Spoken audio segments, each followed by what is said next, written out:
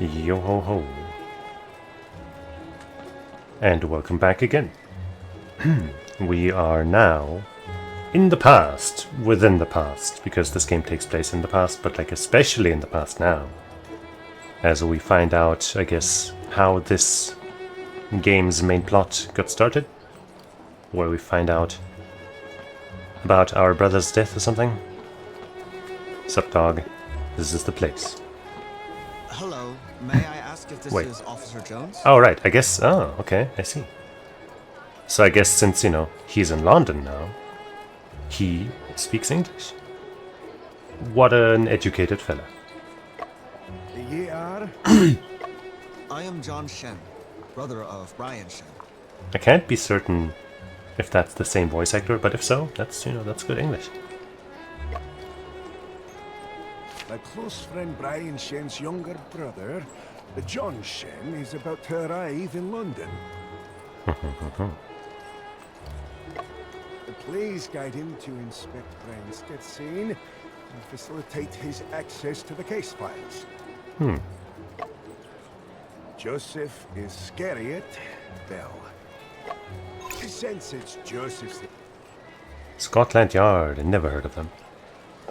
In 1829, the British Parliament passed the Modern Professional Police Act for the first time, establishing the Metropolitan Police Service, with its headquarters located at 4 Whitehall Square. Because the public entrance faces the Great Scotland Yard Street, the public gradually referred to the Scotland Police as Scotland Yard. Oh, I never knew about that.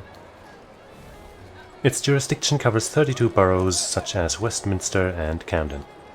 So Scotland Yard is really just the police. Because, like, you know, it has this ring of some more elite type of police or something. But it's just the cops. Just the regular old cops. request. I'll surely coordinate with you. Thanks, mate. I'm Cody Jones, investigating your brother's case. Just call me Jones. Thank you for your help. Speaking of which, your brother's suicide scene looks Suicide scene? rather eerie. That's not in the written bit. Young one, Maybe sure the- you want to step in? Maybe the voice actor made a mistake and they just were like, let's just not mention it in the text and it'll be fine. I'm sure. Alright, after checking the scene, come away to the office. We'll sort I it get out. some of the, like, I guess, writing out his dialect, but after instead of after, come on, man. It's a little much. Say, we can wrap up the case And then. say, come on, man.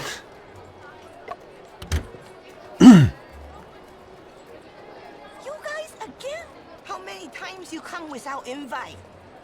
Miss Chang, Is huh? police A station fellow too Chinese free, person? Or whole London only has case in my place? Mrs. What are those Chang, tickets? Sorry for Nate. Wanna go to the movies? Trying to ask me out on a date? Rather important person, huh? Move aside. 想想像，两兄弟长得真像。弟弟比哥哥还要俊俏些。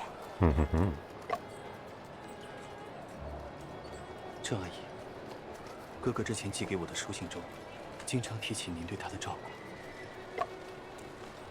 Let's hope he's not just lying 你哥 about 是个 that. 好男儿，志向远大，才华横溢。没想到发生了这样的事儿。 Mrs. Chang, can we first? Take off shoes first. Don't dirty my carpet. Keep windows shut. Bad energy if open. Okay. Every time you come, my house a mess. My medicine on stove. Knock it over. See what happens. Nay, bother. Dinna fash yourself. We What? didn't mean to intrude over much. Theoretically speaking, this should be... Last trip?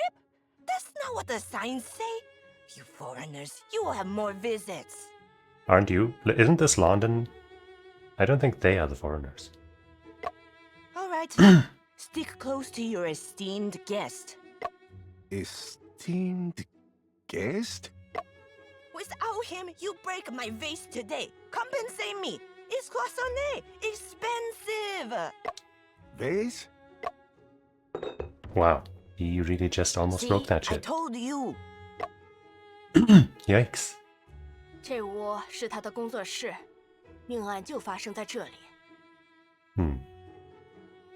Is the white outline... Was the body lying and there was a chair on top of it? Or... I guess we might see. I hope so. 他经常把自己锁在屋里面搞研究，我也不懂他在研究些什么。有劳郑阿姨了。小伙子，你慢慢看啊。 You walk careful. Don't break my things again. Clumsy Officer Jones. Aye, I really hope this is the last time I'm stepping in here. Officer Jones, could you please tell me about the situation at the time? Of course. That afternoon at 2:05, we got a Afternoon. telegraph saying there's been a murder in this room. Where would that news... Oh, I guess she was waiting outside because she reported that. We went upstairs to check.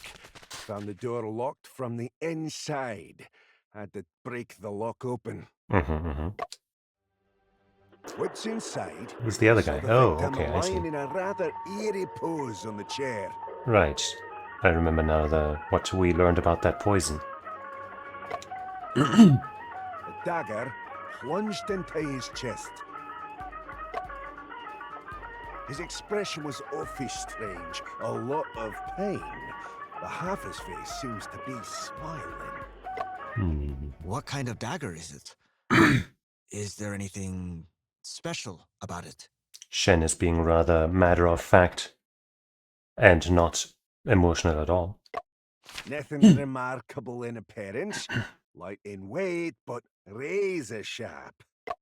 What is the current direction of the police investigation? Have you identified any suspects yet? I thought Joseph had already filled you in on this. Well, Mr. Shen, based on the evidence gathered so far, the police have come to the conclusion your brother took his own life. Suicide? I guess the idea could be that he was suffering from that poison, so he stabbed himself. That's why he was smiling at the end to finally, you know that his suffering was ending or something. But, it's probably not what happened. Impossible. My brother would never kill himself. The room was sealed off at the time of the incident. I'm right now getting distracted by those books in the back. Whose, they seem to have some kind of pattern on them, and by that pattern I'm pretty sure they have been realigned, and one of them doesn't have anything on it, so that one doesn't seem to belong. But I'm skipping ahead. Both door and windows were locked from inside. The only key was in your brother's own hand. Peculiar. Not just that, but the weapon only had his own fingerprints on it as well. Again, it's hard to explain. Fingerprint identification. Fingerprint identification can be traced back to the Qin dynasty, 221 to 207 BCE, where finger pressing on sealing wax was used for sealing important letters. By the Tang and Song dynasties, theories related to identifying individuals by fingerprints were already in existence. In 1788, the German anatomist Johann Christoph Andreas Meyer was the first to propose that no two individuals have identical fingerprints, which gradually led to the formation of modern fingerprint science in the 19th century. At the beginning of the 20th century, police stations in cities like Qingdao and Shanghai established fingerprint registration departments, marking one of the symbols of judicial appraisal reform in the late Qing dynasty.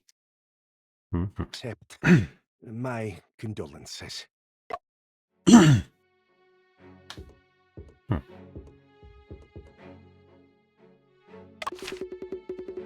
There's a wooden door with a round lock. The lock is already damaged.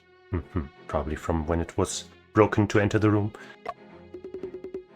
When we got here, the doorknob was locked from the inside, so we had to force the door open. I don't know if I'm doing a good job with that dialect, but you know. What's that?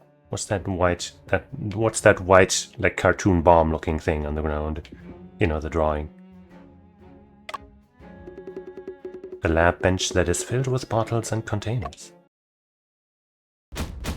Crime scene investigation. I can read and talk. Those are things I'm capable of. A dismantled kerosene lamp on the table. Several long cotton threads soaked in the kerosene bottle. A small brush inside.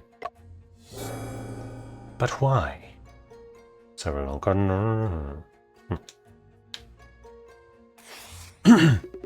A stack of oil paper on the table. Each sheet is large and thin. Strychnine! Strychnine! This bottle contains strychnine. Officer Jones, do you know where... do you know there's strychnine in my brother's room? Oh, didn't finish. Strychnine is a type of alkaloid extracted from the plant Strychnos vomica. It is slightly soluble in water, colorless, extremely bitter, and highly toxic. According to legend, it is believed that the poison was used to kill Li Yu, an emperor in China. The symptoms of strychnine poisoning include restlessness, twitching of facial and neck muscles, followed by severe muscle spasms throughout the body. Death usually occurs within 1 to 3 hours after poisoning, due to asphyxiation or exhaustion. The individual's face may show a bitter smile, and the body may exhibit arcing and stiffness, resembling symptoms of tetanus. So I guess this smile wouldn't have to be from him feeling relief upon ending the suffering. Also, does it say 140 there on the bottle? I guess that's just on the photo though, not on the one we found. I wonder if those numbers, like there's numbers on the dudes, this officer dudes.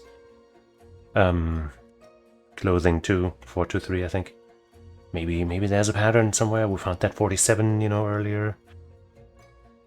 I see the code. Oh, didn't Ash. God, I lost his voice and the dialect from not hearing it for half a second. We recently certainly looked into this angle. Your brother's autopsy and toxicology tests were done by Joseph, a forensic expert. Even though the forensic toxicology testing. For a long time, the detection of poisons in criminal investigations was a significant challenge. It was not until after the chemical revolution of the 18th century that a new understanding of elements laid the foundation for poison detection. The chemist Orfila conducted numerous experiments to establish analytical methods for identifying poisons from biological tissues and fluids. He organized a systematic classification and identification method of poisons into a treatise on forensic medicine. Later, he marked the formation of forensic toxicology by extracting arsenic from the internal organs of the deceased to confirm poisoning. Even though the signs on the body looked like strychnine poisoning, the tests came out negative. What about the other toxins? Aye, of course. All of them came back negative. Aye, our capabilities are limited, and some new drugs may not be detected. What is the current police speculation about the cause of my brother's body's contortion? Just a moment, let me check my notebook. It has Joseph's theory. Oh, found it. We found a recently healed wound on the victim's foot. If there is rust contamination on the wound, or if he was exposed to germs during the experiments, then there's a possibility of tetanus infection. If he got a fright or felt intense pain, it might have caused back spasms. Or if there's similar stimulation causing back nerve paralysis, it could lead to body contortions. In summary, Joseph thinks there are many possible causes for the body contortion. As for the toxicology test results, they were all negative. There are many reasons.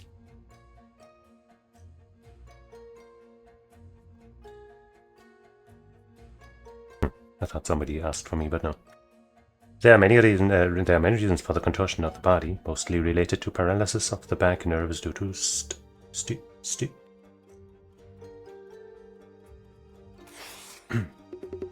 various chemicals and reagents placed on the lab bench. Amongst them there are aspirin, procaine, and trichloromethane.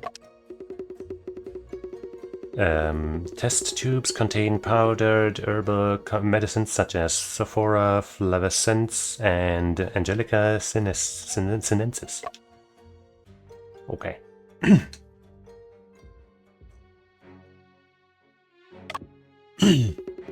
The windows can only be opened from the inside.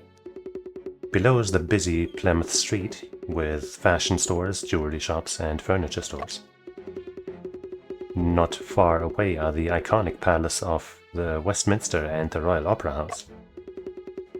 Through the window, the three-storied Savoy restaurant across seems to be very busy. Okay.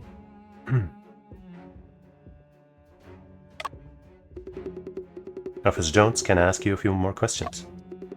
Aye, as long as it helps to solve the case swiftly. About Joseph, I guess. Officer Jones, you and Joseph were both at the Kensington Division, right? Aye, Joseph was my superior just half a month ago. However, 2 weeks ago, he got a transfer over and was set to be moved to Shanghai. Was Joseph in charge of my brother's case before? Aye, that's correct, but no, the case is in the hands of the new detective sergeant.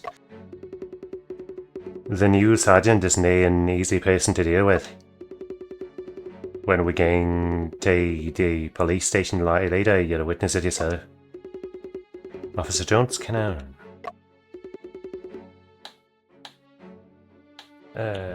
who reported that shit? You mentioned earlier that someone filed a report. May I ask who the reporter is? It came in as an anonymous telegram. Had only one sentence. A homicide occurred at 79 Prairie Street. Huh. That's super suspicious, especially if you assume that it's actually a suicide. Then, you know, why would they send it like that? Maybe they could have seen it through the window, but then they would have not, then they would have probably seen that it was a murder and not a suicide. So, what's going on here? It does sound somewhat illogical. Since this room is locked and it's a suicide, how could anyone know a homicide occurred here? Yeah. I must admit, you've got a sharp mind, bud. See, the curtain on this window wasn't closed at that time. It's likely that someone from the opposite building saw the body through the window. Have the police questioned the residents of the building opposite? Aye, anything you can think of we already considered.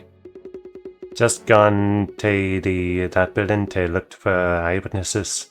Took up my entire week, so it's been several days, maybe even more than a week. It's hard to identify potential witnesses with a busy restaurant on the 3rd floor. Maybe it was from the restaurant.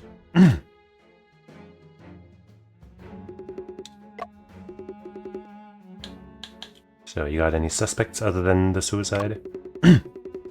May I ask if the police have identified any suspects yet? Mr. Shen, as I mentioned before, your brother's death was a suicide, so there are no suspects. Even if it is determined to be a suicide, don't we need to rule out the possibility of homicide? Aye, of course. We looked into all the suspects' individuals. Suspicious. Miss Cheng, the only person there in the flat that day. Stone Wu, your brother's classmate, had a good relationship with him, but had a big row before a four. I think that means a fight. Toby Cheng, your brother's classmate, had a competitive relationship with him. And there's also, shit, what's his name? Falkenhayn or something, Falkenstein from Blaze Blue. He might have done it. He can turn into a wolf. Mighty dangerous. And there's also the sender of the telegram. Wait, so you know who the sender was? Mr. Bell, your brother's research project sponsor. We interrogated all of these individuals, alibis for the time of the incident. I completely understand your desire to uncover the truth. But the truth is your brother committed suicide. Officer Jones? No more questions.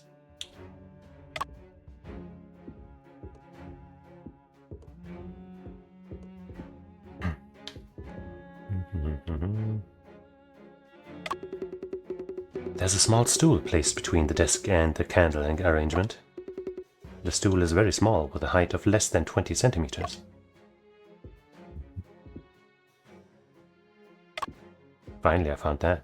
Been trying to investigate that. What was originally inside this white circle? A roll of Morse code paper strip, which we took as evidence. Ah.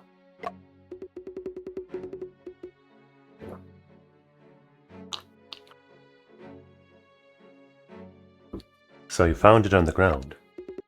Aye, that's right. I suspect it fell from the Morse code telegraph machine. Morse code telegraph. Morse code is an encoding method invented by the British inventor Samuel Morse. Oh. I guess I never knew it was named after a guy by that name. It encodes English letters and Arabic numerals using a combination of dots, dashes, and spaces to facilitate the efficient transmission of information. The Morse code telegraph machine operates on the principle of controlling the opening and closing of an electromagnet with electric currents. It prints the transmitted or received information on a roll of paper strip, thus carrying out the work of information transmission. Does it have any content on it? It's telegrams from Mr. Bell, Joseph's father. Sorry. We've checked the contents discussing the development of a certain drug. Nothing suspicious. It's probably completely unrelated to anything.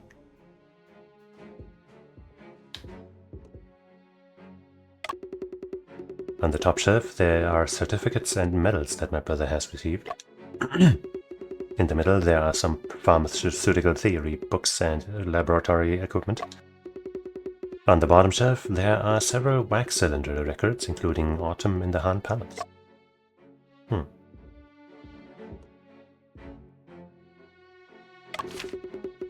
7 candles arranged on the ground in the shape of the Big Dipper. Oh.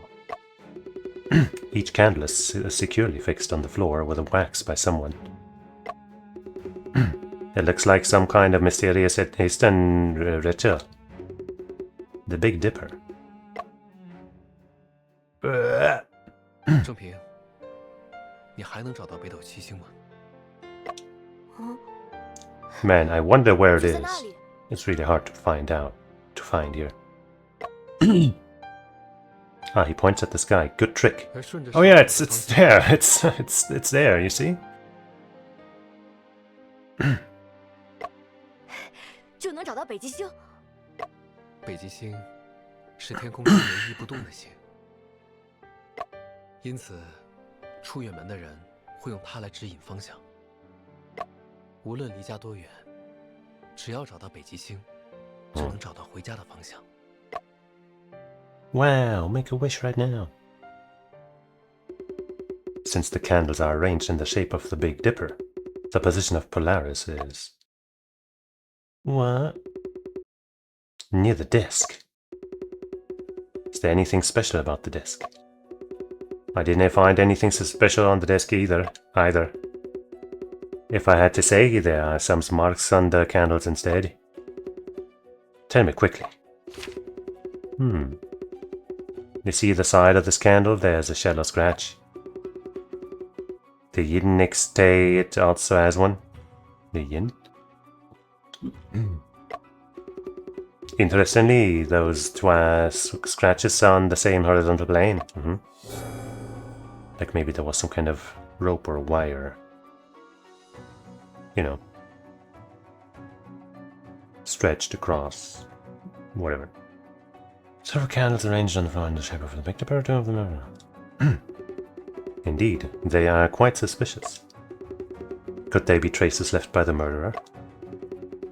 The possibility of this being a case of homicide is very, very low. Currently, no evidence links the candles to the murder case. That's what you think. It's like 3D and shit. This is the telegraph machine on the table, and there are traces of it being used on that day. The Morse code paper reel we found should be fitted in the hexagonal area on this tab. Other than that, no other abnormalities were found on the machine. Used on the day of the death.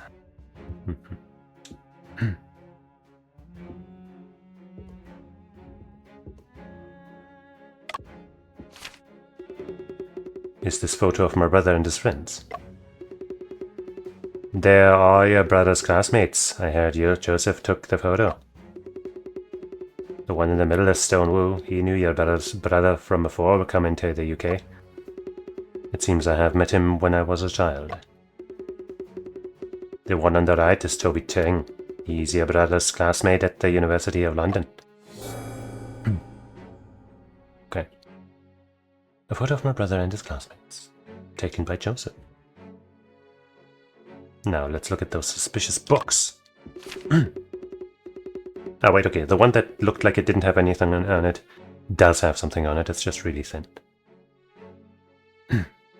Several books on the desk, including the Principles of Chemistry and the Interpretation of Dreams. Freud, die Traumdeutung. The Moonstone Wilkie Collins. What? The one next to that doesn't seem to have a title on the side. And then something in Cyrillic, I guess? Agricultural Chemistry, and the other one is the wrong way around. Or might just have a weirdly bright back. Spine. It seems like these are books that Brian often read. Each book's spine has some ink stains. Their arrangement seems to have a certain pattern. Officer Jones, may I organize these books? Aye, the police investigation is done, and they know your property. It's all mine. Well, this probably goes to the very left. This is probably next to that. No? So these are right next to each other. Probably at the end.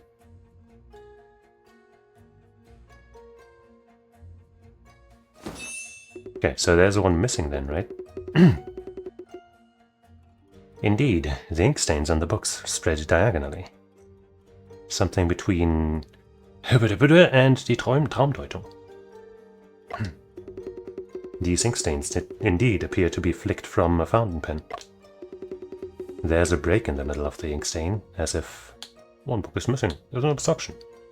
There's a book missing. Clearly, another book in the middle has been taken. Could you please tell me if the police took a book with ink stains on its spine from the scene? Nah. Could it be that the killer took the book? Seems difficult to confirm if the book was missing or if it had been gone for a while. Mr. Shen, you need to trust the police. Didn't I assume there's a killer on your reign?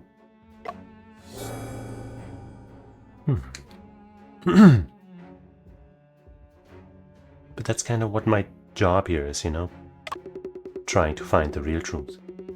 A beam of light shines through the skylight directly onto the chair where the murder occurred. What's this? The skylight window frame shows scorch marks. I can't really see them, honestly. And the marks appear to be fresh. Oh, indeed, those are scorch marks. Even though it's unclear what caused them, this is unrelated to the case. Of course it is. How can you tell?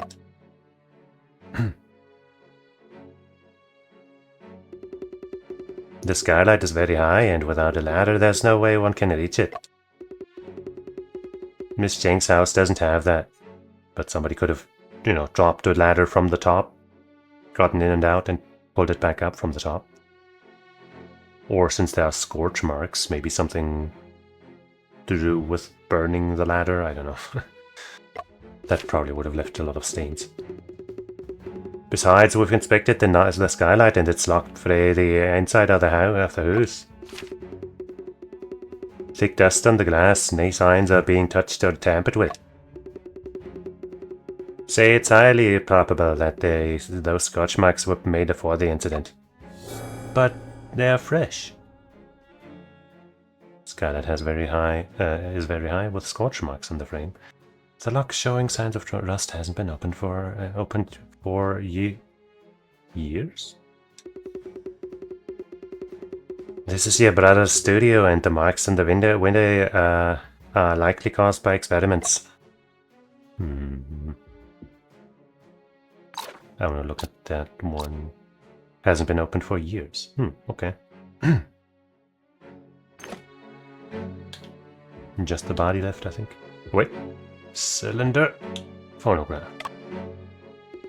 I was wondering if we'd be able to investigate that, but I guess it's just kind of finicky. When we entered the scene, the phonograph was still playing, but it stopped after a short while.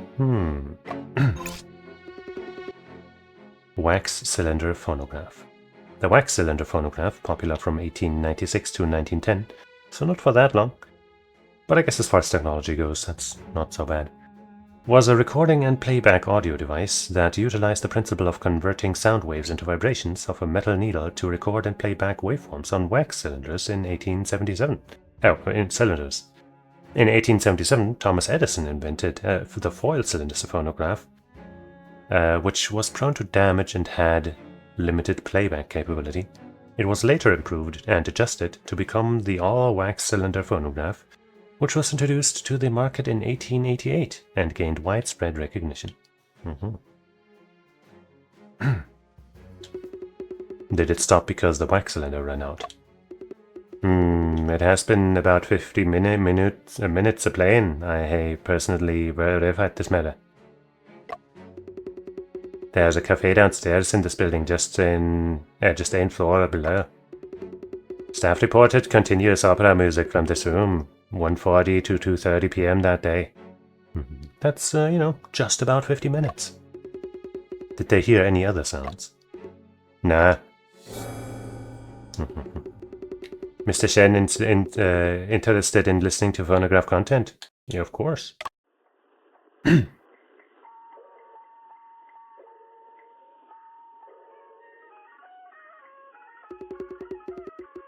This is Peking opera.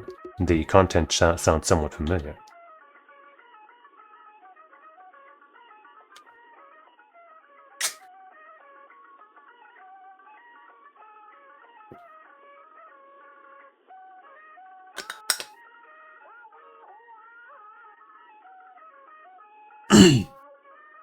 Sounds amazing. Truly the peak of technology.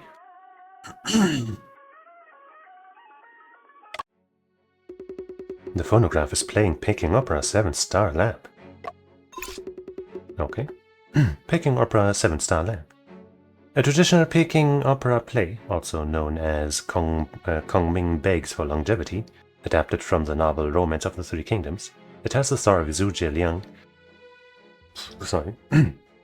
181 to 234. He didn't get all that old, huh? A prominent Chinese military strategist who suffered from severe vomiting and blood loss. Oh shit. He performed a ritual that used 7 lamps to prolong his life. However, the ritual was interrupted and Liang died with a premonition of his future. The guy that Waver from Fate Zero kind of, not turns into, but, I don't know, shares a body or soul with or something in Faco. Seven-star lamp, what is it about? It's about Zhu Jiliang, who failed to borrow 10 years of lifespan from heaven 1,790 years ago. Say, that's how it is. Picking up on a 7-star lamp. 46 minutes long. Only 46 minutes? Just the sound of Kong Ming begging for longevity. Kong Ming. Alright, well, let's save and investigate this body. Well, not actually the body, but where it was. Officer Jones, was my brother sitting in this chair at the time of death? I don't know if you would call it sitting, but strictly speaking, he was not sitting in the chair, but leaning on it in a very peculiar posture. His head and lower limbs were bent downward, while his body arcs upward like a bow. How could this be? We've looked into all sorts, but there's no definitive answer. No ruling out that he got a massive fright or pain reaction at the very moment of his passing. Well... Brian. Mr. Shen, you alright, pal? You look as if you've just come back from the depths of hell. Can I take a closer look around here? We've already done that. Please go ahead. But I guess he meant this very scene. What is this? An asbestos mesh with burn marks on it. Burn marks, you say? The corner of the asbestos mesh is tied with a wire, and the middle part has been replaced with wax. It had been used for experiments, as asbestos mesh is a common tool in labs. Charred black. Thin iron wire tied at each corner.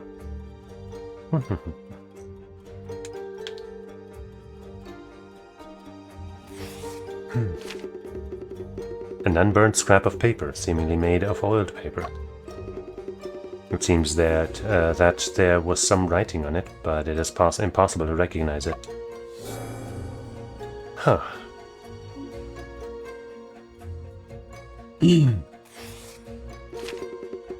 Drops of blood on the floor, as well as on the edges of the chair, which have already coagulated.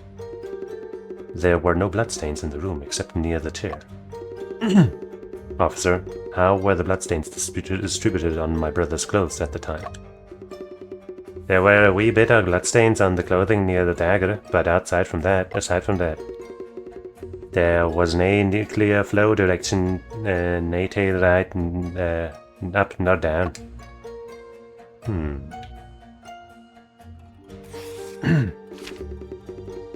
There were many scattered paper ashes around the chair. Nay, just around the chair, but there were quite a few paper ashes on your brother's body.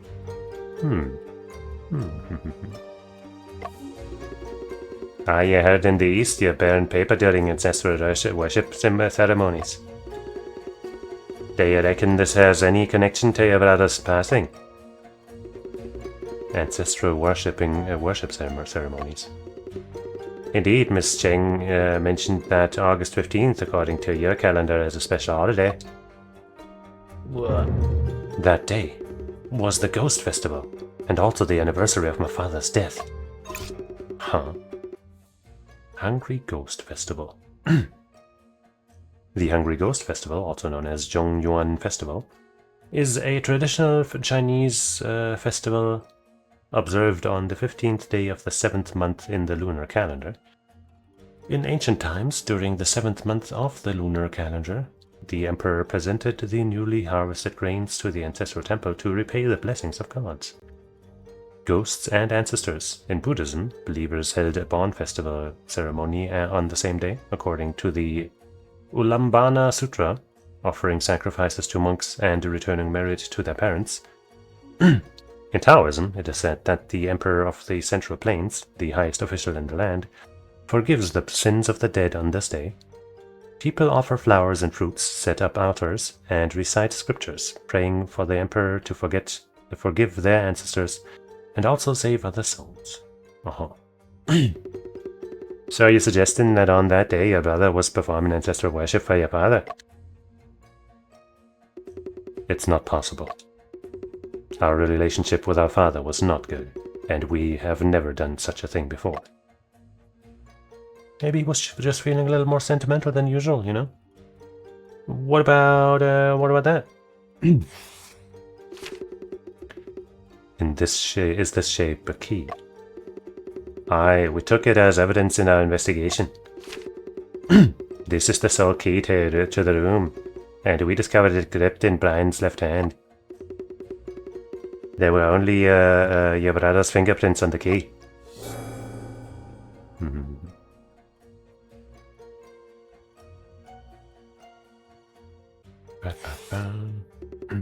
Brian, what exactly happened? I won't let you die like this without knowing the truth. I will definitely find the murderer and bring them to justice. The chair itself. Officer Jones, if my brother's body was contorted when he was killed, how was he leaning on the chair?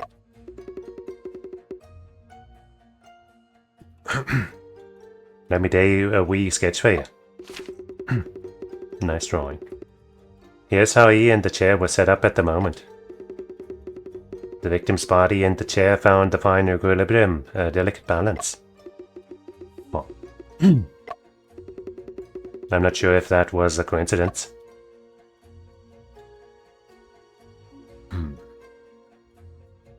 Is that little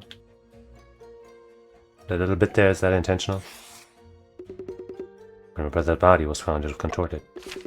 His body and the chair achieved a delicate balance. Okay. I'm not really seeing anything out of order.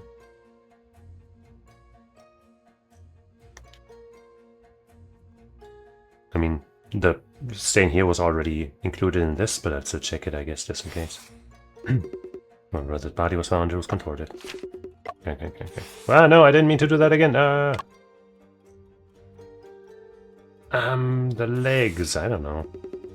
The white circle represents the position and posture of my brother when he was killed. Sure. I can't let him die like this without knowing the truth. Okay. The ground, this part of the ground, that part of the ground. I'm just mashing A now. Trying to find something on the floor.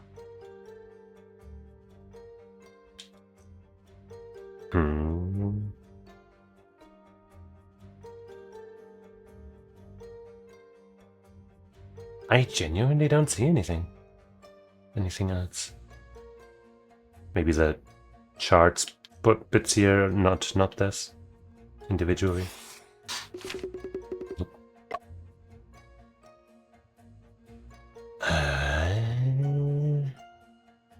I need some chalky milk to figure this out.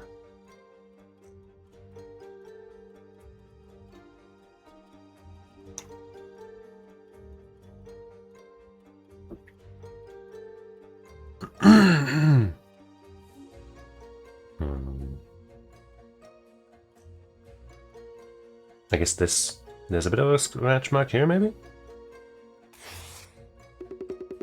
Deep claw marks on the chair legs with slight traces of blood on them. Brian, what exactly did you experience? Okay.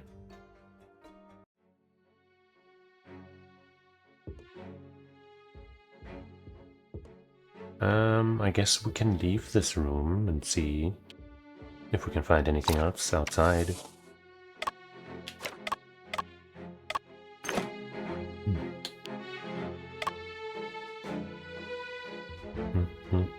Hey girl. Auntie Ching, may I... Do you want to know about my personal matters, about your brother's matters, or about the case? About you, of course. You'd like to ask how long I have been in London? Exactly. I'm from Tiao Canton, I've been here for 13 years. The Vargenland and toxic. You can see nothing, smell unpleasantly. Lungs corrupted for living here. No one cares about this terrible environment. Auntie Cheng, the staircases indeed. My lungs are still alright. The medicine inside is nothing special. They are all tonic herbs, astragalus, ginseng, and goji berries. Okay, that was very informative. Auntie Cheng, may I ask? Your brother is polite and knowledgeable, and our 5 elements are a good match. Okay. According to the sexagenary cycle, I was born on a Gengyin day, and your brother on a Jihai day. Gengyin belongs to metal, while Jihai belongs to earth, and earth generates metal. The yin and yang are balanced, mutually generating and thriving. If he rents this house from me, both he and I should benefit. But then he died. Alas, his year predicts misfortune and a short life. Don't move. Okay. Your eyes are bright and lively. Your facial features are well-proportioned, sign of long life. Listen to my advice. Don't hold on to gains and losses. Only strap you in inner demons. Okay. Auntie Cheng, may I ask? What happened that day? That day I was sitting at the entrance. Brian came back at noon and greeted me. Also, I saw several people following him like ghosts. After your brother came back, they stood opposite side of the street, staring here. Suspicious. Keep an eye on him. Do you know what my brother? Do you know that my brother? It seems like he also noticed. His left facial muscle is twitching a bit. Expression looks peculiar, very rigid. At that time, it was approximately around 1 o'clock. I watched him go upstairs and lock himself inside. He didn't come out again. Before the police arrived, I stayed at the entrance the whole time, and no one else went in. Auntie Cheng, regarding this matter, what do you... I told the police, but they didn't believe me. They even said it was my mistake. The public security here bad. Those seemed like some valuable clues indeed, unlike the first couple things she said. On the day of the incident, Miss Cheng noticed that someone was monitoring her house and had something. No more questions. That was very good. Probably.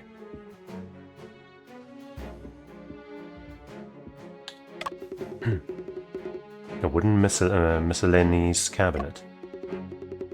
Inside there are various uncommonly used items piled up.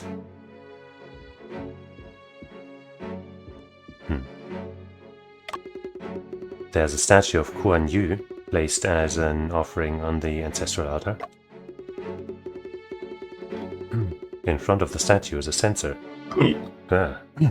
with 3 burning incense sticks inside it. Medicine is being brewed on the stove, and the hallway is filled with a strong herbal smell. But this smell isn't familiar. It doesn't resemble common Chinese herbal medicine. Well, I guess we're going to the bedroom.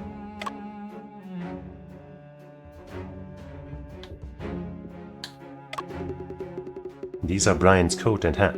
I didn't find any suspicious clues. Wait, but then where does Auntie Cheng live? I thought she was living down here or something, and he up there. But I guess he's got the entire thing, and she's elsewhere. I don't know. I didn't find any suspicious clues. The bookcase in the bedroom is filled with detective novels. There are also The Murders in the Rue Morgue, The Woman in White, and The Moonstone. A whole collection of the Sherlock Holmes series. The Return, a book gifted by Joseph. There's a dedication he left on the title page.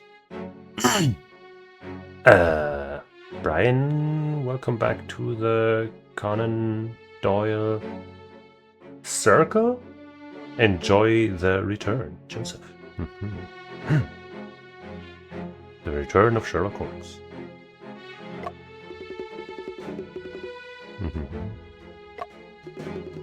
I remember Brian's dream to become a detective.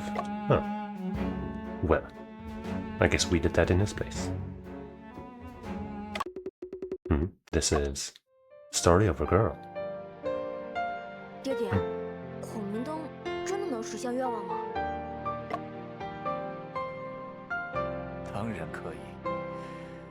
孔明灯指月亮为了听到人间心愿。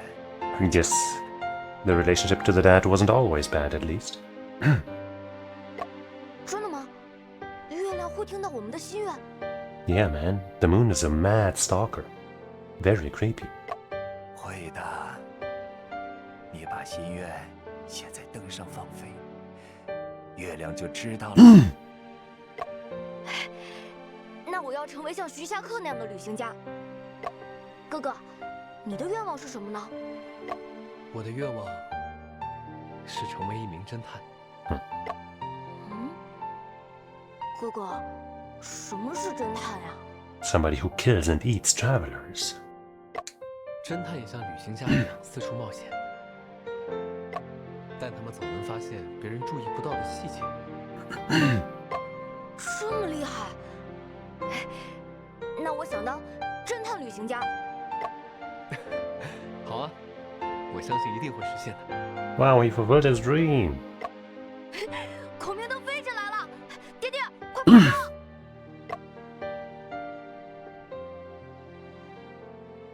！Wow.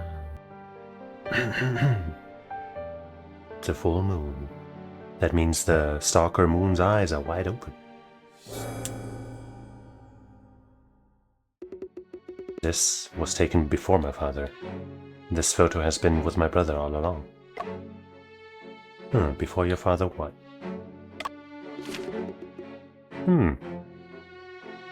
Neither of them look very happy in this photo.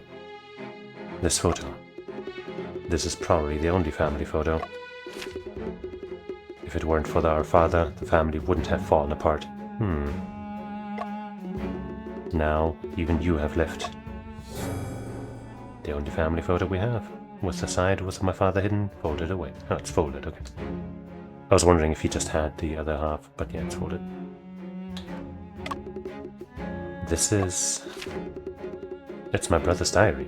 The previous pages have been torn off. Only one page remains. This is a dead end. Everything is meaningless, utterly meaningless. A fake suicide note. After a while. I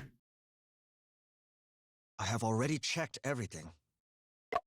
Please take me to the police station to take a look at the case files. Aye, bro. We're off then. At the station, you'll need to sign a few papers for me. Papers, please. Achievement unlocked. Ordinary suit. Suit Chen Cheng Ping Wang. 我刚接到汉阳铁厂会办李毅的电报，想拜托你们帮个忙。 I guess we're not gonna see the entire story of that past bit yet. Back to the present kind of sorta. Edgar Lee. 那李毅是我多年好友，他们铁厂今晨发生了一桩极为诡异的案件。 By the way, yeah, we have all of this evidence now, huh? Freaky. But nothing from the previous cases.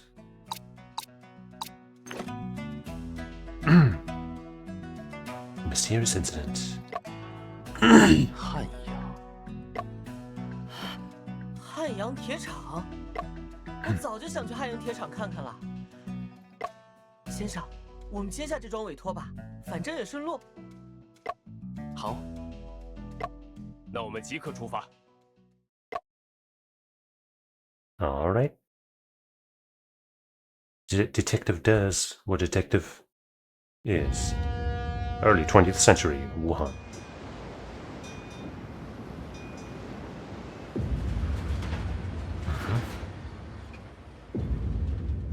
So much Smoke. 业的几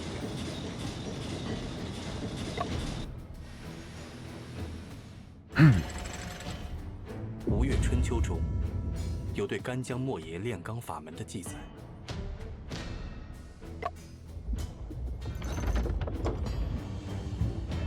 夫神木之化，虚人而成。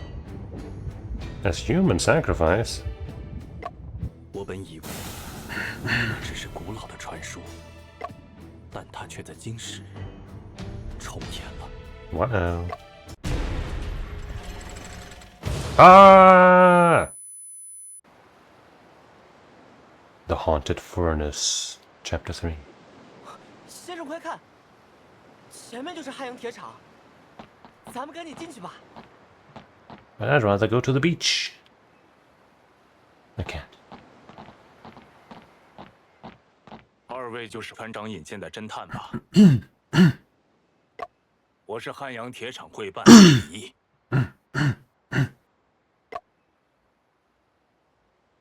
在下沈仲平，这是我的助手阿福。烦劳大人。 Deputy Administrator. In the newly established government offices or representative organizations at the end of the Qing dynasty, the Deputy Administrator refers to the Assistant Director of the organization and is an official title. The Executive Director is usually called the Administrator or the General Manager. For example, when preparations for the construction of the Hanyang Iron Works began, Cai Xiong was appointed as the administrator, and Zhao Weiqing, along with Zhu Jianyin, were appointed as deputy administrators. They were in charge of machinery purchases, site selection, iron mining, coal mining, and other affairs in the ironworks. Jesus fucking Christ. 说下这起事件的经过。今晨，平卢车间的钉匠木不慎坠入钢水包中。 Accidentally. You know, that reminds me a little bit of the previous Ace Attorney-like game, which was a lot more like Ace Attorney than this. You know, the Tyrion Cuthbert. There also was a case of somebody falling down into some type of thing. Anyway. 表面听起来 Is it normal for people falling into this kind of thing to cause an explosion? 这钉匠木坠入钢水包之时，有2位工人目睹了经过。他们都说钉匠木是凭空出现在平路2层的。啊？凭空出现？正是，没人看到他上去，但眨眼的功夫，他就站在那儿了。 He was probably hidden out of view from, you know, by one of those moving cylinder things. 也因如此，工人间开始流传些怪力乱神之说，弄得人心惶惶。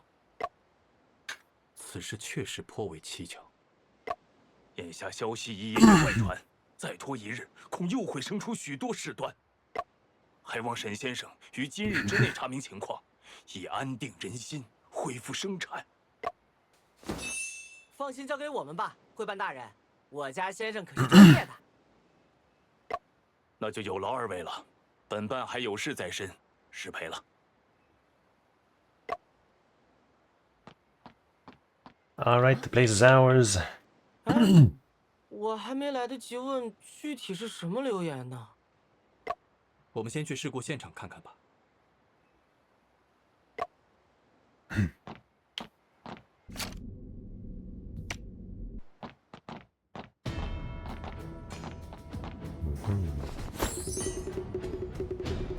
Well, steel is flowing out from the outlet. What a grand sight. Very grand. You know about them statues in the office? Yeah, what about it? They got something to do with Formanting's death. Hey, isn't that my Lady Vu? Auntie Vu. Auntie, you're here as well. The official said that something terrible happened here and asked me to come examine the body. I rushed over here as the second I arrived. What? I guess, yeah. I haven't even had the time to eat lunch yet. But, Auntie, can you still examine the body after it fell into a furnace? What's there to examine? He is all ashes now. I don't have any godlike abilities to help me distinguish the corpse from the slag. Yeah, even if Auntie was the reincarnation of Yangtze, it's still impossible. Yangtze was a government official and a forensic medical scientist from the Southern Song Dynasty, 1127 to 1279. He dedicated his life working in criminal court and accumulated a remarkable amount of experience in forensic identification. In his later years, he wrote the book Collected Cases of Injustice Rectified, the oldest known monumental work on forensic science, more than 300 years earlier, than when relevant works began to appear in Europe.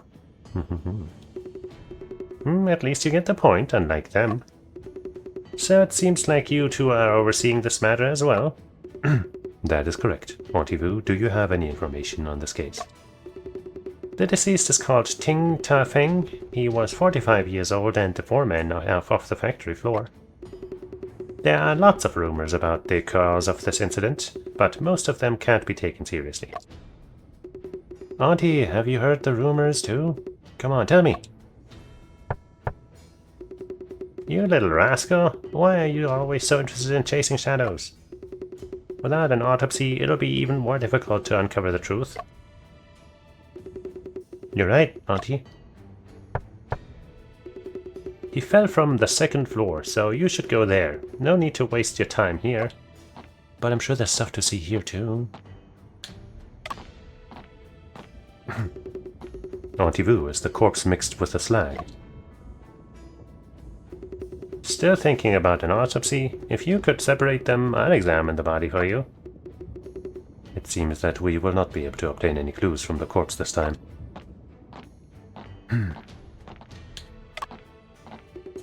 The site of the incident... Okay. Why would they call me over when the body is all burned to ashes? Sheesh. Barrier. Kabe. Why is this area blocked off by ropes? Someone is protecting the scene by using the ropes as a boundary line. Such a careful and professional arrangement must have been the work of Auntie Vu.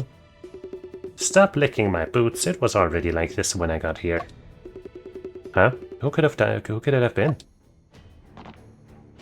Ladle number 2. This is ladle number 2, the ladle that the foreman fell into. Fell into...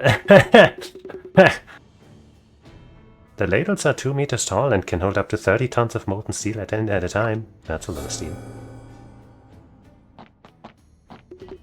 Shen, we'll reach the site of the incident when we go up from here. Hopefully all the crucial evidence will still be there. It won't. I knew something was wrong with Foreman Ting. You're playing with fire, you get burned. We should investigate the site of the incident before we go there. Okay. Afu, what is the matter? Look, there are scorch marks all over the stairs. The explosion was caused by the incident. Even the stairs were affected. The splash range of the explosion must have been quite wide. This means that no one could approach these stairs for quite a while after the explosion. But we're not going to take note of that.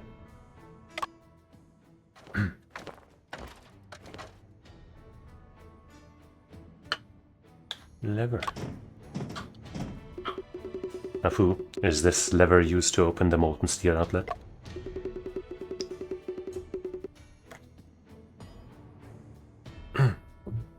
That's right, this is a very thoughtful design. How is that so? Whoops. Look, this lever is really long. You have to stand here to open the outlet shutter. So that you're far away from danger. To minimize the risk of burns, the lever was made long for operators to open the molten steel gate from a safe penis. Is it designed in this way to prevent the workers from getting burned? That's right. The molten steel in the furnace can reach a temperature of a staggering 1600 degrees Celsius. Once the shutter is open, the temperature close by rises rapidly. It's much safer to open the furnace from such a distance. Yeah, okay.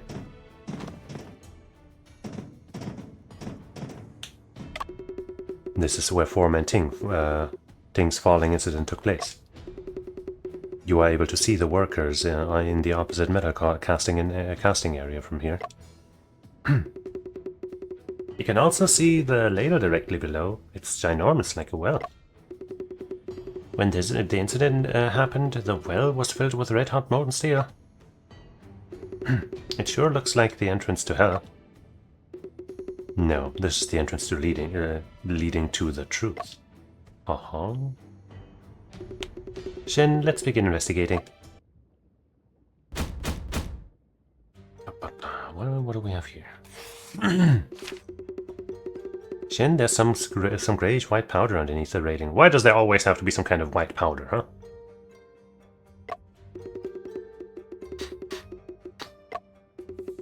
Upon closer examination, these are small particles that have a lingering pungent smell. Okay. Afu, do you know what it is? Huh? I can't think of anything right now, but this must be a residue of something that was burned. Also, I think I'm gonna move myself over. Oh no, whatever. Like I'm blocking just a little bit of text. Ah, fuck it. Fuck it before I end up regretting it like with Trails of Cold Steel. Let's just do it now. But also, so I don't forget this.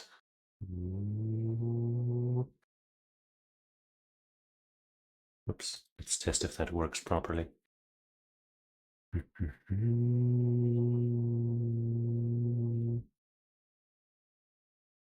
A little too high.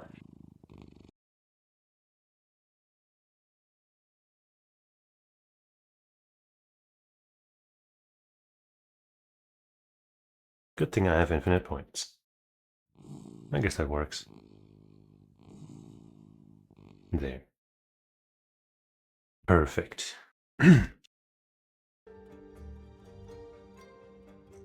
Residue of something that was burned. No shit, Sherlock. Although there are scorch marks on the molten steel outlet shutter, it's still intact. It seems like a furnace explosion accident didn't occur at the time. Shin, this is the molten steel basin. Once the shutter is open, molten steel of 1600 degrees Celsius flows through here into the ladle. When that happens, the temperature close by will be extremely hot. This is the ladle that Foreman Ting fell into. It is now empty. Huh? Where did the molten steel go? Perhaps the workers may know something about this. Perhaps the workers may know. Perhaps.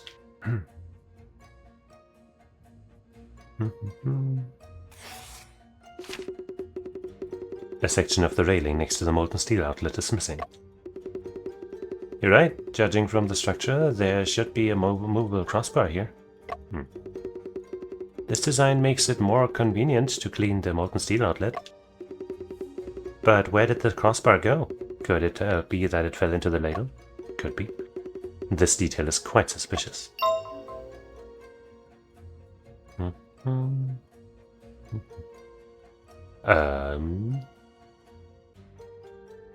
The floor. No? The thing itself. No? I mean, here we have, you know, to compare. There's the iron bar.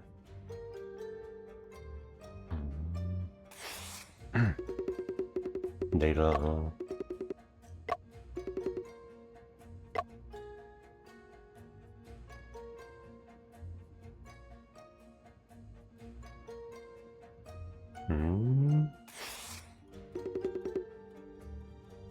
There are scorch marks all over the railings. Foreman Ting's fall caused an explosion.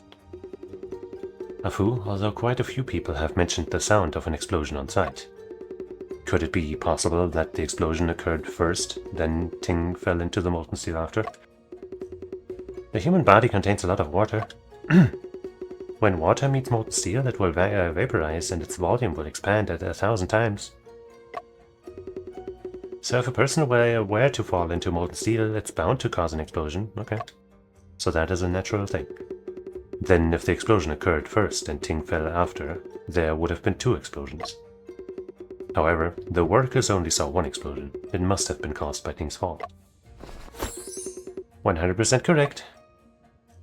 Completed.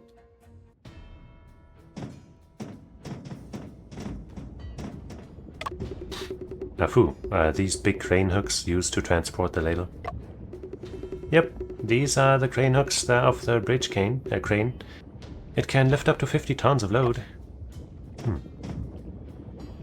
Yeah, I don't think I want to jump over the burning stuff. Shen, be careful of the molten steel up ahead. I'm unable to get any closer due to the heat. With some willpower, I'm sure you could. Shen, the railings on both sides of Outlet 1 are movable. It has the same design as Outlet 2. But the switch is on the other side.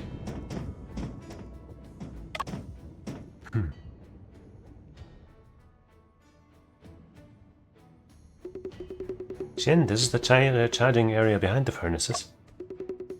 The workers working here should probably know something, right? Nah. Is this fuel that is piled up here? This is bulk material, mostly lime and fluorite and the sort. Do you need lime to make steel? Yep, bulk materials are used to separate impurities from the molten steel. Good to know. Huh? How come there's a big sheet of tarpaulin here? Tarpaulin? I don't know. So they kept steel scraps prepared for smelting piled underneath here. It's well protected. Can steel scrap be used as a raw material? These steel scraps are already quite rusty. That's the advantage of the open hearth process. Steel scraps can be used as raw materials. Okay.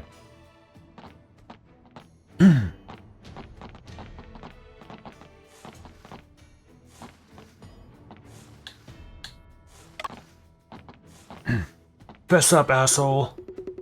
Mister, I'm Shen Chengping. I was entrusted to investigate Foreman Ting's falling incident.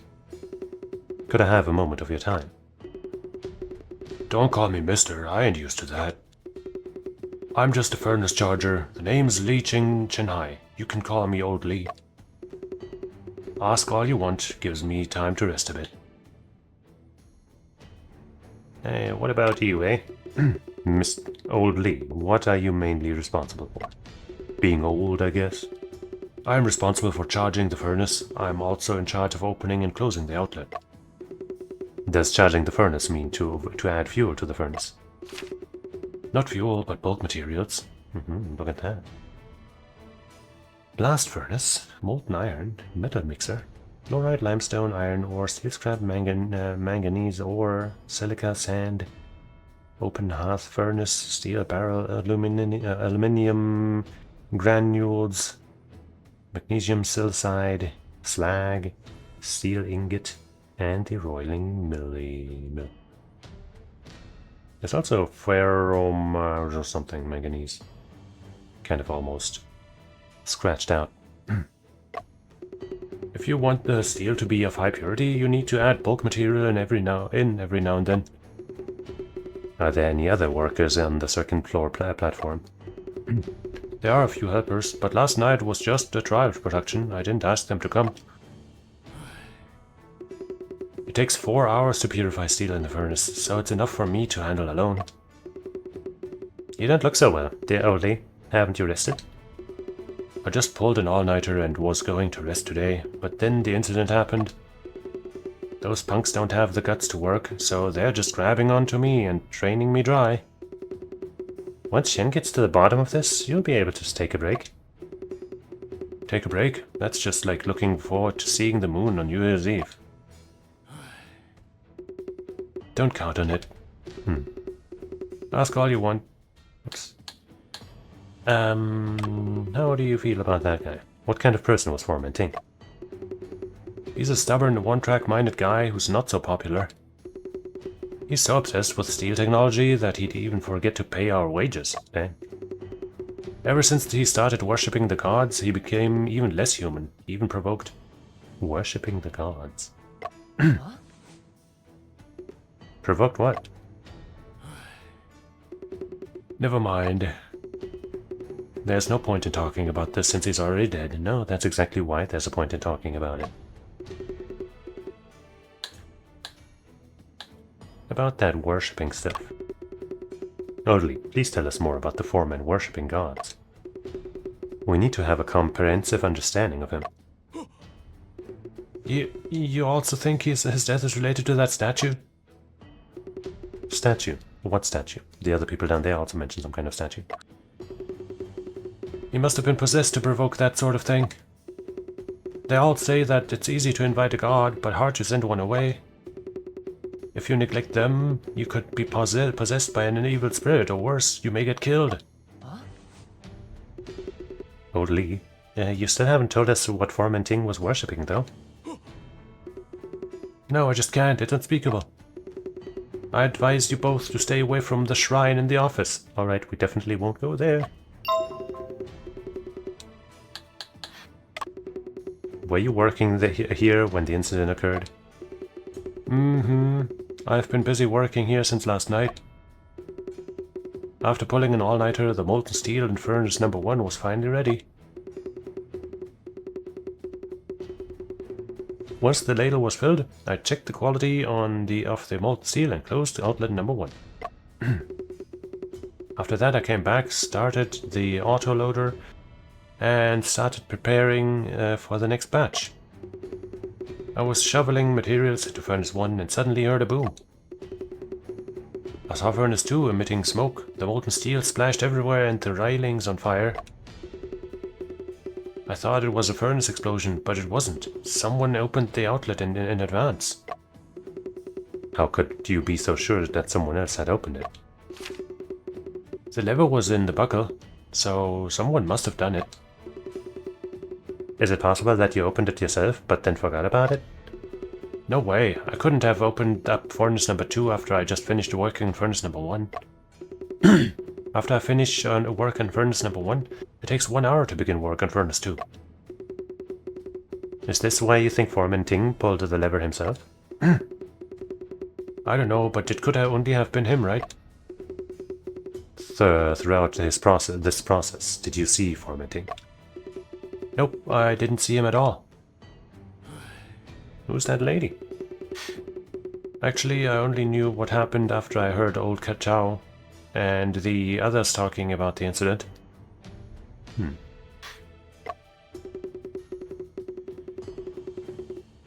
Wasn't old Chow one of the workers who witnessed the incident?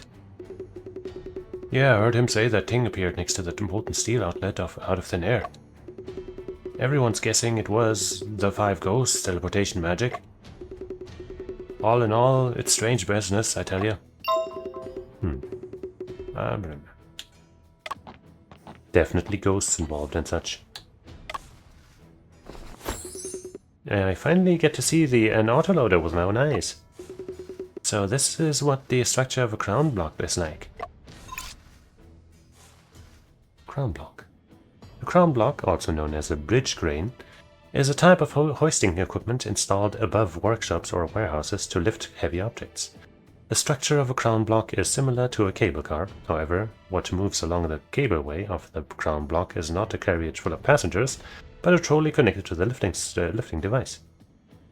When the crown block is operating, the workers are able to control the trolley's movements in the control room and use the lifting device to transport goods and make moral choices. If we go further, would we be able to go around to the left side of furnace number 1? Molten steel is coming out from there, and it's scalding hot. We'd better not go over there. But... Wait, conveyor door. Huh? Looks kinda locked. Why is this door locked? That door is for the transportation of minerals. An elevator is on the other side. This door is usually locked and only opens when we're transporting minerals. When was the last time minerals were transported up here? Let me think. It would have been 2 days ago. possibility of our victim there being transported via that.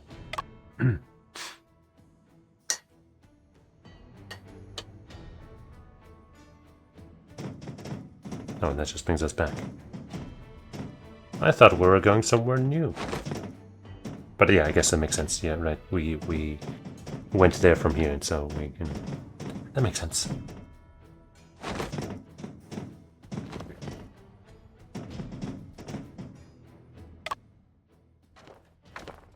Maybe Wu can tell us about that funny business. Or we can just go to the right now. Yes, we can.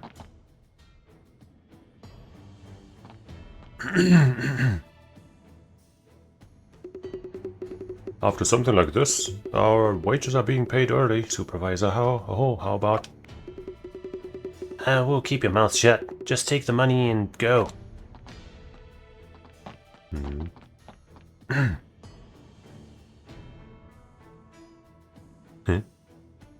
Huh? I don't see if... I don't... what kind of voice you give him? I don't think I've seen this young man. I don't think I've seen this young man before. No, that doesn't fit. We're not here to get paid. We're here to investigate the case.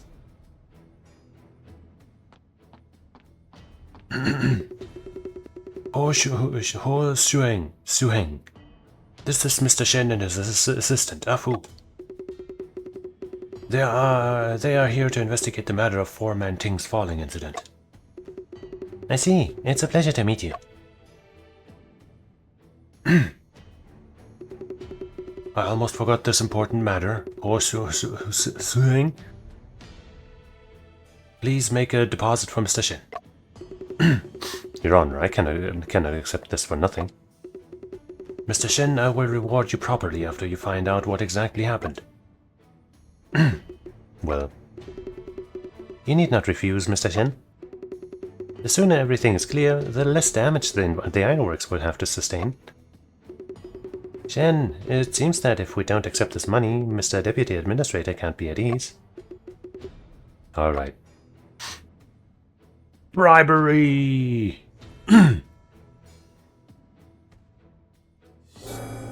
Several coins. Department Administrator Li insisted on giving us coins engraved with Guangzhou Zhu period silver coin made in so-and-so. If you have anything to ask me, I will gladly tell you everything I know.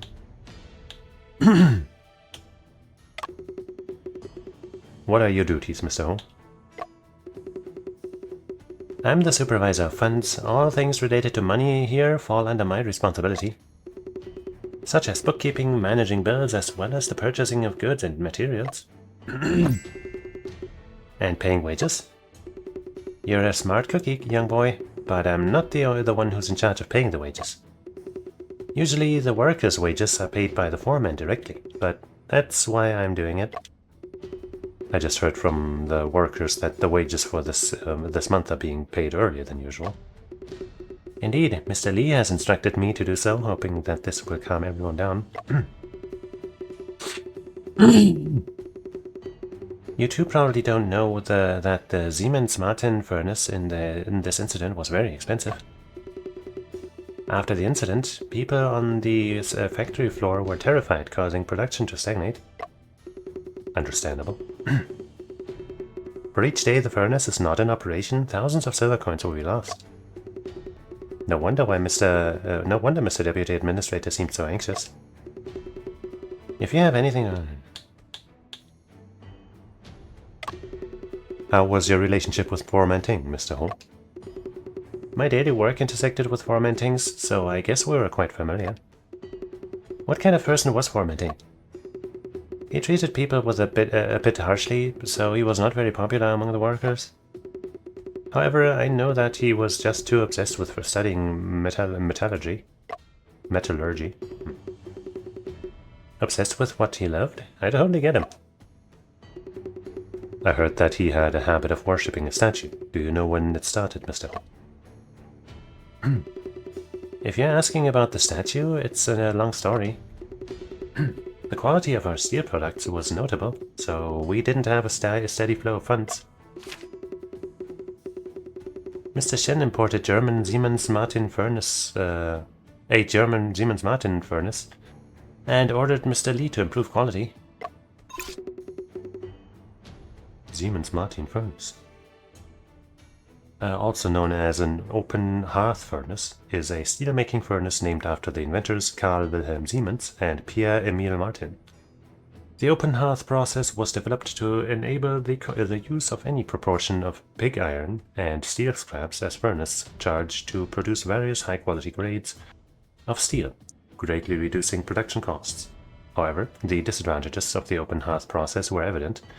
The average operation took too long and the energy consumption was high. As a result, it was replaced by more advanced steel-making methods in 1970. We thought the problem would be solved, but our steel rails still have quality defects. Mr. Li placed the burden onto Foreman Ting. Ting made a pledge promising he would get the job done. So that's when Foreman Ting began worshipping the gods? That statue was originally acquired by Mr. Li. It was meant to be a symbol of luck. Ganjiang and Mo Ye. Well, we saw that statue in the intro, I guess, to this case. Ganjiang and Mo Ye were a famous swordsmith couple from the spring and autumn period, 770 to 476 BCE, known for forging two sharp swords named after themselves. Over 1,000 years, many legends have evolved around them. In the spring and autumn annals of Wu and Yue, when Ganjiang was commissioned by King Helu of Wu to forge a sword and encountered the problem of the metal not melting, he was at a loss. Mo Ye mentioned, for divine objects to transform, they require human involvement, recalling his master Wei Yezi, who once sacrificed himself to the surface when facing the same issue, resulting in a successful forging. Both decided to cut their hair and nails and cast them into the furnace, hereby crafting two divine weapons. Okay, so just replaceable parts, I guess. Not their entire bodies or even a finger or anything.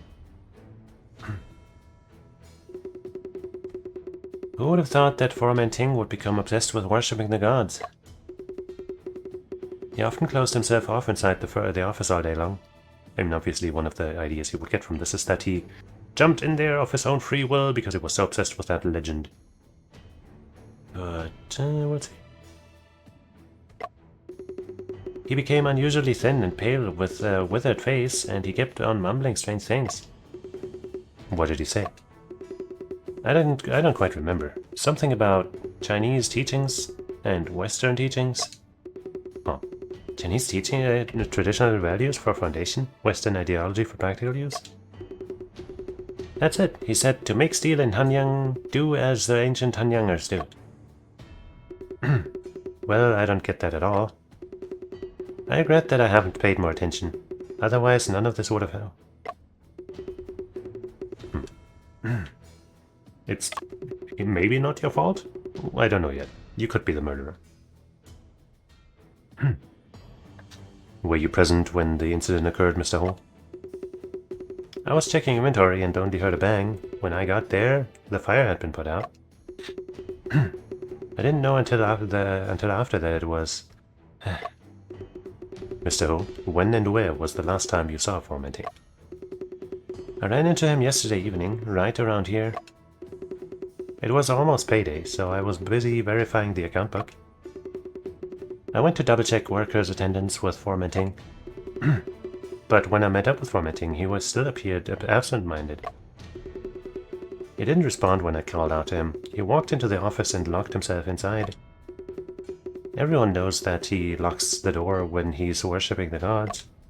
Oh yeah, I also lock the door when I worship the gods. When you saw him yesterday, was there anything else unusual about him? Nothing else, no. Oh, I do remember a small detail though. I don't know if it counts. When I ran into him yesterday, he was wearing a headcloth. I've never seen him wear one before. He doesn't usually wear headcloth? thinks it's stuffy to be so he rarely wears one. This detail deserves attention. I wrote it down, Chen. If you have any...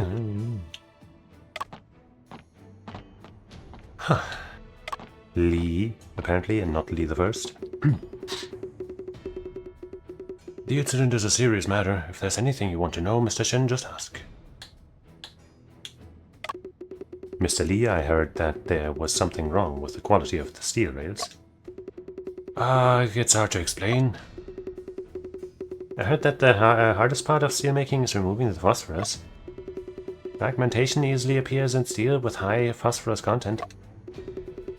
Was this the type of problem you were facing? Seems like Hafu knows the ropes. Indeed. Due to some reasons. The high-quality ores from Daiei were transported to Japan. We only got lower-grade ores. The Bessemer converter we originally had can't remove phosphorus effectively. So we spent a large sum of money to import the Siemens Martin furnace from Germany. Bessemer converter. The Bessemer converter is a steelmaking furnace named after its inventor Henry Bessemer. The steelmaking process derived from it is known as the Bessemer process, which laid the foundation of modern steelmaking workmanship and marked the evolution of early industrial revolution from the Iron Age to the Steel Age. However, since this craft used acidic materials as furnace walls, it was unable to effectively remove phosphorus, sulfur, and other impurities in steel, so it gradually faded out from history. It really takes the painstaking effort of everyone to make good steel. It's only natural that we treat industrial prosperity as our duty. The incident is a serious matter. Mr. Deputy Administrator, please tell us more about Formenting. Formenting began working as at this ironworks when it was founded. He learned chemistry and steelmaking, and also spent time in the laboratory. For the past 6 months, he had been transferred to the factory floor to work as a foreman. Although he was sometimes tough and stubborn, he's always been keen on studying steelmaking. Recently, we imported the most advanced Siemens Martin furnace from Germany. How many times are you going to tell me that? He had been researching on a new method of open hearth steelmaking, but he hadn't found the knack for it yet, and the quality of the last batch was less than ideal. The incident is a serious matter. Mr. Deputy Administrator, where were you when the incident occurred? I was busy entertaining a guest, so I wasn't on the furnace factory floor. A guest, huh? When I got there, the fire had already been put out. Fortunately, no other damage was caused. Although the fire was put out, terrifying rumors began to spread. The workers refused to work. I hope that Mr. Shen is able to uncover the truth as soon as possible. The incident...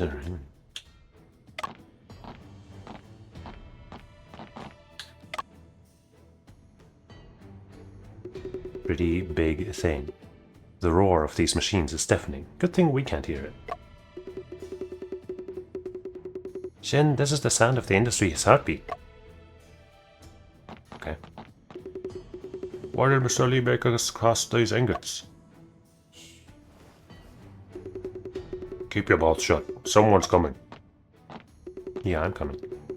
Are these ingots made from the furnace that Formenting fell into? That's right. You gentlemen should stay away from this kind of unlucky thing. It'll be difficult to deal with later on if the molten steel cools down inside the ladle. Even so, we can't use these. The blood and our bones of Formenting are in there. Just thinking about it gives me the creeps. The human body is mainly composed of water and carbon. Its density is less than molten steel. This body wouldn't sink into the molten steel, but it would float on the surface and flow into the tank. So in essence, these are just ordinary steel ingots. Then, do you think this soul could be in these ingots? His soul? Ah Wu, keep your mouth shut. It's time to get back to work. But Master, I'm afraid the shrine will unleash its power again. Again? Please wait. Again? Ah Wu just said again, which means the shrine in the office had unleashed its powers before. What shrine? You must be deaf and heard me wrong. Shen and I both heard you. You definitely said it just now. Misters, that shrine, it's taboo. We are entrusted by Mr. Deputy Administrator to investigate the case of the falling incident. If you don't cooperate, you might be convicted of obstruction of justice. Please don't be angry, mister. We'll talk. We'll talk. About a month ago, Ah Wu and Foreman Ting had a little argument. Ah Wu, young and candid, kicked the shrine. The statue fell. He said some words of disrespect. Then the shrine unleashed its powers? Well, yeah, there was smoke coming out of the shrine, and there was a gunpowder smell in the air. Worshipping the shrine, huh? Smoke, gunpowder. My head started throbbing, and I couldn't breathe, but I wanted to cough, so I almost fainted. Then what happened? Ting said that Ah Wu had offended the god of fire, then he kicked everyone out of the room. That very night, Ah Wu got sick and lost his voice. I had nightmares. Whenever I closed my eyes, I saw the statue staring at me. If the foreman hadn't begged the gods for forgiveness and on Ah Wu's behalf eventually, I'm afraid he wouldn't even be able to speak now. Right. Could you... Mister, please forgive us, but we really can't say anymore. Well, we should get back to work. Okay. Let me read again what exactly they said about that. Come on, there we go. Wu and Vomiting had a little argument. Kicked the shrine.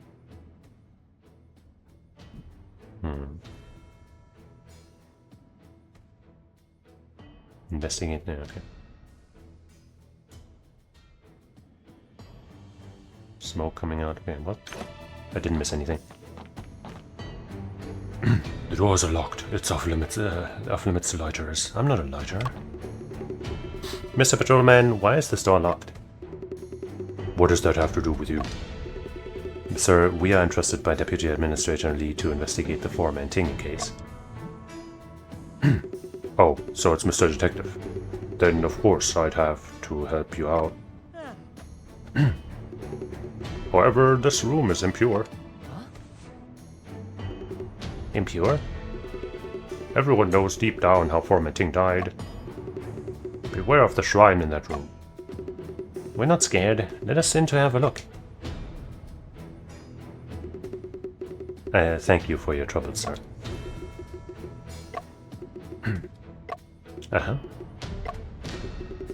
Mr. Patrolman, why haven't you opened the doors yet? It really stresses me out having to help you open these doors. We need to complete the investigations today, so we're short on time. Oh my, thinking about opening this door is making my head ache. Could I ask you for your help? That's mighty suspicious. How can we help? I just heard a crisp, pleasant sound ringing out from you two. Oh, some money? Could you lend me a hand to refresh my memory? Something with a crisp and pleasant sound. Could he be asking for... First I'm going to say it.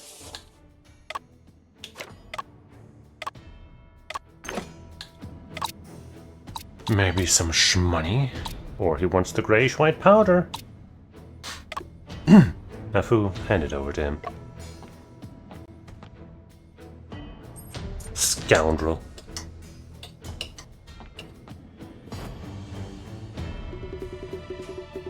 The sound is so enlightening to me.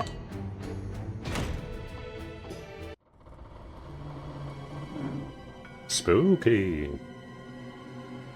See, I'm totally playing this game because it's spooky. because 但在听了那些 October. 留言后再看他，竟然莫名有点瘆得慌，就好像干将爷爷和莫言奶奶在看着我一样。 They are.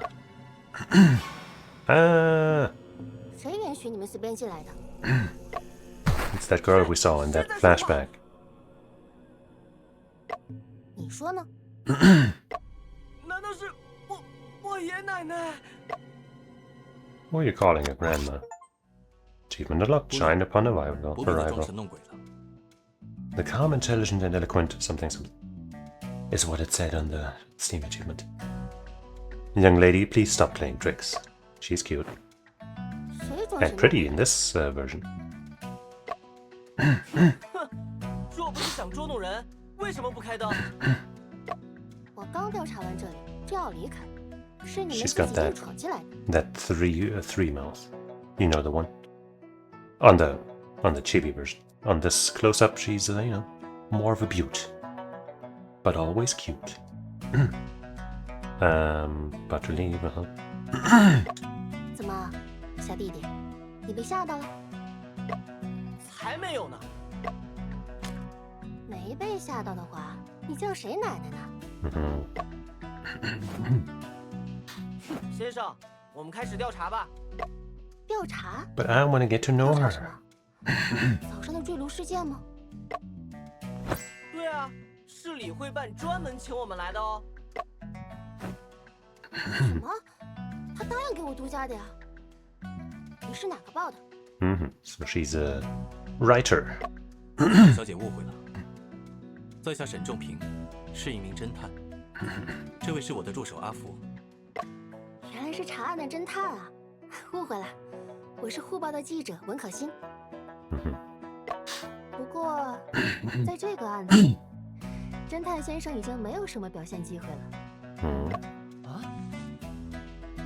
什么意思啊？ Did you already solve it? 我就要查明真相了，连明日的头条都拟好了。独家揭秘：汉阳铁厂工人跳炉案件始末。既然如此，文小姐可愿分享你所掌握的线索？想从我这儿获得消息可以，但要拿对我有用的东西换。我擅长格致学，先生擅长推理，这可以交换你的消息吗？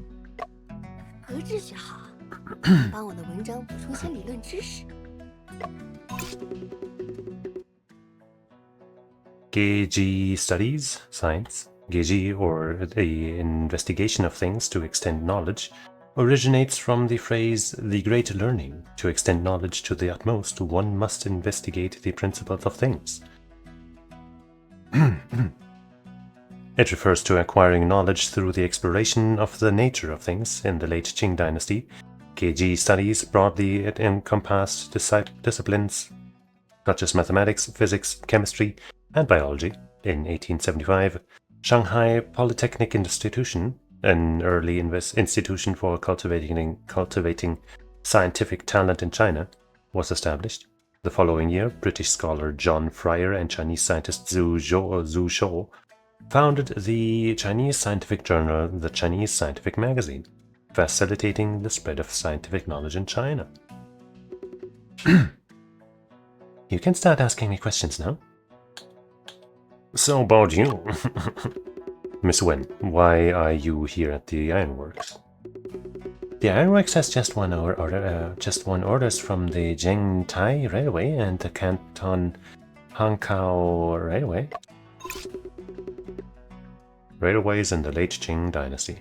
By the end of the Qing dynasty, the Qing government gradually came to accept the railways despite them being a foreign product. The Canton Hankow Railway, stretching for more than 1,000 kilometers and taking 36 years to construct it, was one of the longest railways that took the most time to establish. The Yangtze Railway in game, also known as the Shitai Railway, refers to the railway line from Zhejiazhuang to Taiyuan, most of which was designed and built by the Chinese themselves. It is worth mentioning that the railway constructed in the late Qing dynasty formed the basic framework of China's railways. However, its products were said to have quality problems. It's at the center of a storm. My journalism intuition tells me that there is an opening for a story here. Wink. Former glory gone. Hanyang Ironworks endures, probably supposed to be endures, right? Hardship, a news report like this. The title alone already sounds interesting. Yet I was halfway done with my draft when this happened. So now you're planning to write about Formanting's falling incident. I'm sorry for what happened, but this is definitely a better story.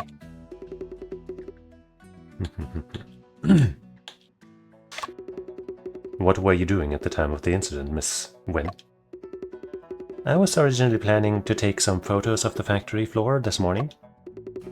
When I got to the factory floor, I ran into Mr. Li. He wanted to show me the new metal mixer.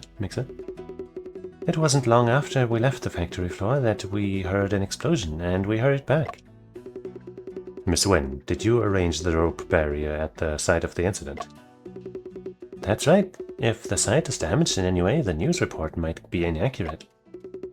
This measure was immensely helpful to the investigation. Well, of course, I'm a senior reporter. Very cute. About the truth. Miss Wen, what's the truth that you discovered? You want me to just give you the answers? You know soon enough. Okay. It's getting late. I still need to go to the metal casting platform to get my camera. Excuse me. Don't forget our promise. I would never. Shen, let's start investigating this site as well. We can't lose to Miss Wen. It's not a competition. It is only about the truth, not about winning or losing. I still don't like seeing her so pleased with herself.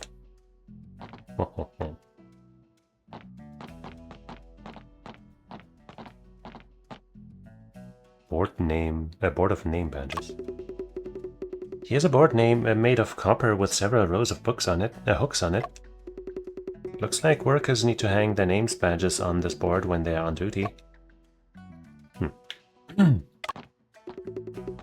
desk is clean, but the inkstone is covered with dust. It hasn't been used in a long time. Blueprints of the imported furnace are under the paperweight, also documents in foreign languages. Opwarmt gas! I guess that's like maybe Dutch or Swedish or something. Hey, Effer.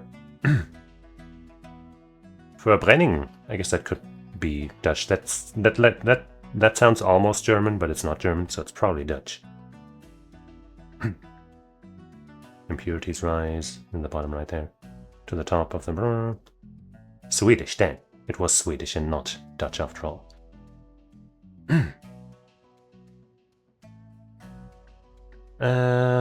Also documents in foreign languages. Yeah, so it's all Swedish. These papers are covered in handwritten notes. It seems like Formanting put in a lot of work. It's kind of interesting because they ordered this one thing from Germany in the game there. Like, you know, the thing they were talking about. But maybe that document was about something else. It seems like Formanting put in a lot of work. Could a craftsman who studies technology and reads foreign documents be superstitious? Good point. That's hard to say. My idol, Mr. Newton, was a devout follower of theology in his old age. Huh. We should record the condition of the desk first. On the desk sat a desk lamp, a paperweight, drawings, and a pen holder, an inkstone, and other items dust on inkstone.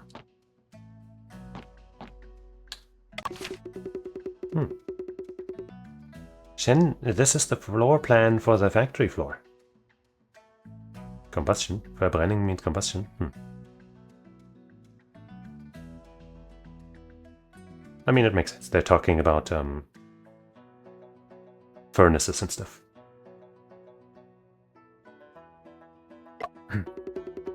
The map looks quite new. It was probably put up not long ago. A working drawing of the open hearth furnace is pasted right beside it. On the wall of the open hearth workshop office hung 2 drawings, a furnace, a construction plan, and a map or something. Shen, Miss Wen mentioned going to the metal casting platform to get her camera back. Could it be that she caught something shocking on camera? I need to go to the metal casting platform to speak with those who witnessed the incident. But not yet. We haven't even looked at the shrine or the code of practice. Code of practice, rule number 1. Leaving without permission during work hours is prohibited. Rule number 2. Name badges must be hung on the board during work hours. Rule number 3. All of the materials used in production shall be managed by the foreman. Rule number 4. Those who are absent from work will be fined 7 days in wages. Wow. If you're absent for just 1 day, you're fined for 7 days worth? That sounds rough. If you forgot to hang your name badges, it would count as skipping work. That's so strict.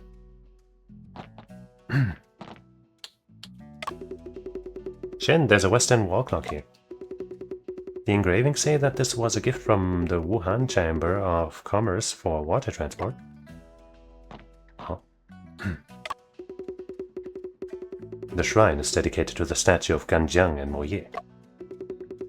The shrine is made of rosewood. It also holds an incense burner and 2 candlesticks.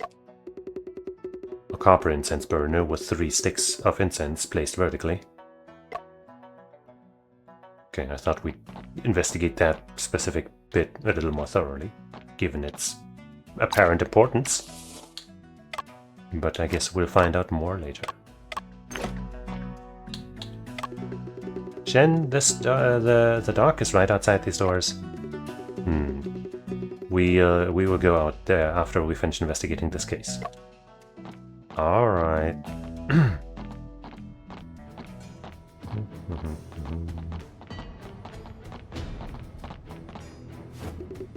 Shen, we'll reach the metal casting platform if we go up from here. Yeah.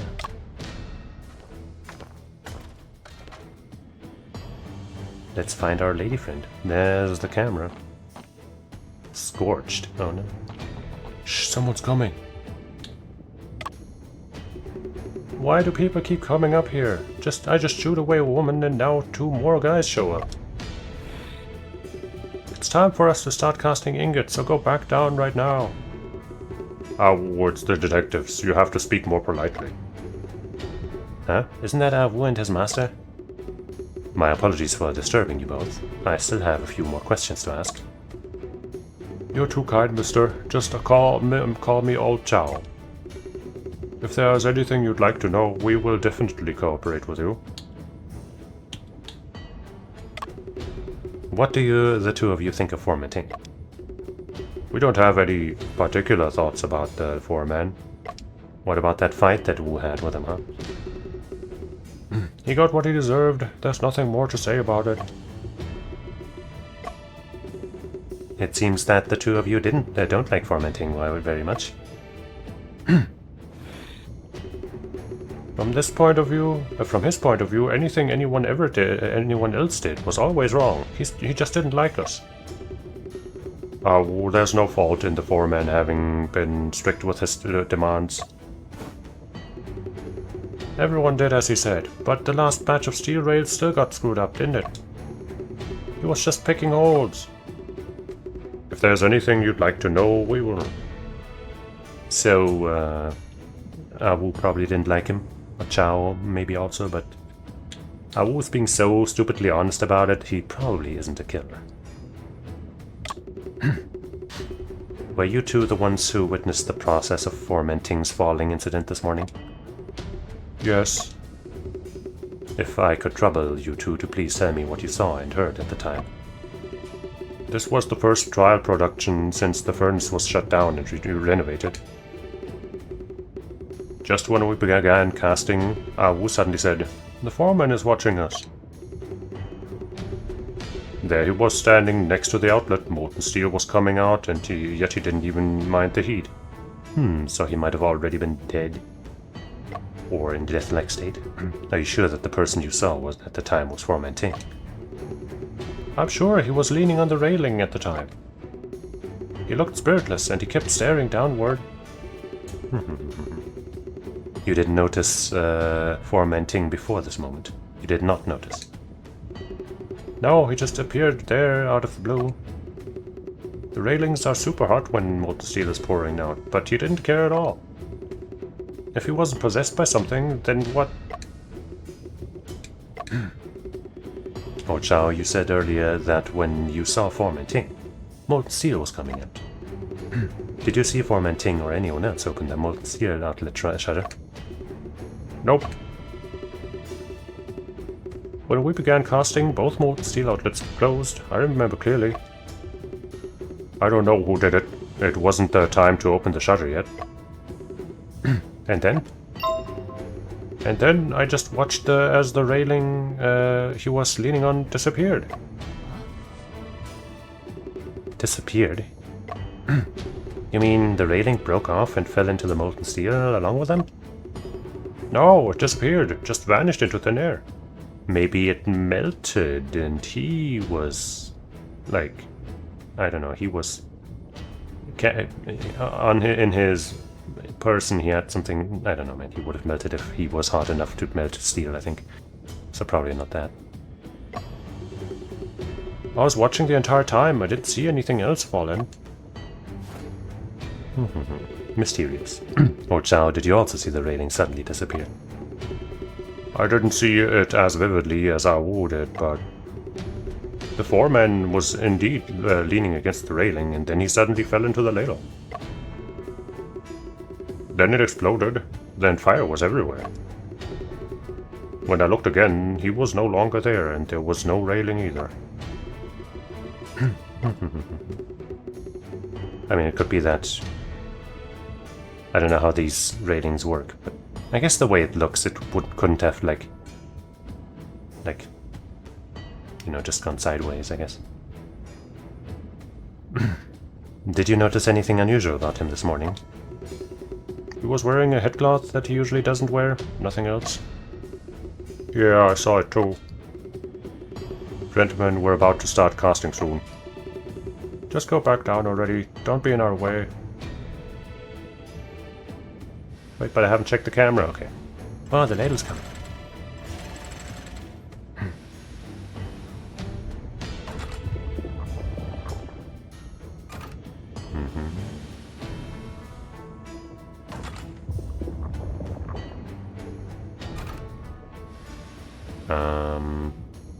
It's getting kind of close.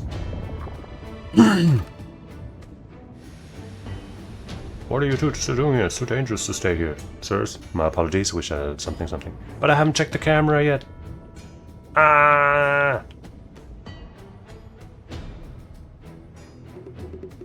Mr. Shen, Mr. Lee's waiting for you in the office. He said that progress has been made in that case, so he's asking to meet up with you, Mr. Shen. I have already finished the investigations. Time to discuss with Mr. Deputy Administrator. But the camera... Shen, they're casting our ingots up ahead. Let's not go over there just yet. But I saved the camera for later and now I can't check it. I'm assuming that the game is well enough made that I didn't miss anything that I need. But I am sad. Investigations have come to a temporary close. Shall we discuss them with Deputy Administrator Lee? I guess so.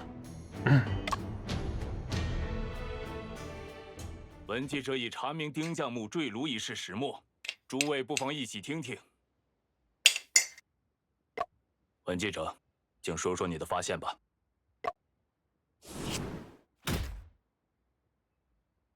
经过调查，我认为丁匠木之死非鬼神作祟，也并非意外事故，而是自杀。Well. 自杀？绝无可能。Why? 今日是马丁炉试产的紧要关头。So? 丁丁将木心系此事，绝不会在今日自杀。But maybe he killed himself for that because he believed that offering his own body would improve the thing, like in that mystery, in that myth. 正因为今日重要，他才会选择在今日自杀。这是为何？多年来，丁将木一直痴迷于钻研炼钢技术。他提出的改进炼钢工艺改良之法，据说能大大降低钢铁的成本。汉阳铁厂的钢轨也因此广开销路，接连拿下大额订单。在关键时刻，钢轨却爆出了严重的质量问题，丁将木难辞其咎。其实，这事也不能全怪老丁，主要还是所用焦炭的含磷量太高。为解决问题，丁将木提出再次改进工艺，并在李会班面前立下了军令状。不料，接连几次试产都失败了。绝望的他，只能将希望寄托于迷信传说。所以，今早是一场策划过的自杀，或者说是献祭。这难道真是本丸给他的压力太大了？ I mean, maybe, but it's probably not actually what happened. 悲喜，将木血肉铸铁钢，民族工业路何方？这就是我下一篇报道的标题了。文小姐这么肯定丁将木是自杀，可是掌握了什么证据？那当然，我在公事房的书桌上发现了丁将木的绝笔信。等一下，等一下，绝笔信在哪儿？我们怎么没看到过呀？ So many fake suicide 如此 notes. 重要的新闻材料，当然得保护起来了。你怎么能私藏证物呢？公事房里人多手杂，我担心线索遗失，才代为保管。怎么能算私藏呢？ I mean, it kind of would. 文小姐，可否将信件借我一看？可以，这也没什么特别的。多年以来，吾费心尽力，只求炼得好钢。然而，无论尝试何种方法，均无法成功。看来，吾当效法干将莫邪，以无身驯鹿。如此，定能感动上苍。丁大风于平卢车间公事房绝笔。先生 Haven't we heard those lines 这是一封 before? 绝笔信。当然，上面的笔记倒很像是老丁的。文记者没有损坏证物吧？怎么可能？我是原封不动将它收好的。既然如此，许恒，你去草拟一份公告，通告事件始末，以平息流言。且慢，这封信有问题。这封信很普通啊。 There's something very questionable about this chat, though. Ban report spam tampering.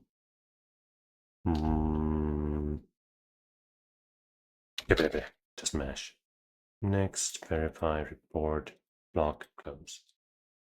Jeez. 什么问题？信中的细节之处与已有的证据相冲突，难以一语概括。文小姐，我会一句一句的回顾这封绝笔信上的内容，然后将有疑问的内容与收集到的证物进行比对。如果找到了与绝笔信内容有矛盾的证物，我会出示给你看。好啊，那就开始吧。Inquiry. 多年以来，吾费心尽力，只求炼得好钢。 Let's save. I'm of half a mind to save on a different slot because maybe we did miss something by not checking the camera. But I will believe in this game that it wouldn't allow that to happen. 然而，无论尝试何种方法，均无法成功。看来，吾当效法干将莫邪，以无身驯鹿。如此，定能感动上苍。丁大风与平卢车间公事房绝笔。 Well, the only thing that stands out to me, I guess, is what I mentioned earlier, where they didn't actually sacrifice their bodies, just, you know, some hair and fingernails. Where do I have that, though? I don't have that anywhere, do I? Yesterday evening, near the steam turbines, vomiting was wearing a headcloth. Paperweight drawings. Wait, inkstone and other items dust onto the inkstone. Hold on.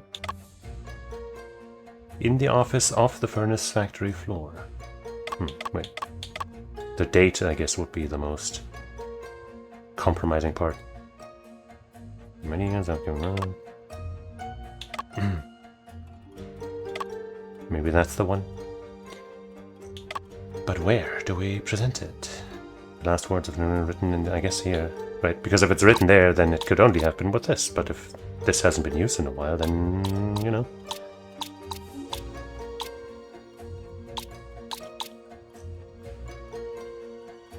Probably. 文小姐认为，丁教母是在公事房何处写下的这封绝笔信？这封信是用毛笔写的，虽然是在公事房的书桌上。那你可曾注意到公事房书桌上的砚台？砚台。这封绝笔信确实是用毛笔所写。信的落款也提到，于公事房绝笔。 An odd thing to write, honestly. I don't think most people put something like that at the end of their writings.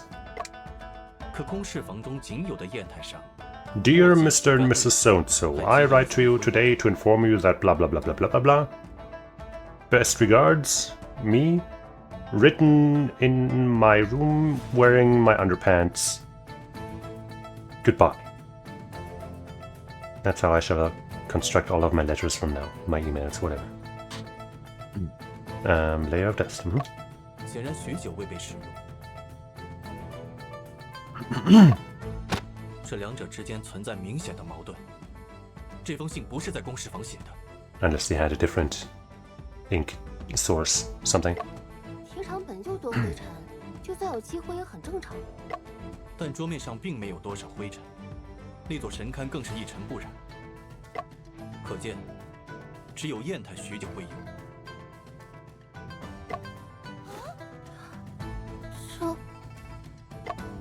如果丁教木随身携带了笔墨呢？哪有人会随身携带砚台啊？这也太强词夺理了吧 I mean, it's possible, though. 难道侦探先生能否定这种可能吗？文小姐当然可以做此假设，但这封信上还有一处细节与落款所题相悖。 Point out the place that contradicts with the signature. What?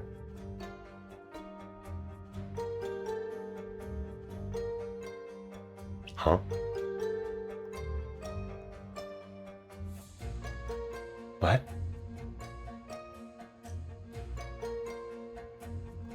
Point out the place that contradicts with the signature?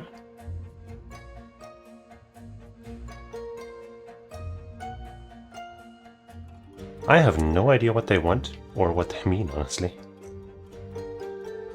Like maybe these finely drawn edges here? But I don't...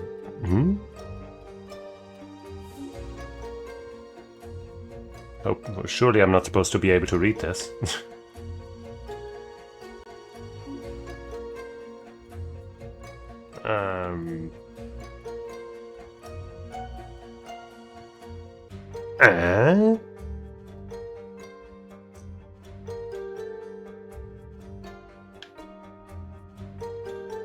The place that contradicts with the signature.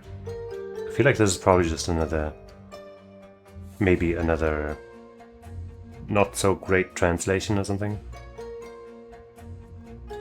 Because I actually don't know what the fuck they want.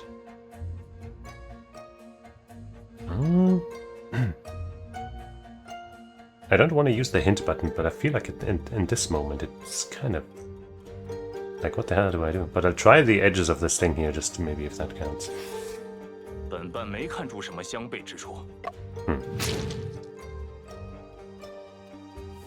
I have no idea what they mean. You know what? I can't reload. I guess I'll just Alt F4 out, whatever.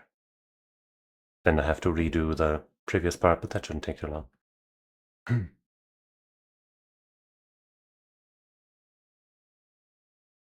Because then I can reread what they said right before. Maybe that'll help.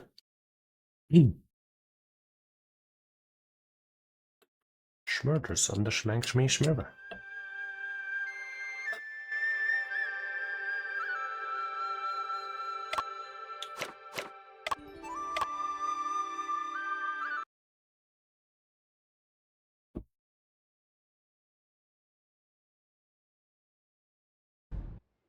Inquiry. 多年，然丁大。 So thank you for.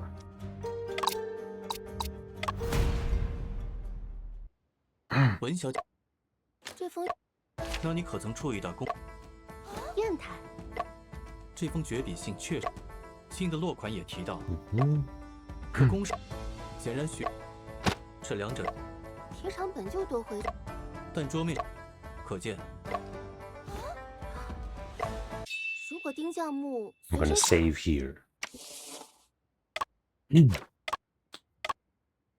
携带了笔墨呢？ Carried a brush and ink around with him.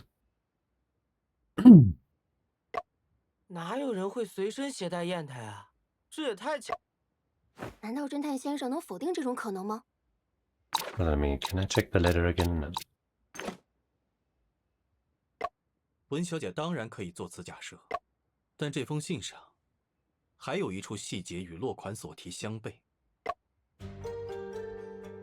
I still have no fucking idea. Huh?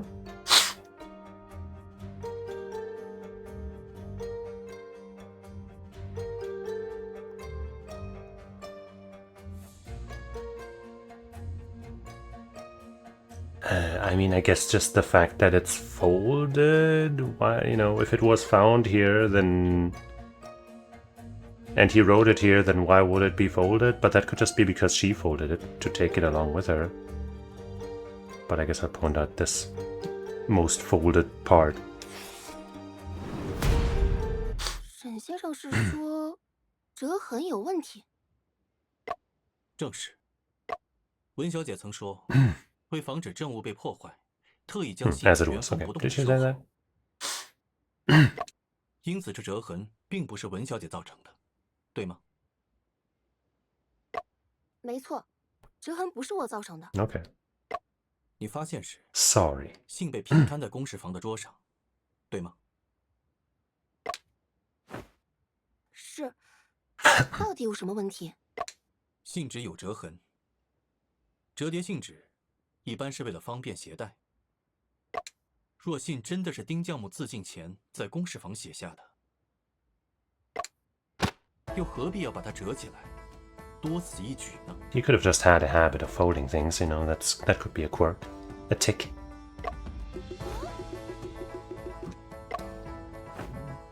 也许信是在其他地方写的吧。可信上明明写着“于平炉车间公事房绝笔”。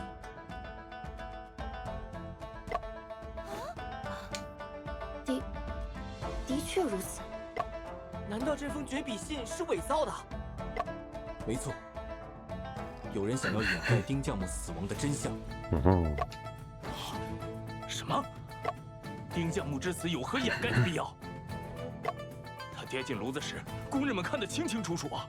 Well, they saw him fall, not jump. 会不会是目击的工人有所隐瞒呢？五巡丁，去去将事发时在场的工人都请来问话。是。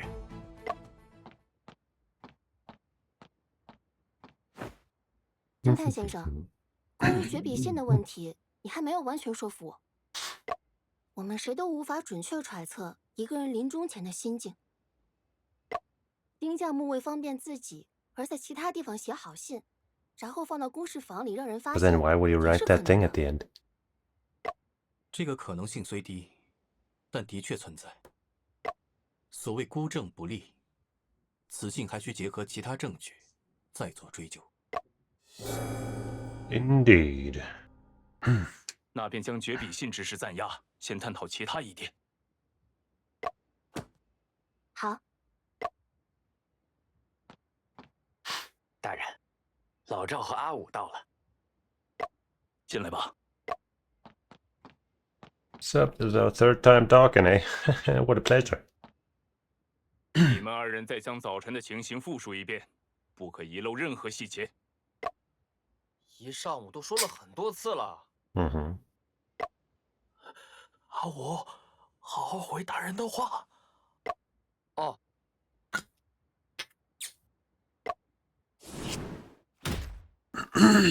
Testimony. 当时我和师傅正在浇筑钢钉，浇着浇着，我突然看到了匠木。当时他正倚在2号钢水口旁的栏杆上。阿武提醒我匠木在对面时，我发现他身后的钢水闸也打开了。Or I guess rather than the body itself being super hot, maybe the beam had already been preheated to almost melting point. And so it just melted away under his weight after a couple of seconds or something. That's possible. Maybe. 项目出现的同时，闸门也开了。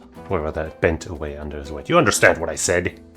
You're smart, you understand all the intelligent and very true things that I say.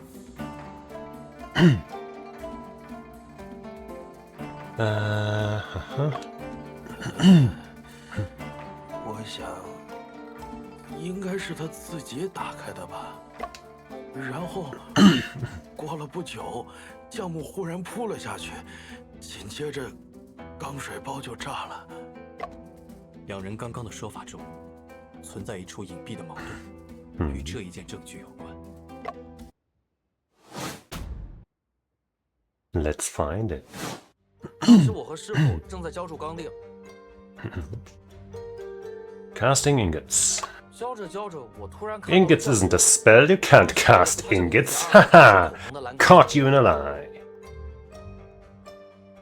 I suddenly saw the form ending. He was resting against the railing.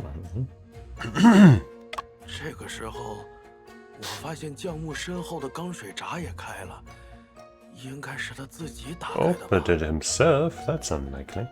过了不久，匠木忽然扑了下去，紧接着钢水包就炸了。 Dive forward. 整个过程中，我俩都没看到对面有第二个人。 Do we know of anyone else who was there? I'm not sure, but this seems the most contradictory to what could have happened for now.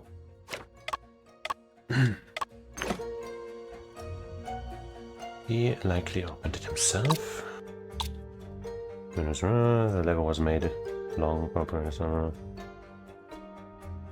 I mean, that could be it, but I was just thinking that in this case, the lever was like on the other side.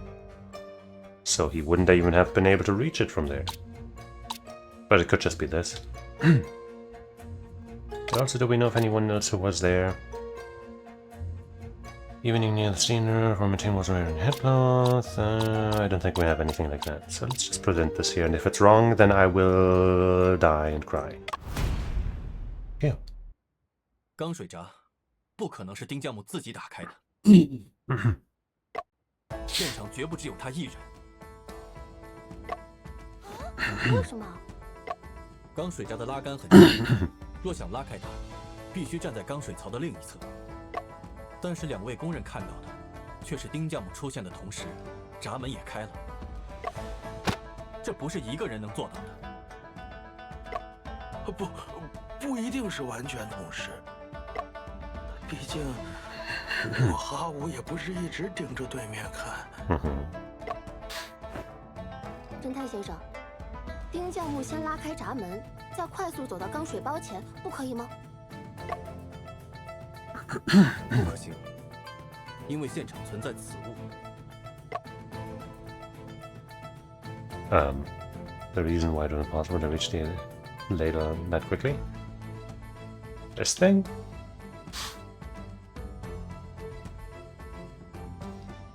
Like, you could have jumped over, but of course with the heat it would have been kind of hard. But I don't see anything else.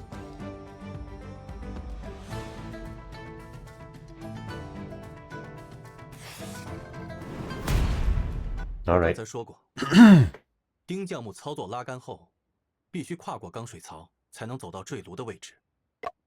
可一旦钢水闸打开，槽中会注满1600度的钢水，人根本无法通过。想走到坠炉的位置，他就必须经过平炉背面的加料区，从另一侧绕过来。这不是短时间内能做到的。也许丁教木提早打开了钢水闸，只是碰巧老赵和阿武没看到呢。我留意过，之前闸门一直是关着的，不骗你。Well, you don't have to be lying for this to be wrong.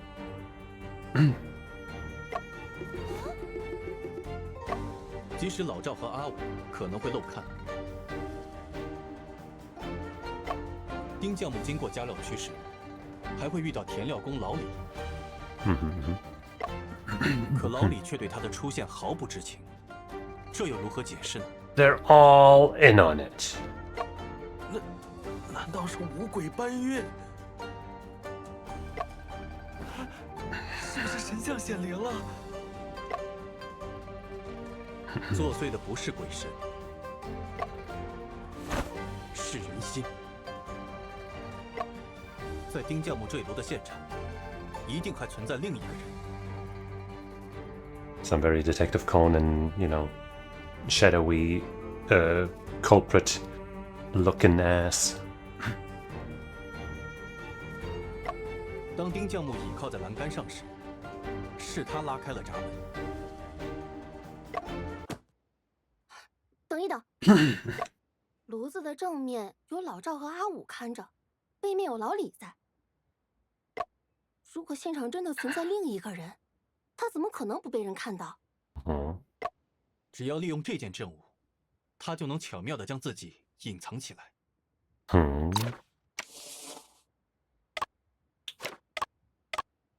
The moving things, like I said earlier.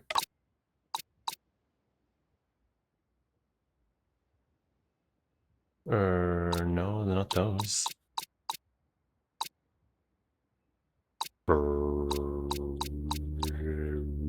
I mean, I guess those after all, because I don't see anything else. White powder?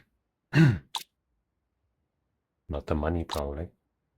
Not the note. Don't think so. Like, maybe something in here, but like... Runs construction plan. I mean, I guess with knowledge of the plan, you could... Steam turbines.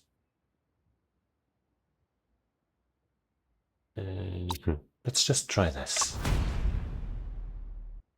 Alright, I was right. 只要利用好钢水包即可。我明白了，先生说的是个盲区。所谓盲区，是指视线不能到达的区域吗？ Yes, that's what that means. 没错，这个钢水包高2米，直径近1.5米，肯定会挡住老赵和阿武。 So it is also the latest that are being carried around. I guess that makes total sense. Not a separate thing. 可是，我和师傅浇筑时站在不同的位置。浇筑时的分工也是一人作业一人观察，我们俩中总会有一人看着对面的。老赵 But you can't see through steel, can you? 阿武作业时站在哪里？和钢水包的距离又如何？我平时站在钢水包左边，阿武就站我旁边。我在浇筑平台上观察过2位工作， 2位的视野经钢水包遮挡，都存在盲区，且2个盲区是有交集的，那便是疑犯躲藏的地方。可是我和师傅又不是只傻站着，钢水包一动，我们也会跟着走啊！一走不就看到他了吗 Not if they also move. 你们一直跟着钢水包走，却看不到钢水包后的疑犯，是因为 Absolute blind spot. Suspect moved with the ladle. I mean, yeah. 这很简单，他跟着钢水包一起移动，就能一直待在视野盲区中了。啊，这，没错，那人只要跟着钢水包走，确保自己看不见对面的工人就行了。Things could still go very wrong if, they happen to move differently somehow, but, 因为光路是可逆的嘛。真是有趣的方法，若是刊登在小说专栏里，读者们会津津乐道呢。不过，侦探先生恐怕忘了，丁项目坠楼时引发了爆炸。It's not a big deal. It's just a small explosion. 如果当时有人在2号炉前的平台上，不死也会身受重伤的吧？可今日坠炉事件并未有其他人员伤亡，这又如何解释呢？我想，疑犯或许可以在这里躲避。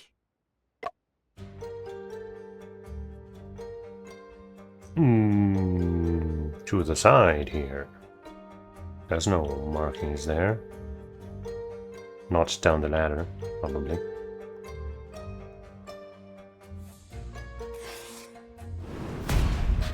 2号炉右侧通道并没有被攻击，他当时可在此处躲避。经钢水包掩护，爆炸发生时，他的位置已经离通道不远。趁丁教母的出现吸引了工人的注意，他躲进通道，顺利脱险。Must have been quite well planned if they knew an explosion would occur in order to take cover. What kind of fiend? 听起来，这个嫌犯不但熟悉炼钢的流程，还深谙人心呢。可这还是不对啊！阿武，老爷们说话哪轮得到你插 Hey 嘴 man, if he's got some intel, he should let us know. That's good. 阿武，你觉得哪里还有问题？我明明看到将木靠在栏杆上，栏杆突然消失了，才导致他翻下去的。若不是神像显灵，栏杆怎会突然消失呢？弟弟，栏杆是不会凭空消失的，这个世界也不存在鬼神。可我明明看见了，我发誓。By the way, how old are they? Because she just called him kiddo. Wait. Characters. He is 17. Okay, I guess he is pretty young. 26, 28, 40, 62, 45, 22, 19, 45. Well, 35. Somebody we haven't met yet, and 22. Okay, she's not that much older than him. But she's just about our age. That's me, a traveling detective. Probably wondering how I got here. A journalist for the Shanghai News. She came to the ironworks to write a news report, always in search of the truth and hoping to write a news article that can amaze the readers. 我也很确定，你看错了。人在紧张或是害怕时，很容易出现记忆错乱。没看错。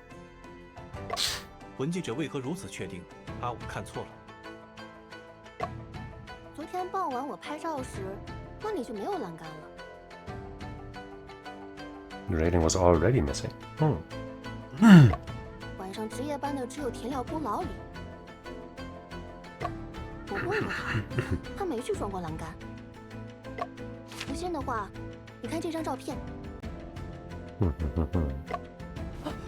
先生，钢水包上方的栏杆果真是空的。可我明明看见他倚着栏杆。Well, I guess whenever he was planted there, he was planted with that fake or pre-prepared railing that was made to fall easier. Maybe out of a more easily melting material or something. like phosphorus seal, right? That breaks more easily or something. 少当出头鸟，言多必有失啊。 Maybe old Chow here is not trying to make Wu stop talking out of concern, but because he doesn't want the truth to get out. 沈先生，若钢水包上方没有栏杆，说明丁教木是自己站在那里的。工人们又很确定他的周围没有人，那他是怎么跌入钢水包中的呢？ 所以我说他是自杀啊。不过，结合侦探先生刚才的推论，或许有人在协助他自杀，也说不定啊。栏杆消失，丁教木坠落，或许与这件证物有关。 Let me save before they put me into another choice thing where I can't save. Disappearance of the raining and things falling. The grayish-white powder, maybe, or do we have anything? The lever was made long before. The person lingering pungent odor. It's kind of the only thing that makes any sense, I guess, but also kind of loosely related. I feel like we kind of got a guess on this. Wearing headcloths, I guess. Phosphor, maybe that 这是 is. 阿福在栏杆附近找到的粉末，这些粉末实际上是灰白色小颗粒，还残留着刺鼻的味道。这是某种物质烧焦后的残留，目前我们只在坠炉陷阱的栏杆附近找到过。这的确不是炼钢会用到的东西。我们怀疑疑犯在现场布置了某种机关装置，造成丁匠木坠落。 That's what I've been saying. 真没想到，一个坠炉事故的背后竟如此复杂。 And you know, since the body is kind of gone, it'll be hard to tell, you know, how long he was dead. So, you know, about rigor mortis, how he was made to stand there, etc., etc. All lost to the fires of death. 机关装置倒是个不错的新闻点，那到底是什么样的机关呢？这个嘛，我们还需要再花时间研究一下。自强运动期间，本办见识了不少西洋机器，新奇精巧，着实令人叹为观止。若真能还原机关，整件事倒是基本说通了。却非鬼神作祟，而是机器使然啊！但本办还有一点未想通。 疑犯所需完成的一系列筹谋颇为复杂，且离不开丁匠木的配合。Did it? 丁匠木又为何会乖乖任人摆布呢？ He planned this himself. He was coerced. I'm afraid he already... Well, I would say he was already dead there. So... Let's attempt that. 那时的丁匠木恐怕已经凶多吉少了。 Or come to harm, sure. Maybe he wasn't quite dead. Right, look, they said that he was looking down, so maybe he was not dead, but like drugged or, you know, something. In an unactionable state. 阿武说他看到丁匠木，丁匠木正靠在栏杆上，直勾勾地看着下方。栏杆温度很高，但他并不在乎，因为当时的他已经感觉不到烫了。他的眼睛也不是在看下方，而是闭着。这也解释了为什么丁匠木不是跳下去，而是扑下去的。因此，我怀疑这是一起凶案。凶案？那眼下，大人，我们还需再做一轮补充调查。目前虽已大致推断出了疑犯的作案手法，但仍还有很多疑团未解开。比如疑犯是如何离开现场的？还有疑犯的身份、作案动机， Yeah. 现在一点头绪都没有呢。 Lots of questions still open. 丁江母为人执拗，私下或得罪了不少人，但他一心为长，不该遭此不幸。只是眼下，铁厂一天也耽搁不起了。大人，凶案性质不同。若歹人连环作案，对铁厂造成的损失不可估量。如果明早还没定论，可先起草公告压下舆论，再细细调查。况且，我相信侦探先生一定会在明早之前查明真相。She believes in me. 对吧，大侦探？沈某尽力。那就依文小姐的建议来吧。先生，文小姐怎么又忽然帮我们 Because 说话？ we're in love. You didn't notice, but we fell in love with each other just now. 她好像也完全不在意输给了先生。我听到了，小弟弟。 She's not in to win or lose. She's in it for the truth. 谁要跟你比赛啊？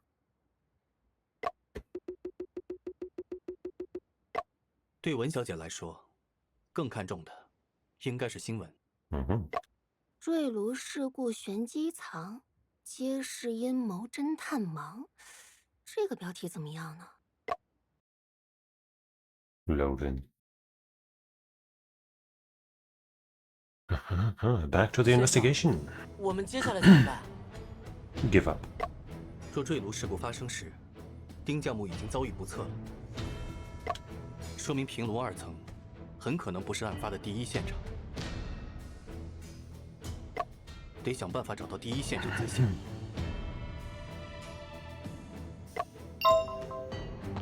The crime scene.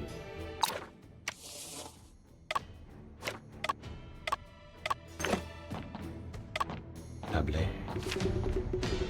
This is a desk that Supervisor Ho moved here temporarily.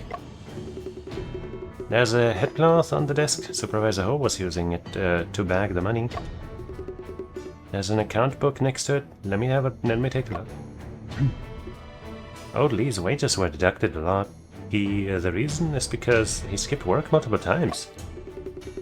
Avu's wages were the second most deducted for being late. Old Chow's have also been deducted. These are circumstances worth keeping in mind.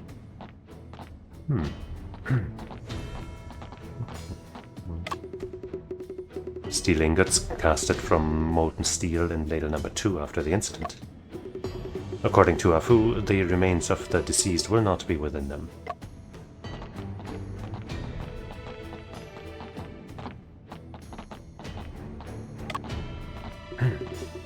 Your Honor, there are a few questions about the shrine that I would like to ask you. There's no harm in asking. I heard that Mr. Deputy Administrator was the one who arranged the statue. Borman Ting repeatedly asked me to invite the gods in, and I couldn't argue with him. He was quite concerned about this, and even built the shrine by himself.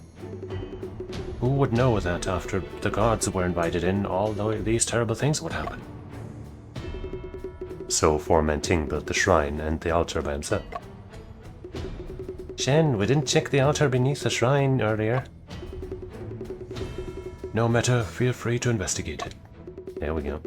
I did find it weird that we didn't investigate it anymore. As long as you can solve the case as soon as possible. Yippee.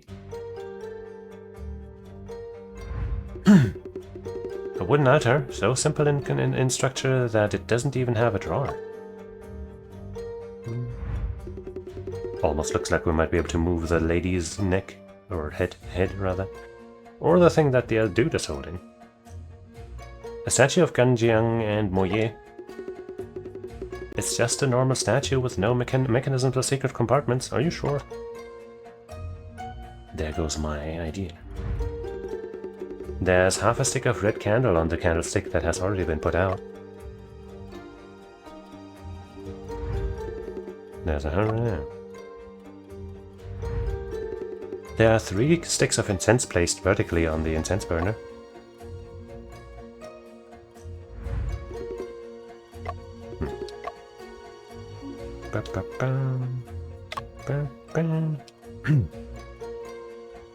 Really? Nothing here? What about this thing? I guess it probably was just semi...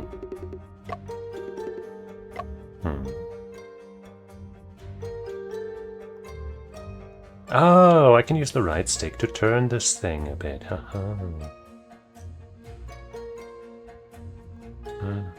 There's a bit of a gap here.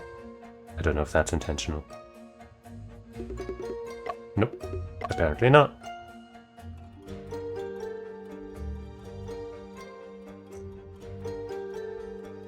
Trying to see if I notice anything. There's a ladybug in my room. Hold on, I can probably get it out harmlessly.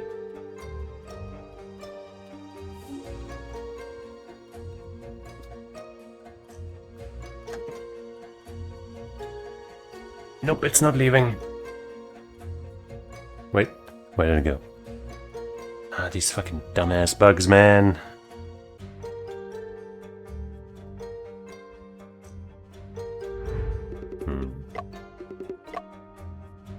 Guess we'll check from here again. Ah, now we can turn it the entire way. There we go. Huh? Behind the altar is a secret compartment. No surprise.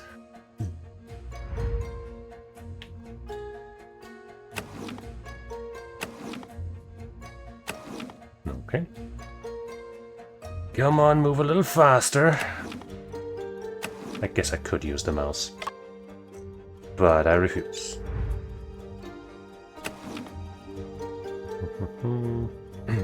Can't help but see these this stuff as another like 3-mouth type of thing, you know what I'm saying? It's open. Oh. Look, Shin, there's a lot of containers and reagents in the secret compartment. It appears this is the true secret of the shrine. A crucible, an iron frame, a funnel, a beaker, a conical flask, a dropper. These are all common appliances used for chemical experiments that are placed on this shelf.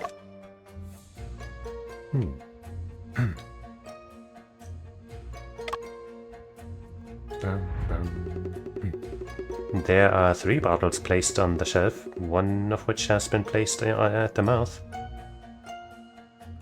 What's with that one part on the wood? That part. There's a black mark on the partition board that feels hollow to the touch. It's the result of corrosion. I can't read the label on the bottle clearly, so I'll open it. Sure, that must be safe. There's a gunpowdery smell. I got it, Shen. This bottle contains concentrated nitric acid. Somewhat explosive material. The 2 pieces of steel soaked in reagents seem to have been corroded. Corroded. Steel. One of the labels says sample made by pig iron burnt with coal from Westphalia. The other label says sample made by a mixture of Chinese coke breeze and anthracite.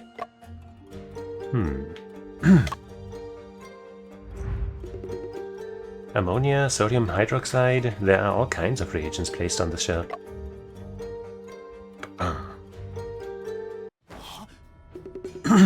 I didn't expect there was a whole set of chemical appliances hidden within the shrine. So he was actually secretly conducting experiments instead of worshipping gods. I never would have guessed. Wait, hold on. Stupid Twitch doing dumb shit again. Let me refresh.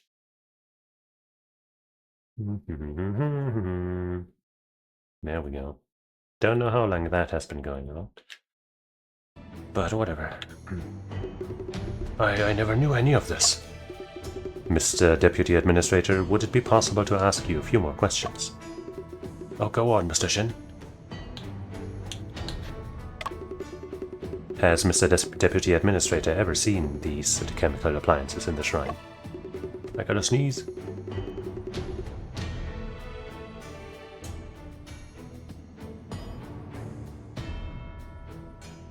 I never knew that he was secretly conducting experiments. However, these appliances do look like the ones used in the laboratory in the backyard. Backyard, huh? Is it possible that Foreman Ting borrowed these from the laboratory? I can't be sure, but Foreman Ting used to be the assistant to Mr. Robinson, the chemist there. Mr. Robinson, huh? Later on, when we needed a foreman on the factory floor, Mr. Robinson recommended him. Is it not true that he is overqualified for the job as a foreman? It is indeed more laborious and dangerous to work on the factory floor than in the laboratory. However, he had great enthusiasm for steelmaking. I see. I recall you once said that he had always been studying open hearth steelmaking technology. Yes, he wanted to improve the formulation of steel to reduce the cost and increase efficiency. The minerals obtained by our ironworks are mostly phosphate rocks left over by the Japanese. To produce good steel, we had to buy pricey phosphorus-free coke from the foreigners. Not only are the production costs high, the quality has also always been unstable. After we used open hearth process, the product quality has improved, but costs are still high. Ting suggested replacing foreign coke with a mixture of Ping, Xiang, coke, breeze, and anthracite. The steel would then be refined in the open hearth furnace as phosphorus is removed. The open hearth process uses the alkaline furnace, which is good at removing phosphorus. Nevertheless, this has nothing to do with the chemical appliances in the shrine. Foreman Ting's suggestion. I heard from the workers that there was a problem with a batch of the products. Ting's method reduces cost by a third. We also did some tests on this on its mechanical properties. The results are good. Therefore, we trial produced a batch of steel rails. Good quality and low price helped us get orders from many railways. But that's when things went wrong? Ah, indeed. The test report from London came back saying that there were quality problems with our products. The report says that the carbon content of the steel was too low or to be durable. The phosphorus content was too high and has prospects of fragmentation. As a result, the construction company for the railways refused to accept our steel rails. The public also accused us of cutting corners on such an important matter. I felt so ashamed. I'm sure Foreman Ting was also under a lot of stress. After that incident, Foreman Ting's condition hadn't been so good. So he was actually secretly conducting experiments instead of worshipping gods. Thank you, Mr. Deputy Administrator. Afu and I shall continue investigating following this clue. But let's not go outside yet.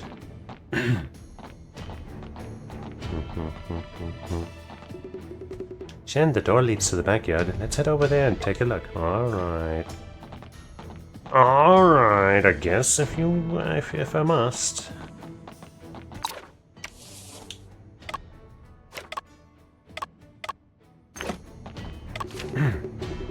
No, not the map. Hello?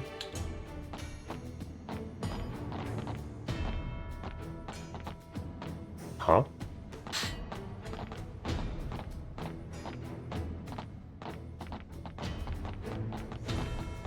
Oh, wait.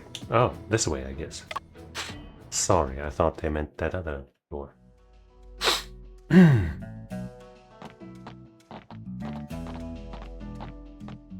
It's this fucker again.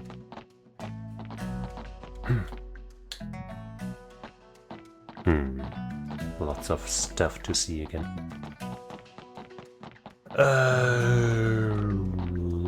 It's this fucker. Oh wait, we walked into a scene. This laboratory is huge. Well, speak of the devil. I was just telling Mr. Robinson about you two detectives. There are a few questions we would like to ask Mr. Robinson. Of course, allow me to introduce you. this is Mr. Robinson, a chemist from England. He is also the head of this laboratory. Mr. Robinson, this is Mr. Shin. Beside him is his assistant Afu. Mr. Shin, I did hear thy deductions are marvelous. This case is still under investigation, so your cooperation would be greatly appreciated. If it be true, there is aught I can help thee with. Prithee, did let me know. What the fuck are you saying, man? It's like he's faking being British. Mr. Robinson, I'm also really interested in chemistry. If there's some experiments that come to mind, can I borrow your laboratory table? Aye, aye. Okay. Hey, it's my girlfriend. There are some paper ashes in the brazier that seem to have burned out not long ago. This brazier brings back some bad memories. Oh. A complete account of iron manufacture, electricity. The bookshelf is full of technical books. The remaining documents are all in foreign languages. Natural philosophy is the first book I read about the study of physics. Natural philosophy.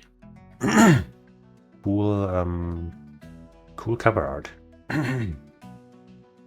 During the mid-19th century, the increasingly close cultural exchanges between China and foreign countries, as well as the influx of Western missionaries, brought modern scientific and technological knowledge into China. Natural philosophy, compiled by Englishman Benjamin Hobson, was regarded as an enlightening read for Chinese people on Western science and technology. Divided into 3 collections, natural philosophy touched upon physics, chemistry, astronomy, zoology, and other knowledge. Ideologist Wang Tao evaluated this composition, saying that a scholar who studies the phenomena of nature to acquire knowledge must start from here and set this as their standard. High praise.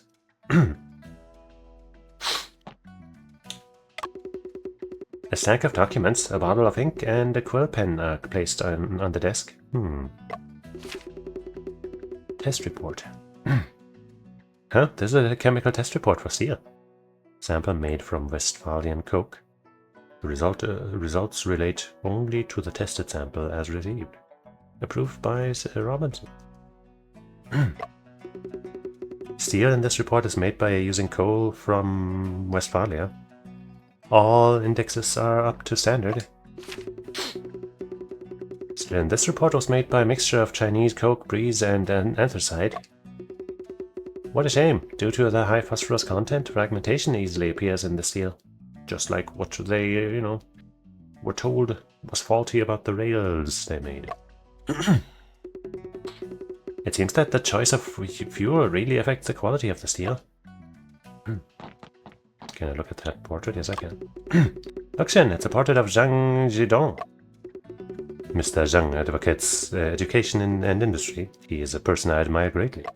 Advocates, as in he's still alive at this time? I guess so, right? Or between 1900 and 1906 or something, probably. So he's just barely alive. Zhang Zhidong was a representative figure of the Western affairs movement in the late Qing dynasty. He advocated Chinese traditional values for foundation, Western ideology for practical use. We've heard that before. Having experienced the Sino-French War, Sino? He was deeply aware of the importance of industrial development. In the spring of 1890, as the viceroy of Huguang, he collected funds from various places. After going through hardship, he was finally able to begin the construction of the Hanyang Iron Works in 1891, and began officially producing iron from June 30th, 1894. Damn, he was already pretty old at that point. With the most advanced technology in the world at the time, he produced the first furnace of molten steel in China. Cool. Miss Wen, are you also here to investigate this laboratory? I'm here for the photos. The camera was destroyed, but fortunately the film inside was untouched. Mr. Robinson from the laboratory helped me develop them.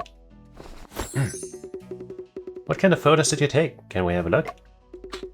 I only took a few, and most of them are scenery shots. You can see for yourself. Jen, let's take a look at Miss Wen's photos. I hope she has some cute selfies in there. One moment. There are still a few questions that I would like to ask Miss Wen. Ask away, great detective. As you are writing a report on the ironworks, you must know its recent developments. Well, of course, I'm a senior reporter. It's really difficult for national enterprises like the Hanyang Iron Workshop to develop and grow. They need to buy foreign equipment, even mineral resources are controlled by foreigners. At the market, foreigners control the right to build most railways in China. They're the ones who decide whose steel rails to buy and what the standards for testing are. Take the Shanghai-Nanjing Railway with a British chief engineer, for example. The agreement specifies that the British in charge of purchasing take a commission of 5%. Oh. Naturally, the British will choose to buy Western products to gain more profit. When they purchase steel rails, they would nitpick at Hanyang Ironworks products. Recently, the ironworks is more competitive due to a new method that greatly reduces costs. However, rumors about the bad quality of its steel rails have sent the ironworks to rock bottom. Definitely not seeing a motive for anybody there. And Switch is once again mucking up. Whatever. God damn it. No wonder Deputy Administrator Lee seemed so anxious. That's why he hopes that my news report can help them restore their reputation. Ask away. No more questions. But now show me the photos. Right, I guess I gotta check the photos on the desk. Yep. On the left is a photo of Hanyang Ironworks freight dock. Not immediately seeing anything suspicious. In the middle is a photo of the molten steel basin. We've seen this before, with a missing iron part. This photo was taken in the office on the furnace factory floor. What's that 1890s stuff? That looks like a bunch of coins. And, you know, Mr. Victim over there wasn't wearing the cloth over his head. Huh? The office in the photo looks different to what it's like now. Photo of Deputy Administrator Lee, Supervisor Ho, and Foreman Ting in the office. Miss Wen, was this photo taken yesterday evening as well? Yep, what about it? This detail in the photo differs from the office, from how the office is now. That seems quite peculiar. There's... Shen, the money bag and the money on the desk disappeared without a trace. This money was probably taken to pay wages, right? That's right, but there's nothing peculiar about that. Shen, let's take a look at another detail. Alright.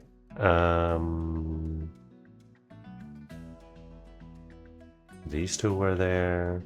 Was the lamp always there? The statue seems right, I think. This is also there, I think.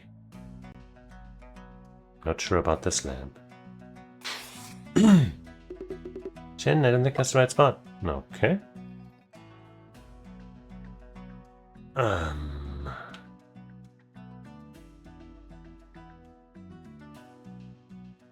Was this not there?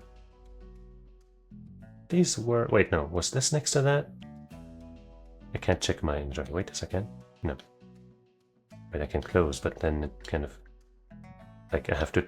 Oh, let's see, maybe... Nope, okay, I guess I get out of the entire thing. Well, that's not what I wanted. Oh, well. You know, that is... No, wait, that is different, right? Okay, it was a different thing next to the map.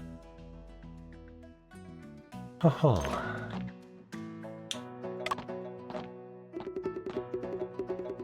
Fast forward.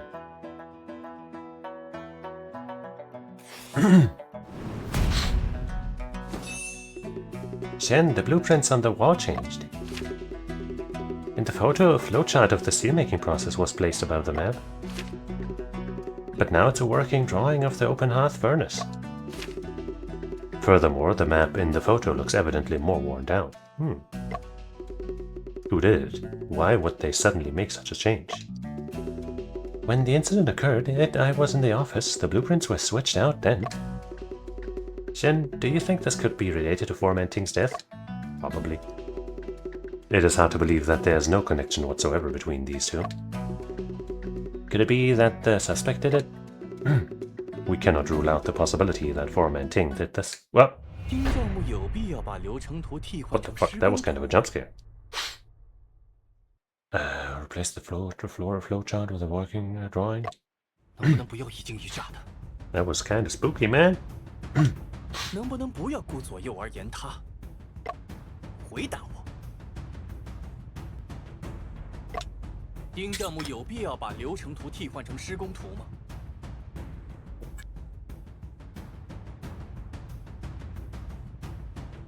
I mean, I would say, who knows? But that sounds like a stupid non-answer. So, probably not. Somebody else did it. 没必要。2个平炉都已经投产了，丁项目没必要再把施工图挂出来。从这个角度说，大概不会是丁项目换的。除非是疑犯。继续。疑犯有什么必须要替换图纸的理由？ The suspect is kind of an odd choice because we don't know of a suspect yet. But you know, it's like the actual culprit. Culprit probably should have been the word, no? To destroy information, to cover up traces, to leave a message. Probably not leave a message. Wouldn't both be similar here? Destroy information and cover up traces. They have the similar results, similar meanings. Does the suspect have a valid reason to replace the blueprint?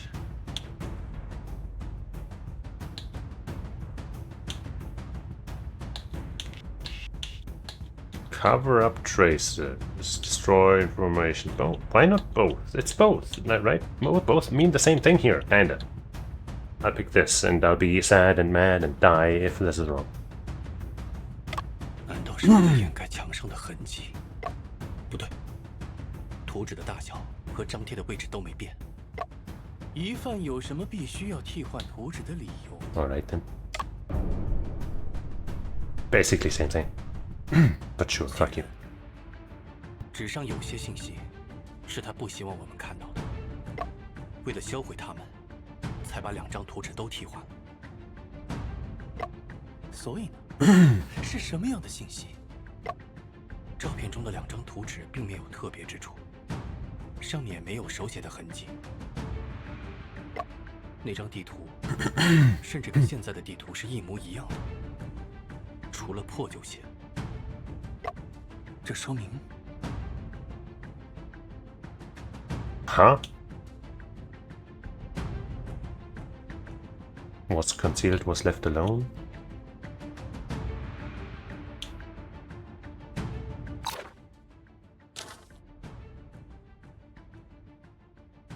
Switched out both the blueprints.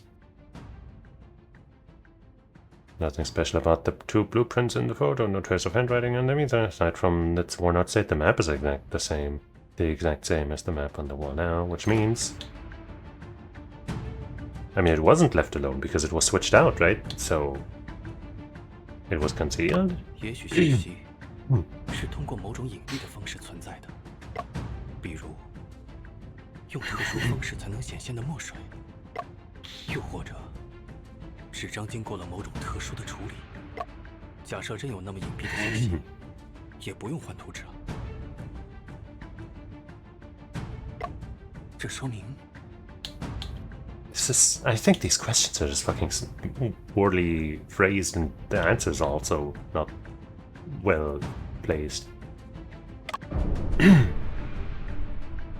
So far, the not-so-great translation hasn't really hampered the solving of the, mysteries and stuff, but in this case, I feel like it really is hurting.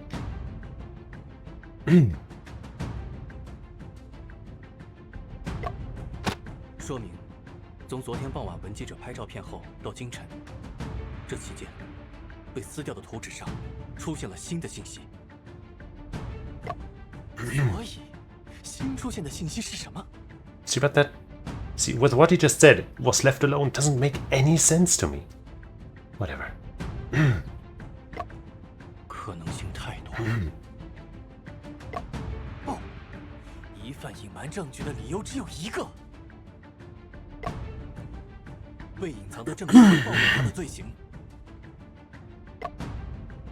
有人一直在营造传说杀人假象，但实际，丁将木在坠楼时，大概率已经遭遇不测。这意味着，图纸上新出现的信息是 Bloodstains, dying message, suspect's identity.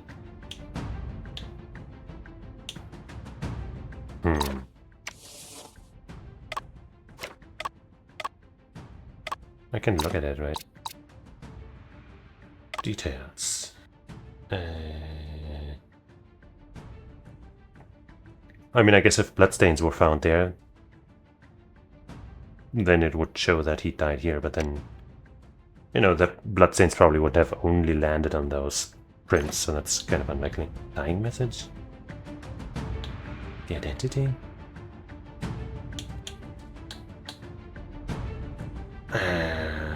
New information that appeared on the blueprints was... Let me just read this again. I feel like I'm just missing things or something.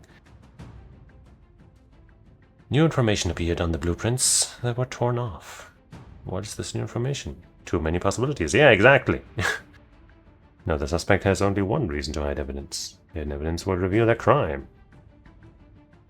Room 18 was killed by ghosts.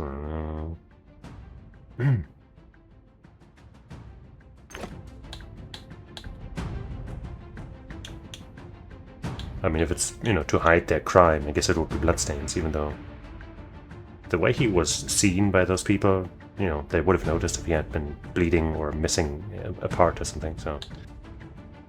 Obviously, he could still be, have been left bleeding, but... But I guess this is the one that fits the sentences from prior the post. 可能性最大的是血迹，疑犯想要营造传说杀人的假象。如果车间里发现了血迹，他的诡计就暴露了。证据，给我一个能佐证你推理的证据。证据，还有什么证据？是能侧面佐证死者受伤流血的证据是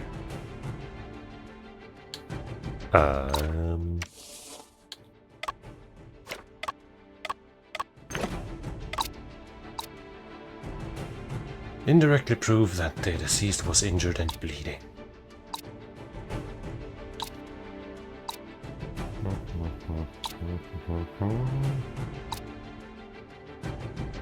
Steam turbines formatting was wearing it. Oh, they had claws.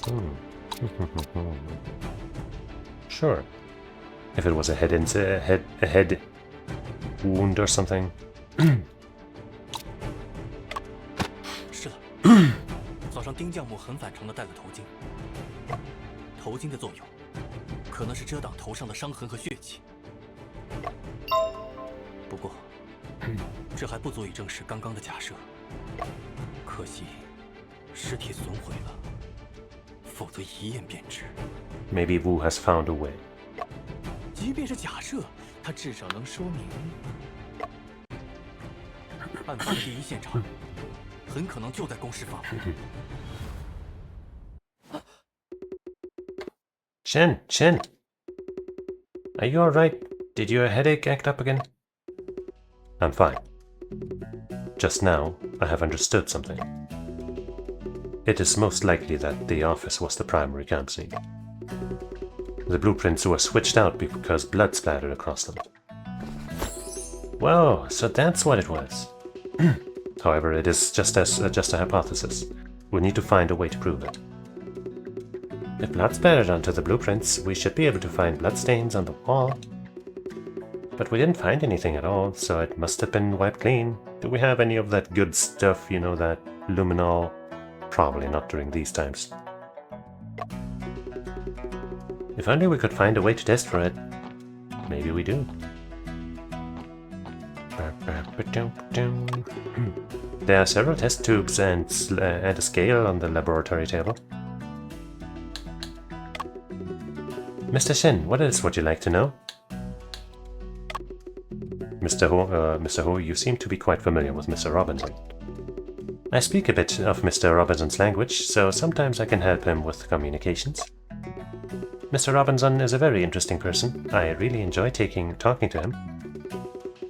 How was Formanting's relationship with Mr. Robinson? Formanting used to be Mr. Robinson's assistant, but their relationship was never too close. You both have probably already heard about Formanting beating up Mr. Robinson a while ago. Maybe? What was the specific reason for that?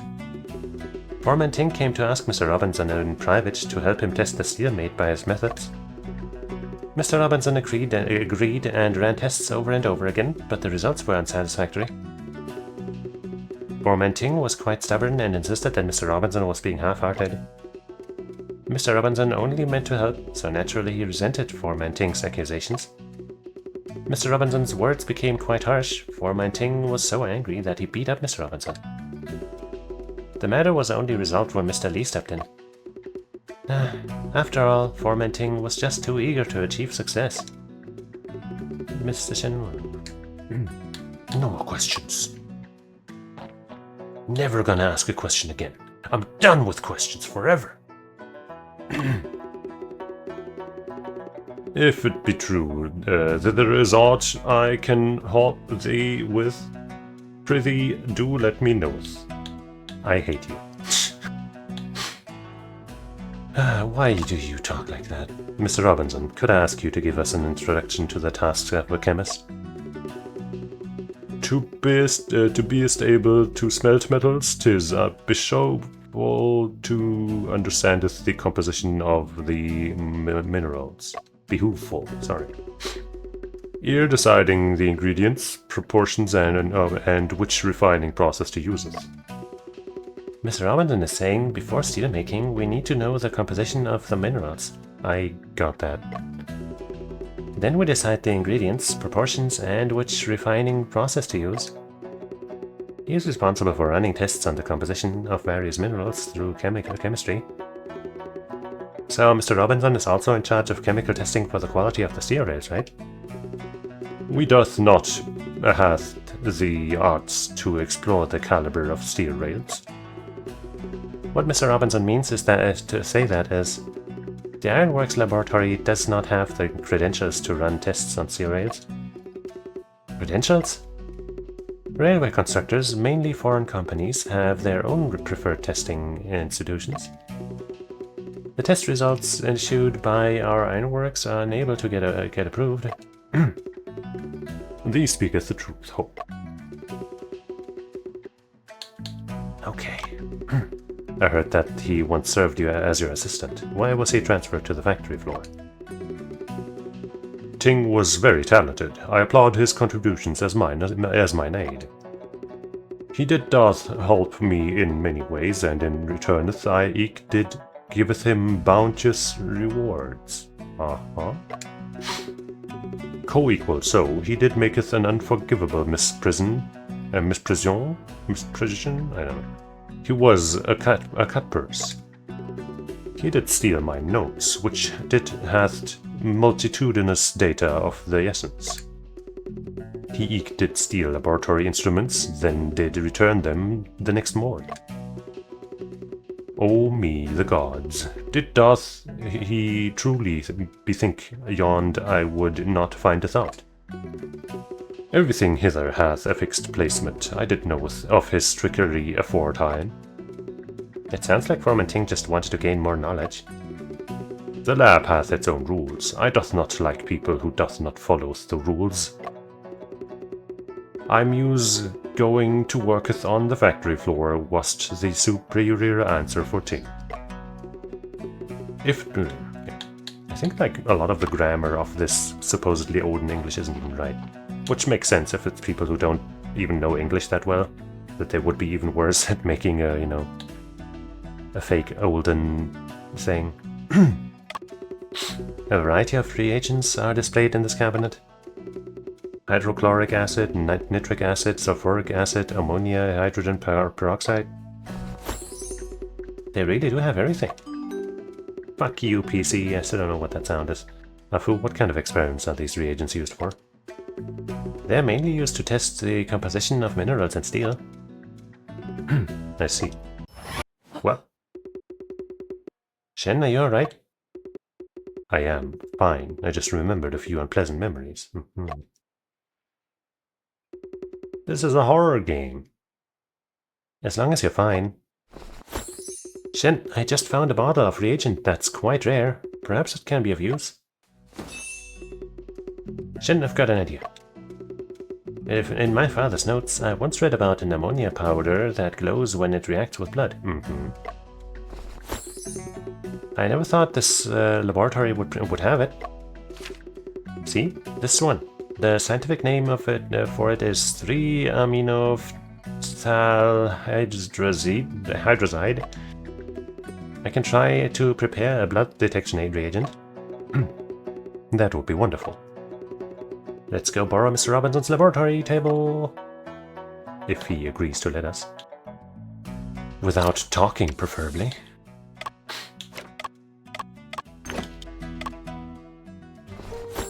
Oh, I guess we didn't actually have to talk to him. Nice. It's time to prepare the blood reaction agent. Remember, left for items, right for weights. Huh? What do you mean, remember? I just need to follow my father's notes step by step. What notes? Oh, that one up there. I'm sure it will be made perfectly. Can I view formula? Okay, you know what? Let me take a screenshot of that so I can have that on hand by just looking over to the right rather than having to open that on in the game.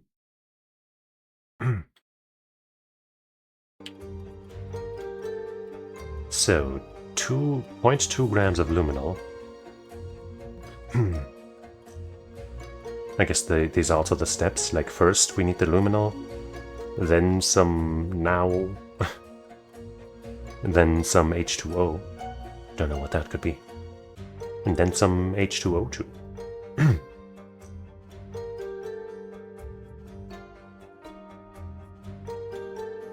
Huh?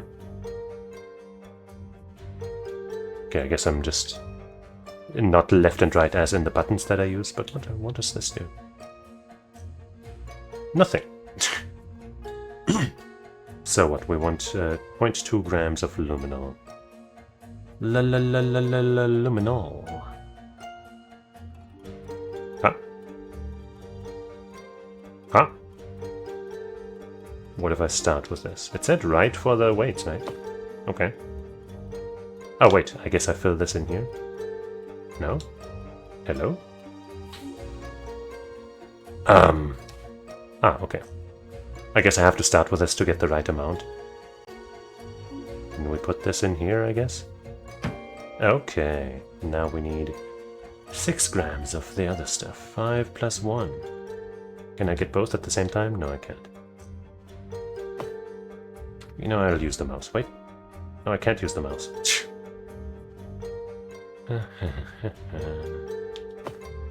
NaOH. There you are. Just grab it with my bare hands. Then H2O 90 millimeters. I guess that's this twice. Can I have 2 of these?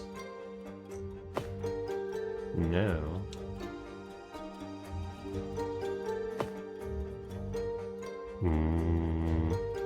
I guess we can do it some other way.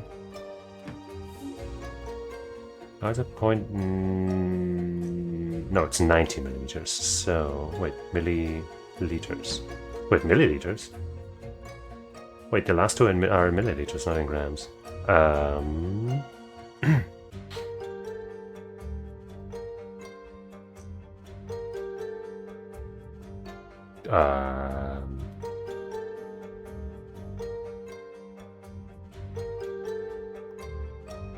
Switch screens? Aha, okay. I see. So hitting this here with our mouse doesn't do anything, but we were supposed to hit the shoulder triggers. Okay. So yeah. H2O. 90 milliliters.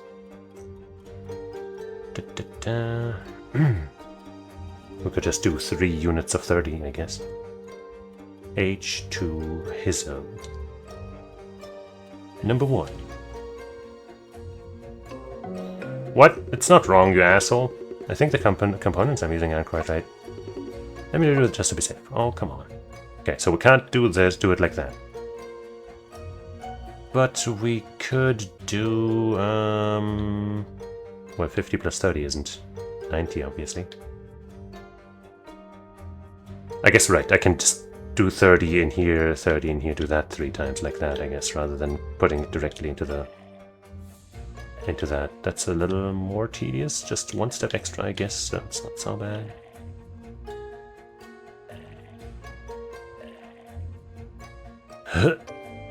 And then 40 milliliters of H2O2, which is over there. 40 milliliters.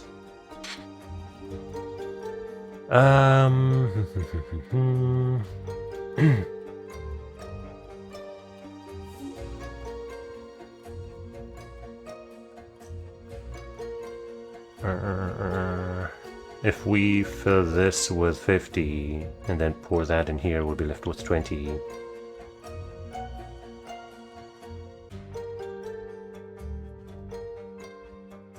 But then we, then we have 20 in here and then we fill it up to 50 again and then this is already full. So we don't fill it up again, we put it in here and repeat that, I guess.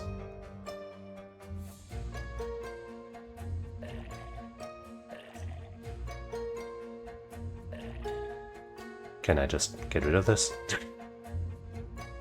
I guess from here we can directly fill it in here right now and just not use that. Wait, no, we want to use this. That's right. What do I do with this? I guess I just put it in here and fill up the rest with this too. Kind of a cumbersome way of doing it, but we're doing it. Classic me. The blood detection reagent is all done. The oxidation reaction between the reagent prepared by Afu and the iron in hemoglobin will produce ... Excellent. Let us go to the office for verification. Let me close that screenshot.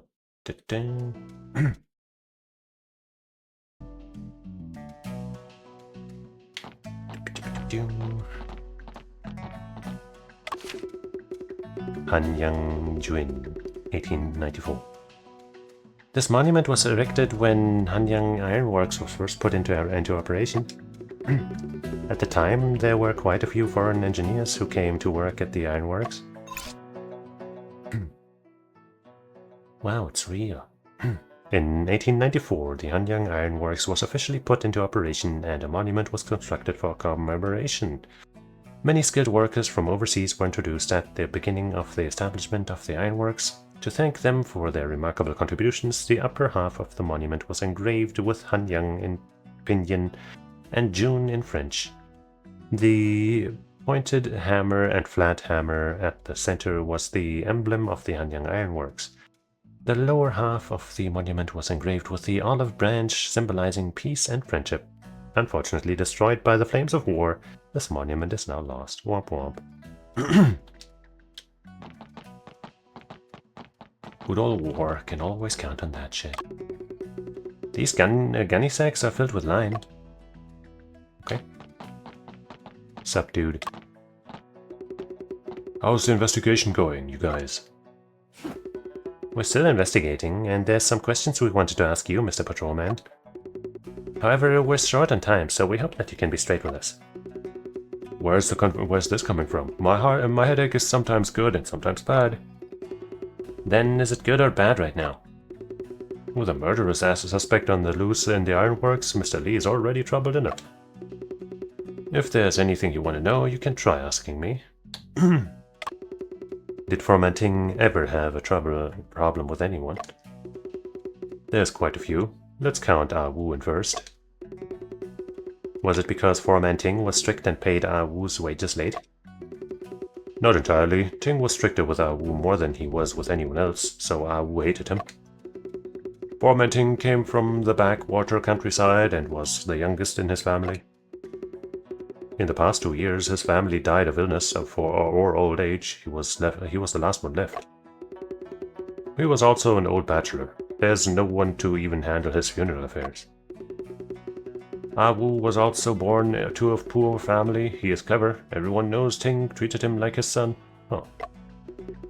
Alas, it's regrettable that Ting was obsessed with steelmaking. He was not considerate at all.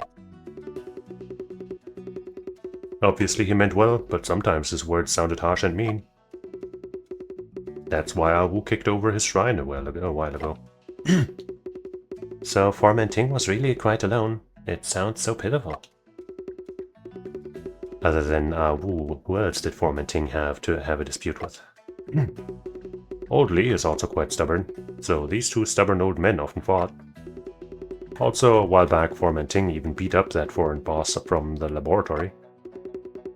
Thanks to his bad temper, he lost his job in the lab and became a labor foreman here.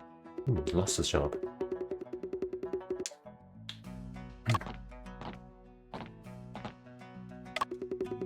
I'm sure it's pig iron underneath this tarpaulin. Huh? This isn't pig iron. Shen, there are rubber blocks piled underneath here. Oh. A large quantity of rubber. Is there a need for rubber in the process of steelmaking? Not at all.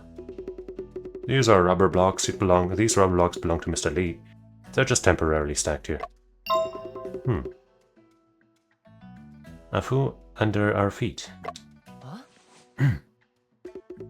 Ah, these are scraps of rubber. That means someone processed rubber blocks here. Huh. There's a uniform over here. It looks really dirty and it's all covered in rust. Only a worker in the charging area could make their clothes this dirty. Sir, do you know whom this clothing belongs to? You can ask around and see which worker came by the warehouse today. Are you sure this uniform was discarded today? I just cleaned this place up with old Chow and the others last night before we got off work. The situation is worth recording. Uniform stained with rust, found in the warehouse.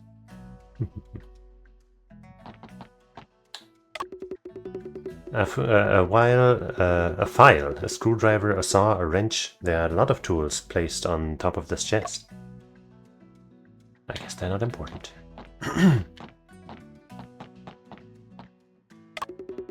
Hold it right there, Mr. Shen.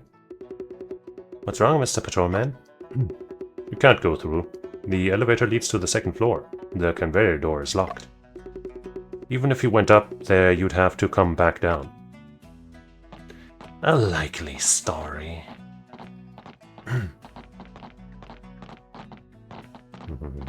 I guess we won't have anyone else to talk to here.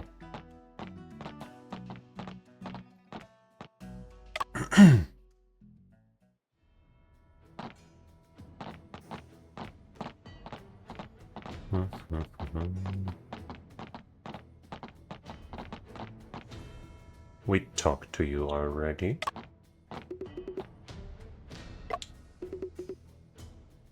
Yeah. Sir probably can't go out.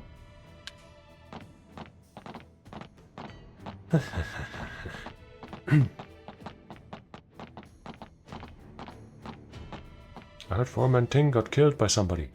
He brought that trouble onto himself. Sup, dog? Whoa, what are you doing here? Whoa. Did you just say that the foreman was murdered?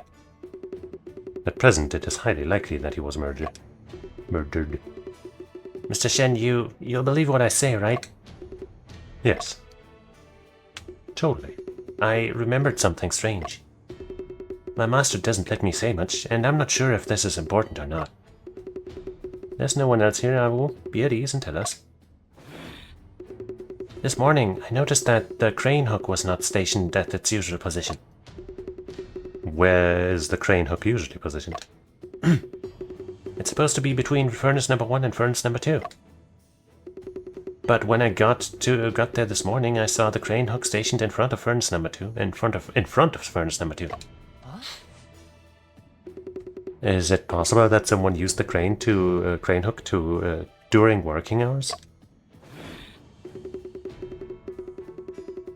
Not likely.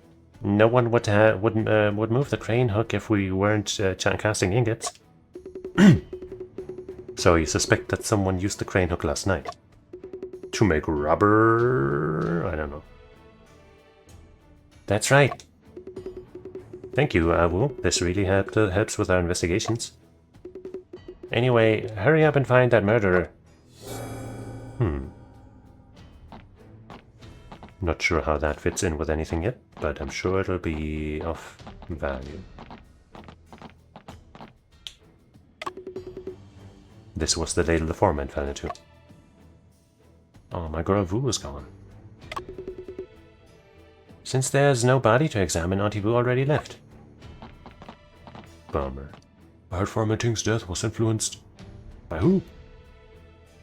Influenced. Yeah, I'm an influencer. What about it? Shen, the factory floor's front door is just up ahead. Would you like to get some fresh air? We are on short time, so let us focus on investigations first. Okay. I worked smooth and losing money, and now someone's dead. Do you think we can survive this? Keep working and stop worrying. That's the spirit. The crane hook was in front of furnace number 2 this morning. Someone definitely used it last night.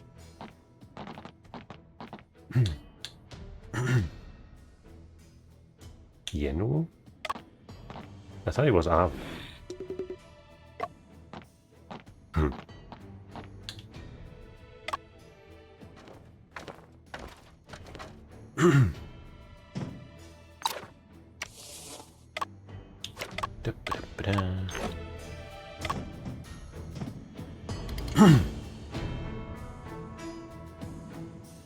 All right. Not operational right now.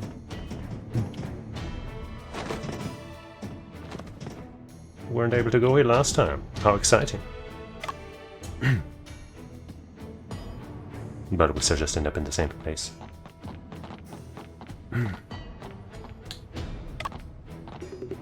Old Lee, there are still a few questions I would like to ask about this morning's incident. If there's anything else you need to ask, then just ask. Shen Chunping briefed Old Lee on this recent analysis.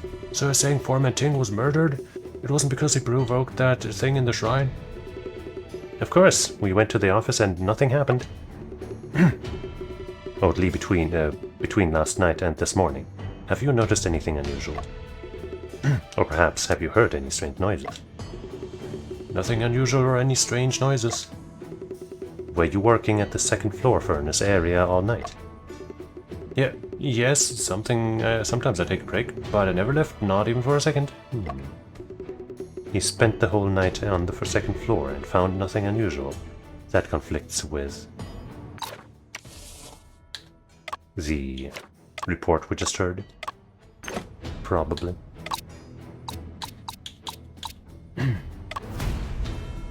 Here's proof.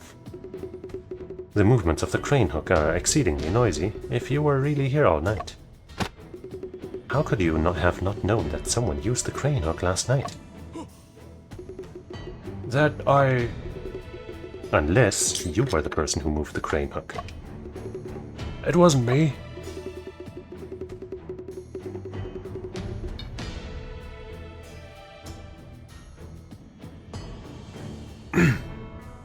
Last night, I did in fact leave the second floor furnace area.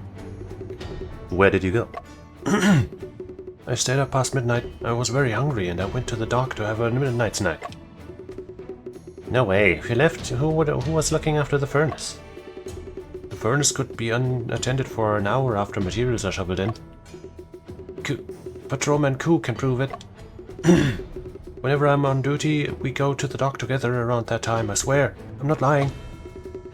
We'll trust your words for now. Is there anything else that you're hiding from us? No. Oddly, have you ever opened the conveyor door after the incident? Well, that's... If you keep fumbling, I'll just increase our suspicions. It'll just... Well... Fine, then, after the incident, I did open the conveyor door without permission. The fire was so intense, it's only natural that I fear death. It's only in human nature to flee for your life. But why did you keep this a secret earlier? There are rules of operation that require workers to put out the fire as a priority. I didn't have the guts to stay, but I was also afraid they would cut my pay. I have a family to support, so many mouths to feed. Beauty, Oddly. We just want to uncover the truth. We do not intend to cause you any trouble. Yeah, thanks a lot. What a troublemaker. Oddly, the factory floor is already quite arid. Why is there tarpaulin covering the iron? I gotta find out how that's pronounced.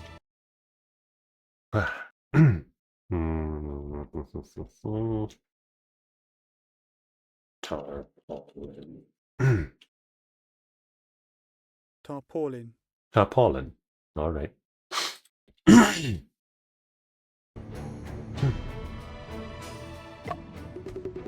Ting instructed us to do so. He was afraid the bulk material and the iron would be mixed up. Alright. Can I now check this here?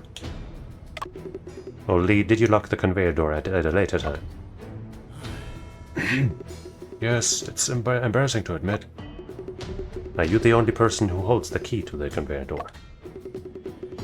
I'm the only person on the factory floor that has the keys. We would like to try and take the elevator. Please open the doors for us. Will do. Old Lee opened the conveyor door. Yippee. But also, have we been here yet? Oh yeah, it's just back here, right? Right.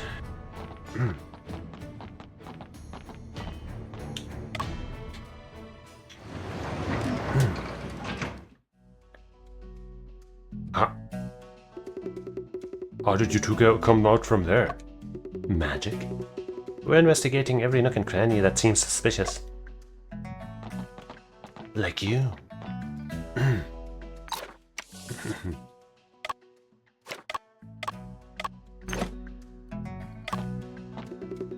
If there's any elevator and warehouse. When the incident occurred, were you in this warehouse? Did you see anyone get off the elevator? I don't know, I was in front of the office doors at the time. Is this warehouse usually locked? Does anyone stand guard? The warehouse usually isn't locked or guarded, since there's nothing important kept in there. If there's anything... Old Lee claims that whenever he is on duty, he goes to the dock with you to eat midnight snacks. You know about that already. Was that the case last night? We were just taking a little break. Okay.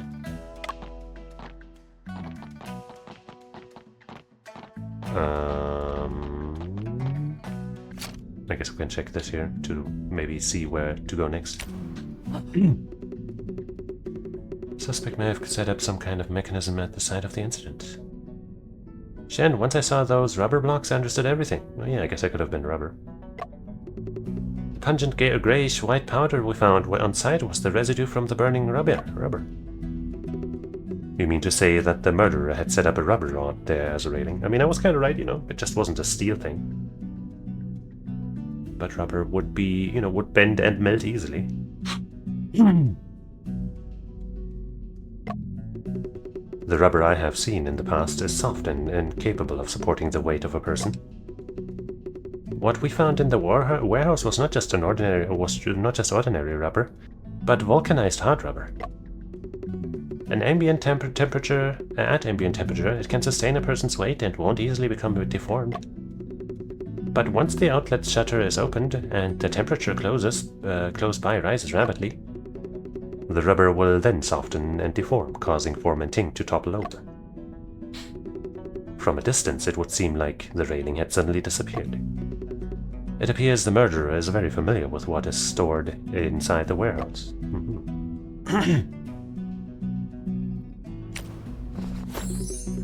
Owl once kicked over the statue, causing the shrine to unleash its powers to make him fall ill. Shen, I know the principle behind the shrine unleashing its powers. I think we all do. Is it related to the chemical reagents inside the cabinet? Exactly. The so-called powers of the shrine is actually a Hu and Hu mixture, overturned chemical smoke. Maybe all of these. Wu probably knocked over certain reagents, causing a reaction that produced smoke. Can you think of the specific chemical reaction?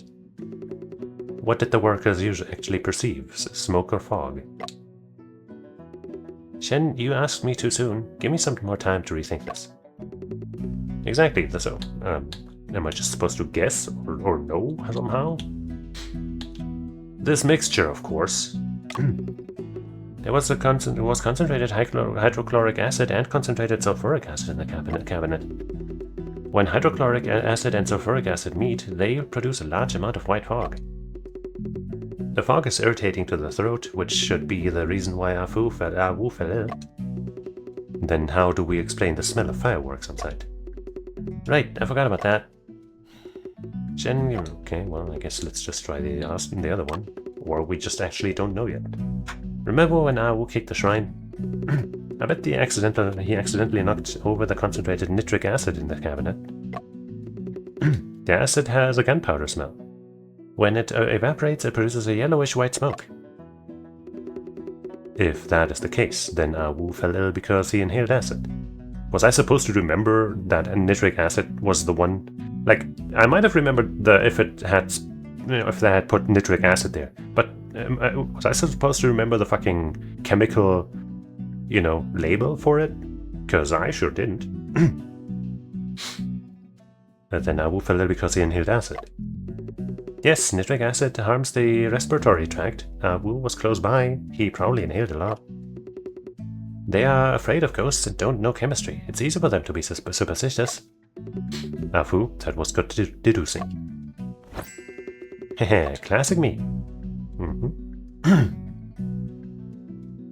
Alliances. How did the suspect leave? After the incident, old Lee had opened the conveyor doors once. After the incident, old Lee opened the conveyor door, so the suspect probably left through it. The splashes of molten steel make it impossible to pass through the stairs in front. The ladder, I guess he probably means.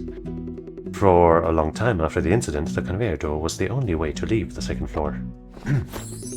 Shen, I understand now. There are only 3 possibilities. The murderer was old Lee, someone old Lee covered for, or someone left the scene after old Lee. Probably, yeah.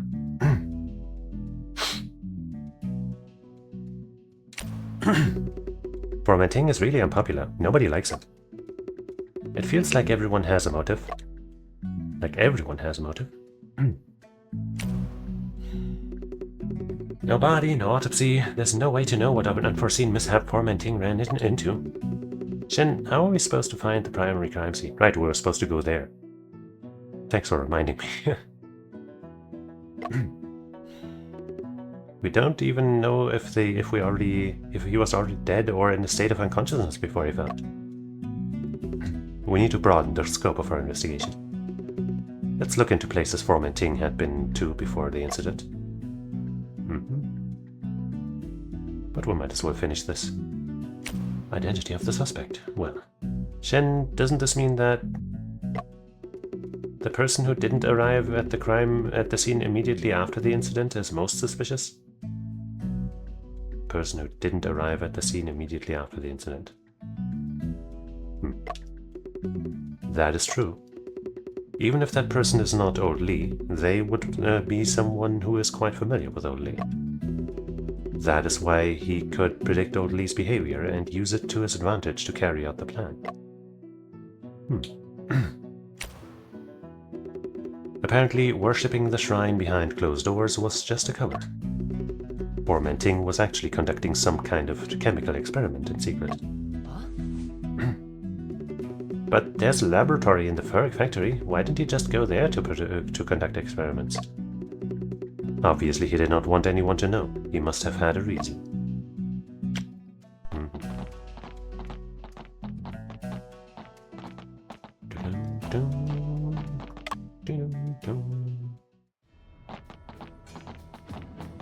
Hip, hip, hip, hip, hip, hip, hip, hip. Let's survey the game. And check for traces if we can. Lee, could you go? So we can do something here? Mr. Deputy Administrator.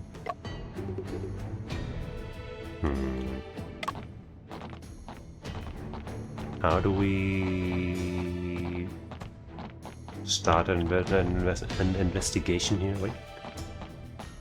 No. I guess the map. But it still has a checkmark on it, so I don't know. Mr. Deputy Administrator, we suspect that the office was the scene of the crime. We need to detect blood. Shall we close the door and windows and turn off all the lights? As long as it contributes to uncovering the truth, do whatever is convenient for you two. Now who sprayed the blood detecting agent, etc. Look, Shen, it's blood. Blood on the walls and on the floor. And on the key things. The nameplates. Is everything that is glowing blood a bloodstain? It appears that we need to reinvestigate this room. The bloodstains on the walls were mainly cast-off pattern bloodstains with a wide range. Preliminary judgment, the murder weapon was not a knife, but a blunt object instead. Could the murder weapon be something inside this room? If it is an object in this room, the murderer probably committed a crime of passion. And I don't see any stains on a weapon here, unlike the lamp, for example.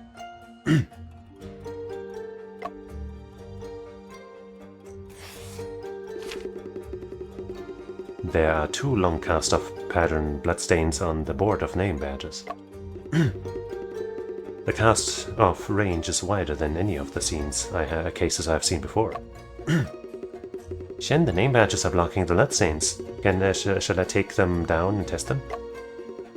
Sure, but keep a record of the hanging positions of each name badge.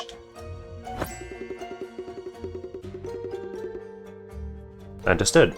Their hanging positions could also be clues. So we know that, you know, the names there weren't at work, I guess. I've already tested all the name badges and there weren't any reactions to blood. The bloodstains on the copper board are continuous and unobscured. Shen, does this mean that the crime took place before the workers started work? You are correct. This one looks very peculiar. Shen, these 2 bloodstains look really strange. This one looks like a symbol drawn on the bloodstained floor. The other one looks like a stamp, and it feels somewhat familiar.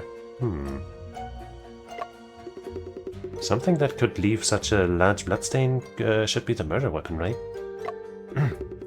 That is highly possible. Afu, this trace is very important and needs to be specifically recorded. No problem. Bloodstain found in the office floor by using blood detection reagent. It looks a bit familiar. Likely a kind of... Who knows? There's a blurry bloodstain on the floor with uneven thickness. This is a swipe pattern bloodstain left by the murderer when they cleaned up the crime scene. Swipe pattern bloodstains. Swipe pattern bloodstains are bloodstains left upon the contact area from a moving source through a collision or friction. Generally irregular in shape, they can be identified through demarcation. You see, those parallel lines at the edges are swipe marks. Scattered spots surrounding the blurry bloodstain that seem to be protected bloodstains. This is the result of blood colliding and splattering all around.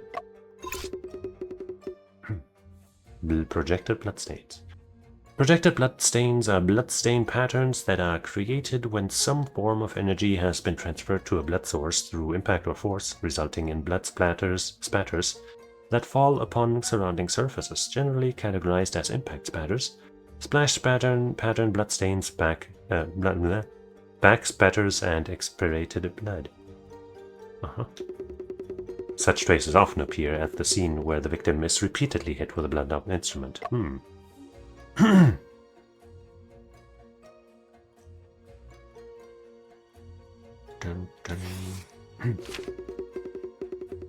The wall with blueprints has cast-off pattern bloodstains as expected. The cast-off range is quite wide, so the murder weapon seems to be something that is very long. I'll take down the map and paste it back on later. Bloodstains on the wall stop where it reaches the map. Well, yeah, because the map, there was something there before, right? The murderer really switched out the blueprints to hide the bloodstains. Shen's deduction is incredible.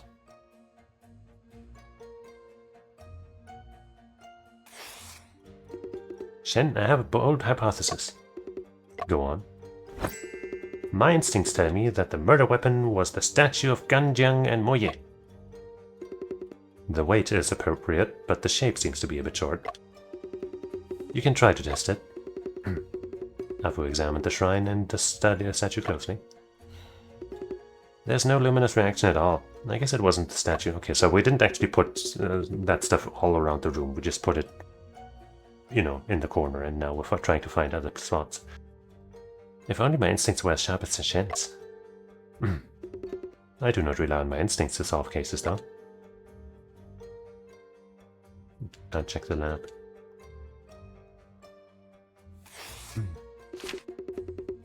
Shen, do you think the seal raider sample on the display shelf could be the murder weapon? You might as well try testing it. I'm afraid I can't. What is the matter? Luminol reaction. Luminol is a chemical reagent that was first synthesized in 1853 and emits blue light when oxidized, due to the bivalent iron in blood acting as a catalyst for this reaction. Forensic science began using it in the 1930s to detect blood traces at crime scenes. The luminol reaction is highly sensitive, capable of detecting bloodstains that have been wiped away or are very old. In the story, the use of luminol by Afu to detect blood is a fictional element. If the reagent is applied to the steel rail, the results might be inaccurate. So we haven't found the weapon. We have already examined all the places that could be investigated within the ironworks.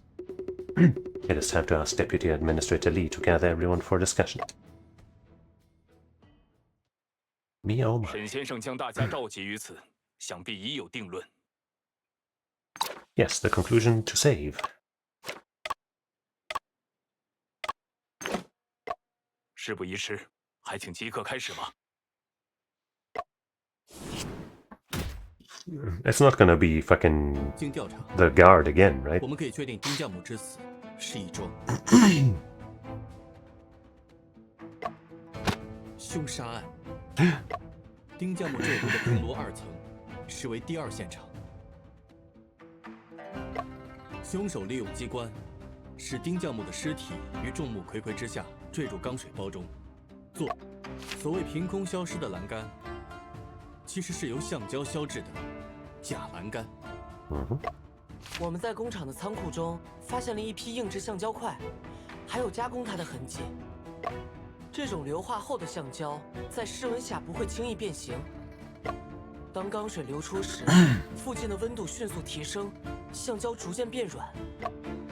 软化后的橡胶栏杆无法再支撑任何重量。丁将木的坠炉引发了爆炸，橡胶栏杆遇高温燃烧殆尽，凭空消失。现场的灰白色粉末，便是燃烧后的残留物。仓库的那批橡胶是枪炮厂暂存在本厂的，不料竟被别有用心之人利用。这可以说明，凶手对仓库所存物品了如指掌。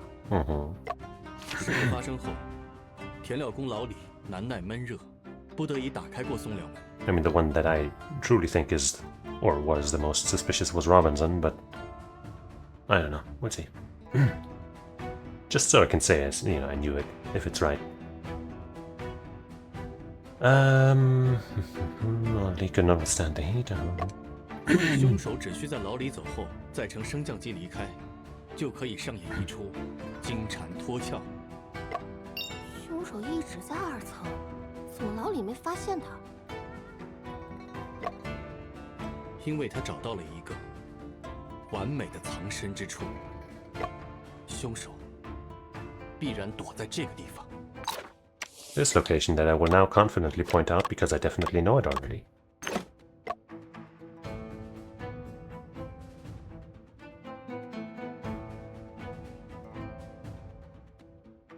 Maybe in here, because you know that's top or whatever was kind of suspicious, but they must have been. So the thing is, right, with that, they must have done the thing, right? Then they hit here, the explosion happened. And then how that would have gotten in here without this guy who was supposedly here noticing. So this doesn't fit that well, maybe? So maybe he was just hiding here, like, you know, like we already pointed out, but that seems kind of pointless to point out. Point outlet, point outless.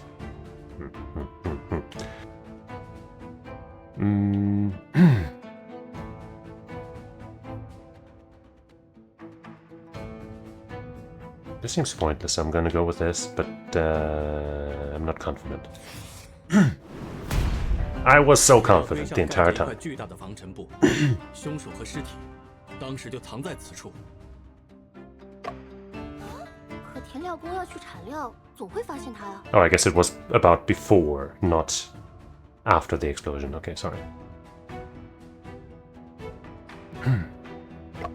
马丁炉烧1炉钢需要4个时辰，只有开始时需要添1次铁料，后面只添辅料。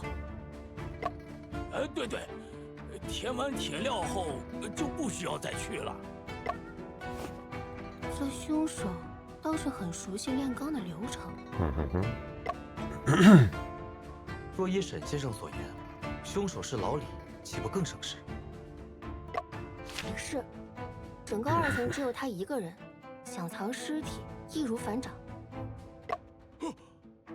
不是我啊，我老李是无罪代驾版，太冤枉了呀！ A kangaroo? What's a kang? Kang. In Chinese referred to as a jia or cha is a device that was used for public humiliation. Oh, like, you know, we saw that one image of those two people like being kind of locked, having their arms and head locked into like a wooden plank type of thing. It's like that.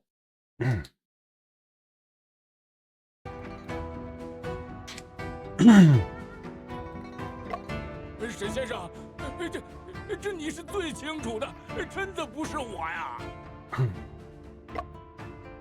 考虑到这个证据，我认为老李不会是凶手。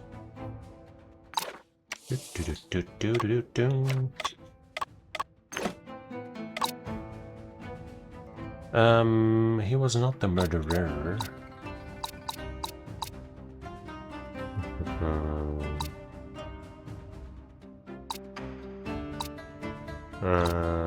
That's the hook.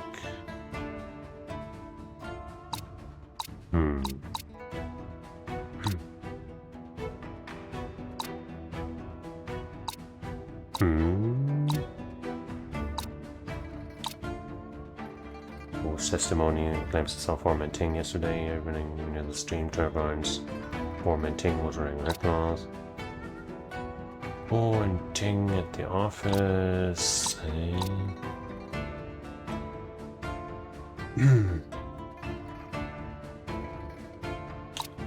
Because of this? That's the only thing that makes any sense to me. Okay, right? Maybe? No? 这个证据可以证明老李没有嫌疑。诸位可有看出？本办也并未看出其中关联。容我。I have no clue then. 考虑到这个证据 This piece of evidence, I believe that old Lee was not the murderer. 不会是凶手。It can hold the witnessed fermenting falling into it. Minimize the risk. Lever was made. Long preparations. White powder. Money.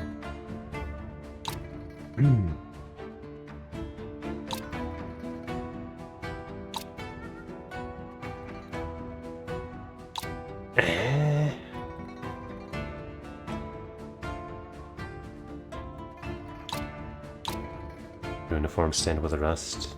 A warehouse. Huh?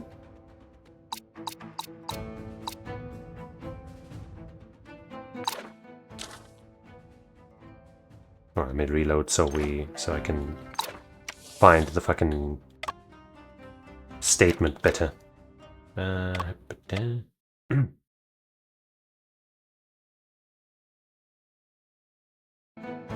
考虑到这个证据 quite familiar with it. Based on what Mr. Shen said, wouldn't be. It's true. The in-person on the second floor. Easy to find a body. Wasn't me. You know this more than anyone else. It really wasn't me. Considering this piece of evidence, I believe that old Lee was not the murderer.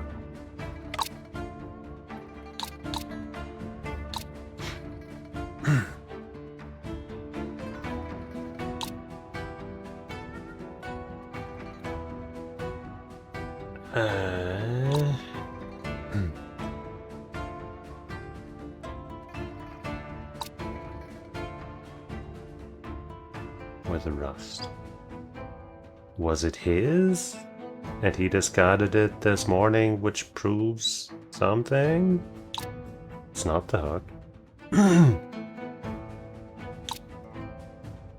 Don't think the suicide note could be related to him, really.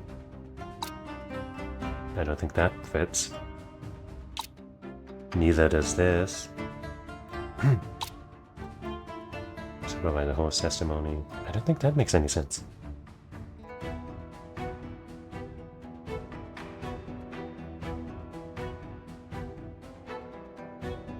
Lamenting.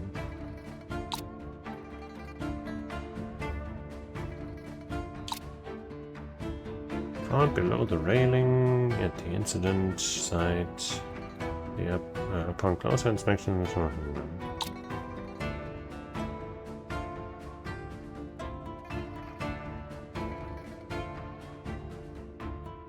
Like he couldn't do it because...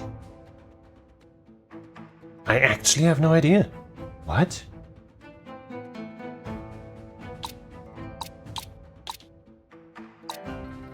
Like, I could just brute force, present everything one by one, but I don't want to do that. Considering this piece of evidence, I believe that old Lee was not the murderer.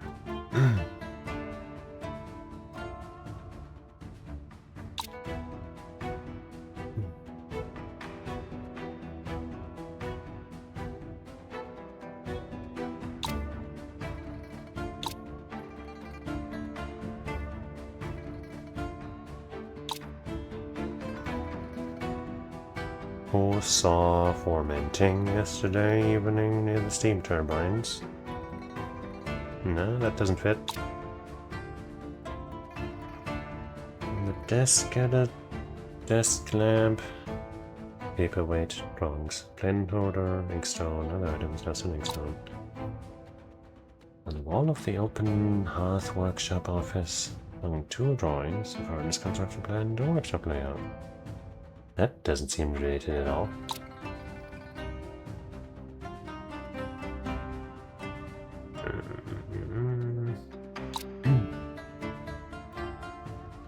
Deputy Administrator Lee.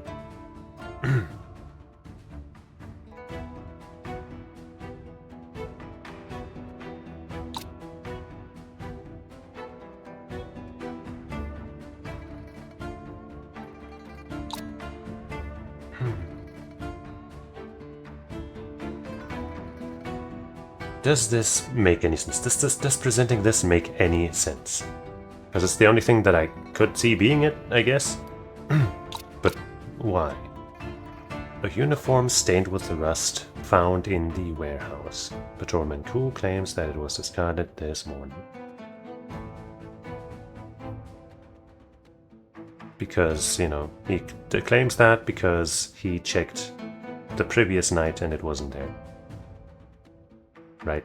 Or like he cleaned up previous nights that couldn't have been still there. Which has to do with Lee.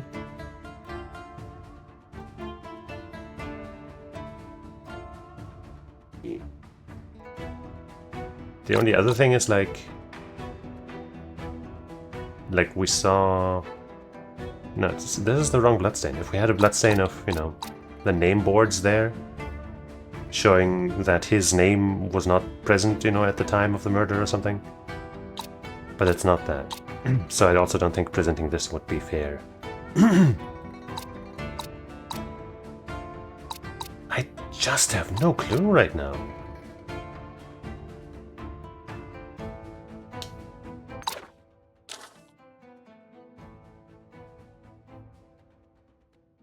Perfect hiding spot. Sheet of dust cover. Murderer hid underneath it, along with the body. I mean, I guess maybe it is the cloth, because the cloth does have rust on it. But he still has his own outfit. He's wearing it, and that one doesn't have rust on it. I guess. So this is the murderer's. And his isn't. Nope, wait, yes it is. Okay. If it wasn't this, I truly would have had no clue. 功夫只有前胸和膝盖处沾了大面积铁锈，同时还有划痕。铁锈只有铁料堆中的废钢上有。痕迹分布也符合在铁料堆中趴着的姿势。如果凶手是老李，他没有必要躲在铁料堆中。 的确没必要，他的工作本来就在2层，而且老李身上沾铁锈也没什么稀奇，反而是平时不穿工服、身上不该有铁锈的人才会这么做。所以凶手很可能不是工人，但他又很熟悉仓库中的物品和炼钢的流程。文小姐，还要加上可以伪造绝笔信。 自然，凶手不仅会写字，还善模仿他人笔记。看来沈先生心中已有定论，时间紧迫，还请快快揪出凶手。Well.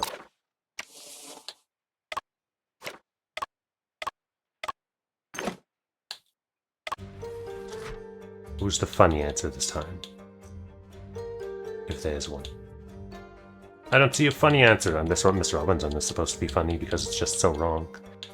It's so foolish. Why is that? That's not his name.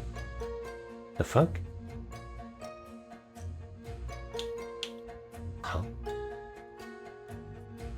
I guess Afu. Whatever. Well, let's see if one of us here gives a funny response. I saved just now, sorry. 凶手就是你，文记者。大侦探，你是不是查案查糊涂了？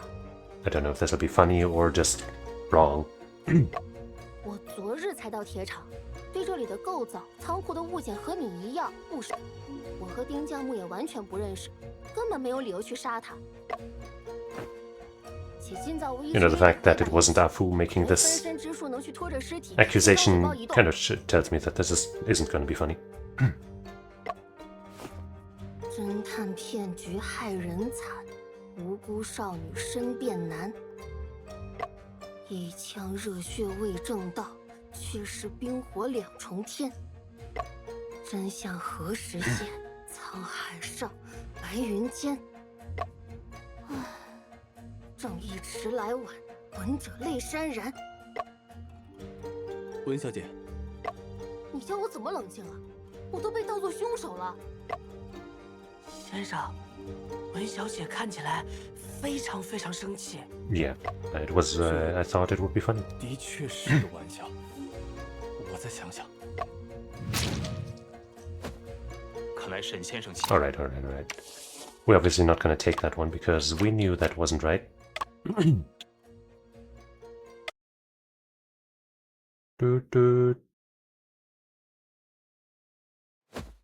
看来沈先生心中已有。I guess I'm not even gonna report myself. I'm thinking it's Mr. Robinson, but it could be Kujui, I guess. But then why would he, tell the truth about Lee, He could have easily sold him out to delete his alibi, so to speak. It's actually Wu! I guess I could accuse her.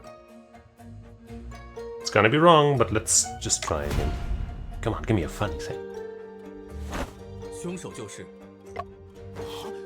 沈先生是说，那吴大娘身为仵作，毁尸灭迹就可以，且她力气小。Wow, that kills us 不 entirely. 用吊钩辅助运送尸体。所以，那老妇人早杀了丁匠木后，躲在铁料堆中。第二日，又以仵作的身份出现。Totally. 正是。啊，吴大娘这么厉害吗？本班听这描述，哪里还是老妇人？这分明是武林高手。Yeah, Kung Fu. 以本班看，那老妇人恐怕曾独自杀丁匠木。这。 沈先生耽误了许多时间，此事如今想来并不复杂，其实就是。Okay. Wait, I can't load right now. I guess we'll just have to see. 沈先生不必灰心，虽然你查案能力差，但你讲故事的能力好啊。Thanks. I guess I'll join you. 我朋友的八卦小报正在找作者，考虑一下换。Ah, hey, we do get one here. Yippee! Reputation ruined. Let me save that screenshot, even though it's not as funny actually. Whatever, let's not. Wow, fuck! I didn't get to read it, but I used to have the screenshot, so I guess now I will post it on my in my paint. Reputation ruined. The case closed, and as a suicide, and Shen Chongping became a source of gossip, tarnishing his reputation. Wonk wonk. All right, now let's just. Find the truth. 看来沈先生心中已有定。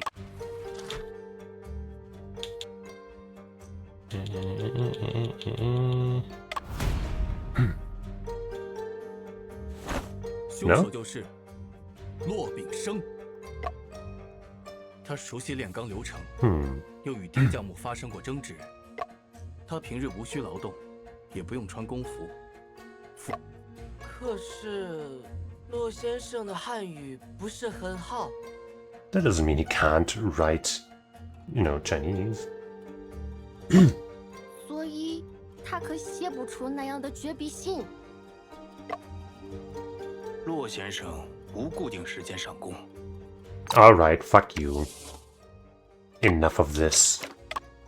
Guess we'll have to think about it again. 看来沈先生心中已有定论，时间紧迫，还。Well, technically, I guess it could be him, but I don't think he's as familiar with all the technicalities, I guess. He didn't seem like it would be him. So is it Cool? Or is it Ho after all? But Ho helped out in some spots in ways that he didn't need to. I guess, but Chow was, couldn't be Chow. He saw the scene unfold. Right? There's no way for the fucking guy to place the thing and get, and get to fucking Yenwu, that's Awu's side. Right? There's no way. So is it Ho?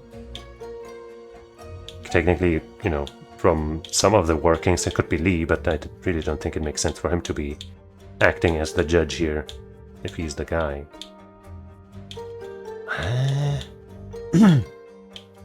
But Ku, as I said, he kind of proved Lee's alibi.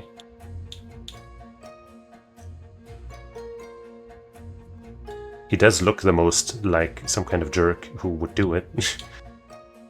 And other than that one thing, he doesn't have much in the way of defense, I guess. But I guess if he didn't speak up for Lee, then Lee would be like, wait, why are you lying? And that would cast suspicion upon Ku. And Ku set it up, and the murderer set it up to be a suicide, so he didn't need to implicate another person by, lying about an alibi.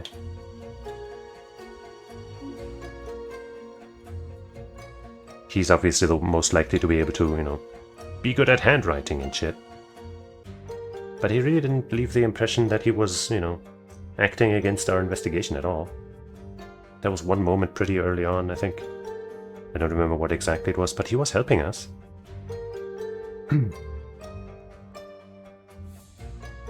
I guess I'll present him first, just because it being another guard guy would be kind of good. Okay. 本案最大的嫌疑人是你，何先生。 Like, he makes sense, but I really thought he was, providing help for us to solve the case.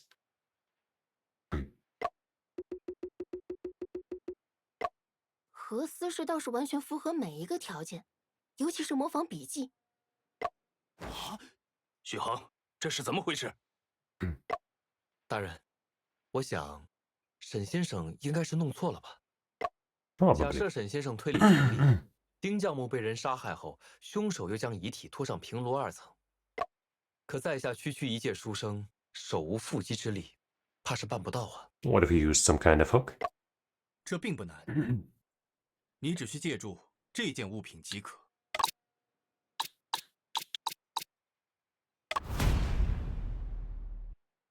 辅料填进炉子后，有半个时辰空闲。这期间，老李通常会离开车间。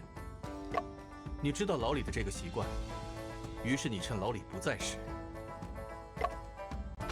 启动吊钩，将尸体运上平炉2层。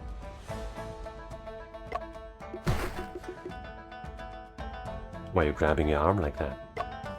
Were you hurt? 说认为在下是凶手，那便当在下是凶手好了。许恒，沈先生受本办之托查案，检举可疑之人是职责所在。你若有异议，能自证清白，那是最好。会办大人不必强求何思氏自证清白。我既怀疑何思氏，自然会举证证明。 哦，君子不可辱，善人不可欺。沈先生就不必惺惺作态了。既然如此，何先生可愿与沈某 Debate 真 me, 金不 bro. 怕火炼，身正不怕影邪。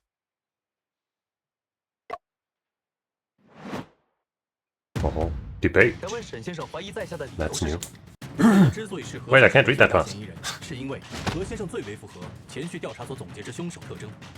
It even sounds like they're speaking sped up. What the fuck? 要讲逻辑，气力不大，熟悉仓库，懂炼钢，晚到现场。非要说这是凶手特征的话，在下的确是符合条件的。不过，这不等同于我就是凶手吧？正如钢轨的主要成分为铁，且十分坚固。 Wait, its characteristics, factors are equivalents, that is misinterpretation. What the fuck? Dude, what the hell am I supposed to read all of this first? Huh? This is fucking bad. Nah, nope, I am fucking reloading. I am not taking that. Because the game suddenly speeds up its fucking dialogue in a way that you can even hear that they're not speaking at a natural, speed. And I'm supposed to read fucking multiple sentences while reading through my own options. Like, what the fuck? And then they're not even like good options. It's like, this is an overgeneralization. It's a lie. Something like, what the fuck? That seems really fucking shitty. Sadly, Alt-4ing and reloading is really slow in this game.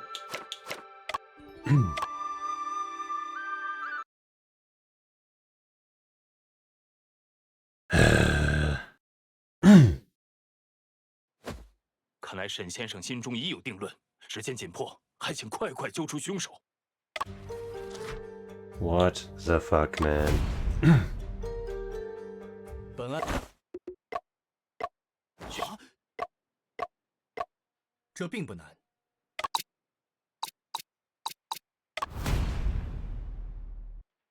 福亮，你知道了。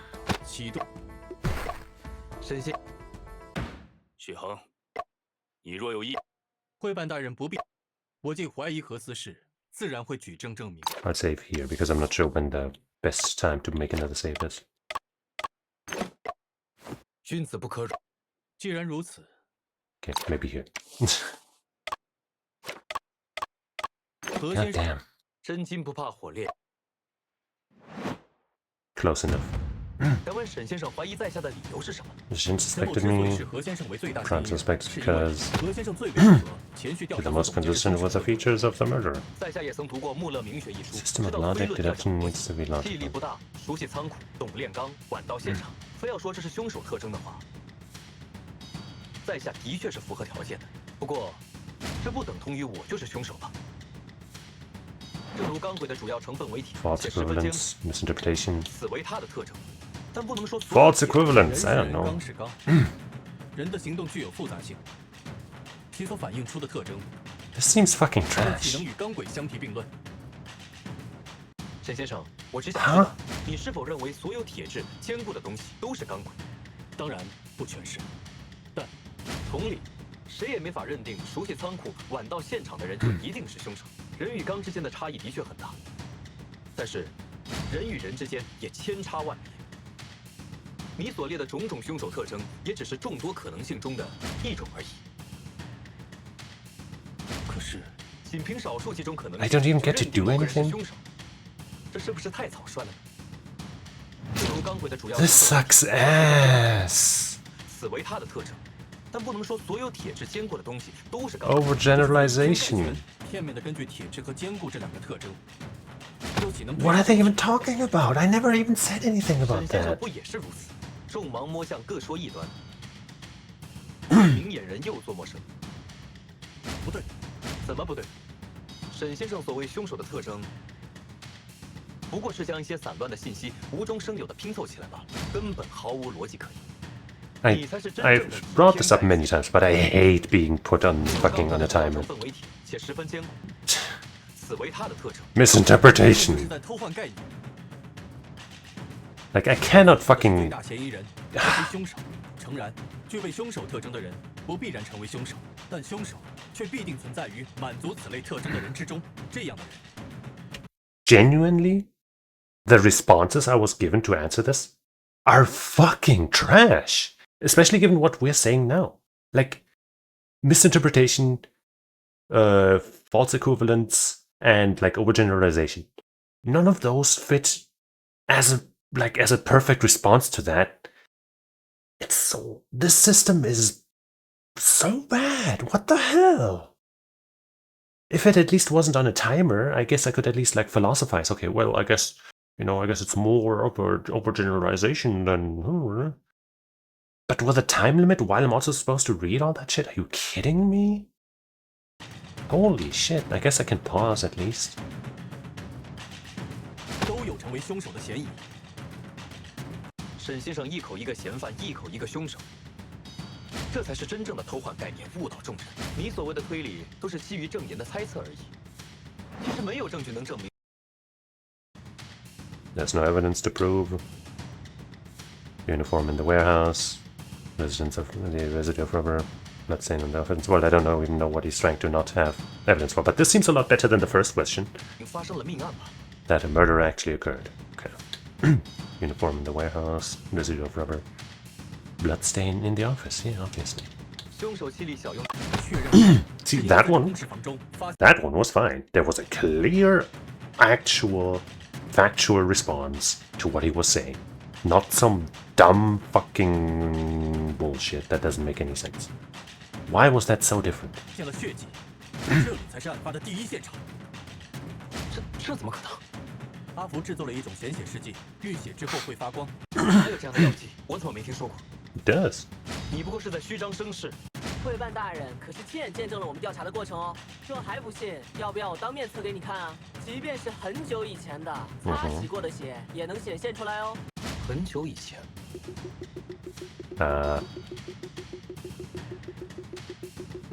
I guess I can use that for his favor. 那可能是很久以前的痕迹。若是很久以前的痕迹，怎能认定昨晚发生过命案呢？没有证据能证。Bloody name badge board is probably the one. Symbol on the floor. Switched out blueprints. Wait, yeah, no, those. Yeah, it's those actually. The badges could be from any time, I guess. 证明这些痕迹是昨晚。我能证明血溅的时间。公事房门边墙上的血迹到图纸处就中断了，图纸后面的墙上也没有发现任何血迹，这说明墙上的图纸曾被人替换过。中断部分的血迹存在于被换掉的图纸上，而墙上图纸被替换的时间就在昨晚。那也说明不了什么呀？谁知道被替换的图纸上是不是早就有血迹了？我印象中的那2张图纸可是污迹斑斑的哦。何先生，你还是没有意识到问题的关键。我之所以能确定图纸被换的时间，是因为昨天傍晚文记者曾拍下公事房的照片，照片中墙上贴的是旧图纸，上面并没有血迹，说明血溅的时间。Blood spilled last night. God, if it hadn't been for that first fucking question, this would have been fine. Still annoying because of the time limit, but like acceptable at least. Why was that first question so unbelievably stupid? God damn. You admit defeat, huh?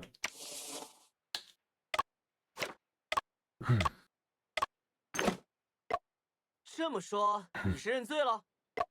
此言差矣，在下只是出了辩论，何罪之有？况且，刚才的辩论完全建立在一个假设之上。什么假设？小兄弟所谓的试剂，确实可以验出血迹。我曾受训于厂办化学学堂，自是亦读过不少西洋书籍。Okay. 荧光染料是见过不少，遇血能发光的试剂却闻所未闻。Well, we can test it out. It's not that hard. 说不定那只是白水变。I'll bleed for this cause. 我的试剂怎么就成街头戏法了？它的主要成分是卢米诺和双氧水。血液中的铁能催化双氧水分解，生成单氧。单氧又能氧化卢米诺，才使它发光的。Tell him. 你既然读过书，应该知道这其中原理吧 Since you've read books, yeah, anybody who's ever read a book should understand this. 也就是说，所谓显血，实际检测的是铁喽。即便是微量的铁也能检测出来。小兄弟，这里是铁厂，到处都是铁。钢锭、铁器之类的，一般不会误报，往往是铁锈或者含铁的试剂会导致误报。之前老丁背着骆炳生先生在公事房里做实验，还引发过爆炸。若是迸溅了某种含铁的试剂，也未可知啊。这倒也有可能，在血迹形态。pattern。你都不能确定那是不是血，谈何血迹形态？沈先生的推断，实难令在下信服。许衡所说也有一定道理。大人，依在下之浅见，沈先生所分析之种种，都只是他的臆想罢了。人命关天，此事若是处理草率了，难免将来督办大人怪罪。True。事不宜操之过急。先生，都怪我考虑不周。Well, you know, it's better to find the whole truth, right? 现在和司事坚称没有发生凶案，感觉会办大人快要被说服了。我们该怎么办？咱们再想别的办法证明。没有尸体，血迹又不被认可，还有什么能证明这是凶杀案？凶器，指出凶器，也能证明发生了命案。不愧是先生，那么快就有了思路。Okay, well, yeah, totally easy now. 啊？可是这么短时间，怎么找凶器啊？对手那么狡猾，肯定已经把凶器销毁掉了。But what if they couldn't? 这在铁厂里再容易不过了。凡有接触，必留痕迹。Sure, like saying that. 证据不是不存在，以本物之相，及本事之相。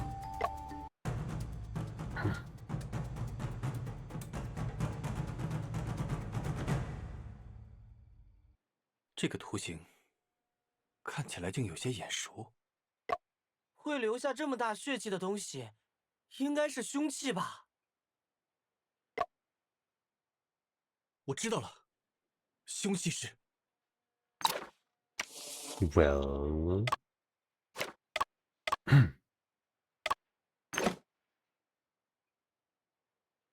Well. The murder weapon was.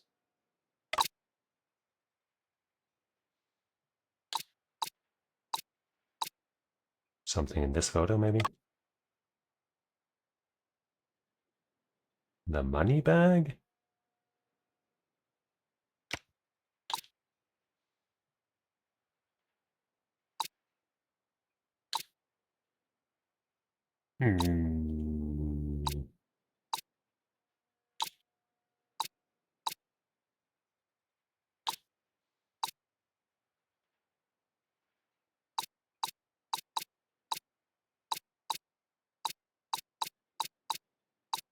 Do I present this or the money?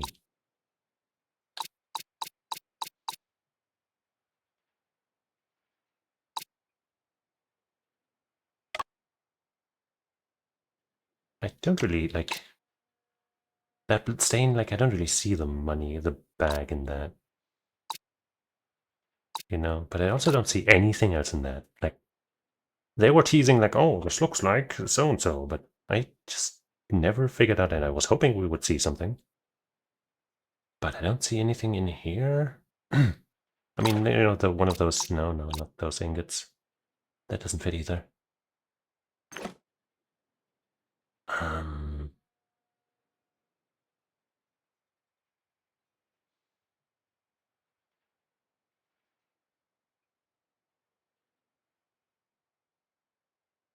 Like, if it wasn't for this weird pattern here, I would say that's just a bag. Which it still could be. It could leave some kind of weird pattern, depending on if it's closed or something, and then it has a weird form at the top or something. I don't know.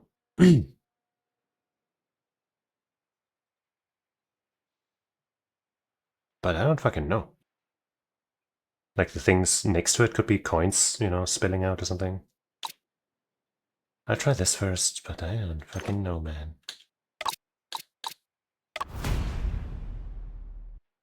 大人， Okay. 沈某不仅找到了凶案现场，还找到了凶器。诸位请看，关键线索就隐藏在这张照片中。沈先生，这张照片有何玄机？还请直接指出。 Let's just check to make sure there isn't another thing that would fit better. Like it's not the lamp. Didn't let me check that. He's not really holding anything in particular. It's gotta be the money, right? Why else would that be there? 诸位请看，这是钱袋上的汉阳铁厂标志。公事房地面的血迹中有2处花纹，其中1处的符号与钱袋上铁厂标志的下半部分完全吻合。 I really don't think that makes sense. It's an imprint on the bag. I guess maybe it's supposed to be the monument from outside, but why? Like if it was a murder of passion, like we claimed, you know, not in this investigation, not in this debate, but previously, then there's no way he would have dragged that fucking in here. And even if it was planned, that is a fucking weird weapon to choose. You know, instead you could do something that you could get rid of or something. So if it's really this bag, and that bag was supposed to have left that based on the imprint on the bag, that doesn't make any fucking sense. So we'll see, I guess. 而另1处，则是银元上的花纹。什么钱袋？什么银元？ 何先生，若钱袋不是凶器，你为何要用头巾包裹工钱呢？许恒，照片中的钱袋本办认得，的确是你常用之物。这到底是怎么回事？你的钱袋呢？会办大人，何司是建议您提早发工钱，表面上是为了安抚人心，实际上是为了销毁凶器。这个行为足以说明，何许恒，你就是杀人凶手。 Is that really good proof? Seems kind of half-baked.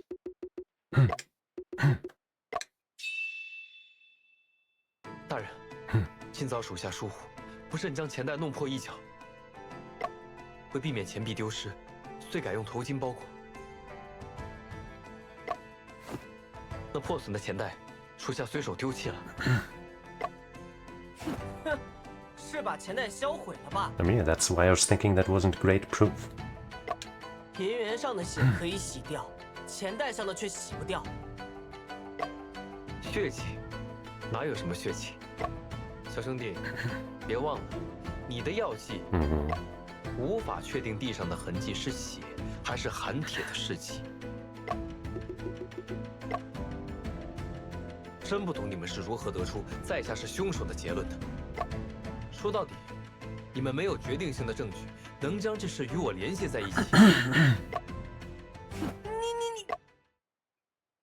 看来，只有找到能直接证明何司是参与了案件的证据， Yeah, 才能让 obviously. 他彻底认罪。是什么样的证据呢？不如由我来帮你梳理一遍案情。不必了，我自己就可以。回顾案件发生的过程，思考凶手会在哪个环节留下痕迹。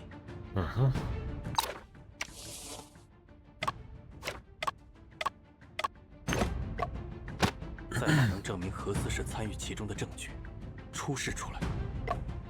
在公事房，他以钱袋为凶器杀害了丁将母，然后细致地清理了现场。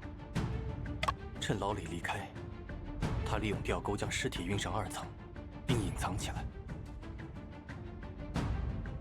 他在仓库中将硬质橡胶块削成栏杆的大小，在工人上工前布置好栏杆。Maybe there's something could be found. set up rubber. 完成后，他藏身于防尘布下的铁料堆中，等待合适时机出现。开始浇筑钢钉时，他利用钢水包遮挡，制造钉匠木坠楼的假象，并藏身于平炉右侧的走道。The camera. Oops. But we only have one of the photos, don't we?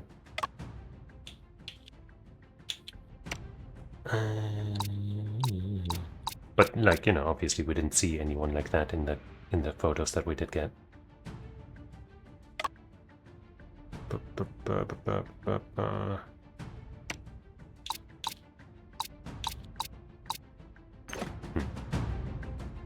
When the casting began, he used the ladle to break the incident, then hit the corner and the corner.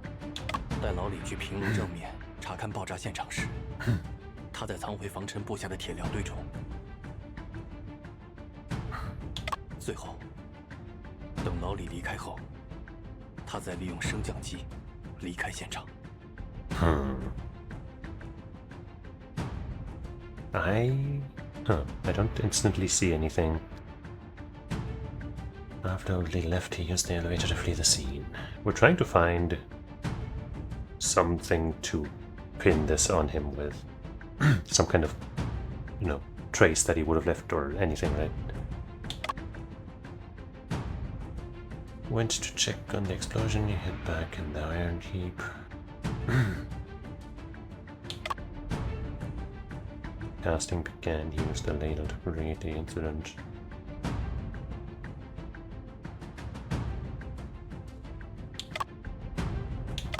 He used the ladle to create the incident, then hid in the corner.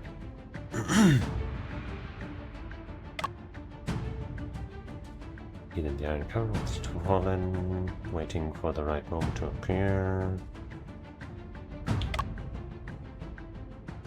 Shaved rubber in the warehouse and set up the rubber railing before working hours. Grayish white powder, something about his own statement.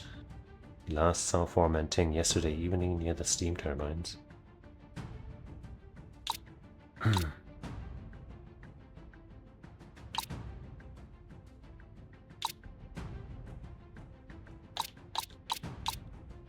I guess the hook might have, but it's also made of metal.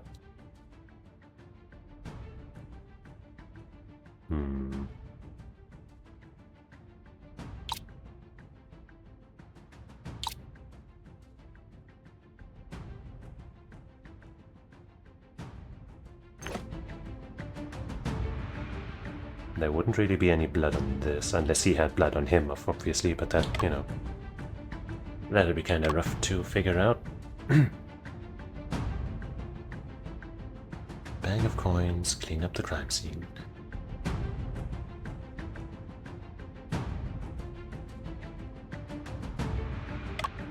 I guess I'll try presenting... Well, but what? Like present this here, maybe?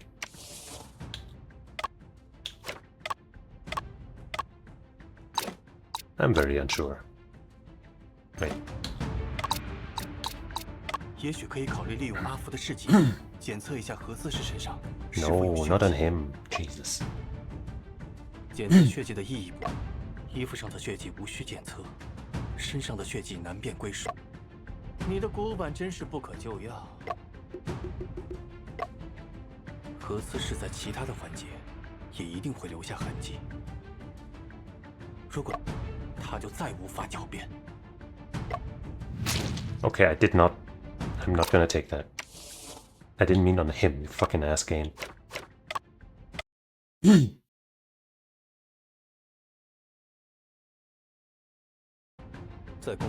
But I guess the idea of using the luminol as you know, as the thing to present is the right track. 趁老李离，他在完成。 I guess we could no.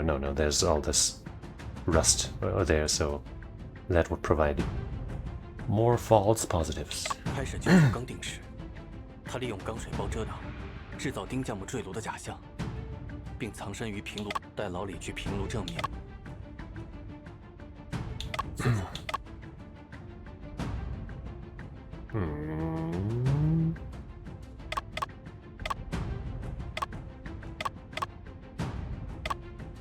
，Here doesn't make any sense.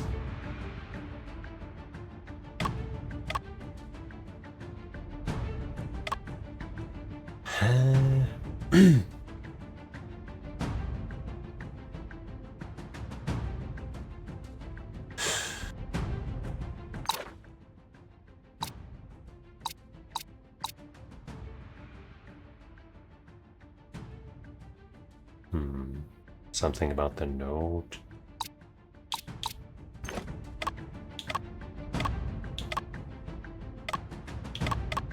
No, that doesn't really come up anywhere. I guess here... Present that, like, oh, he cleaned up, but he also placed the thing there. And if that has blood on it... Maybe. Right. 何思是不可能把现场完全清理干净，也许还能找到未被清理的血迹。这样一来，即使不借助鲜血试剂，也能证明发生了凶案。找到了血迹又怎样？能表明他与何思是有关吗？We can... I guess if he's really good at faking the handwriting, then not, I guess so. Yeah. 很难。即使这样，何思是还是会说。Yeah. 看来这个环节并不是关键，我该考虑其他的环节。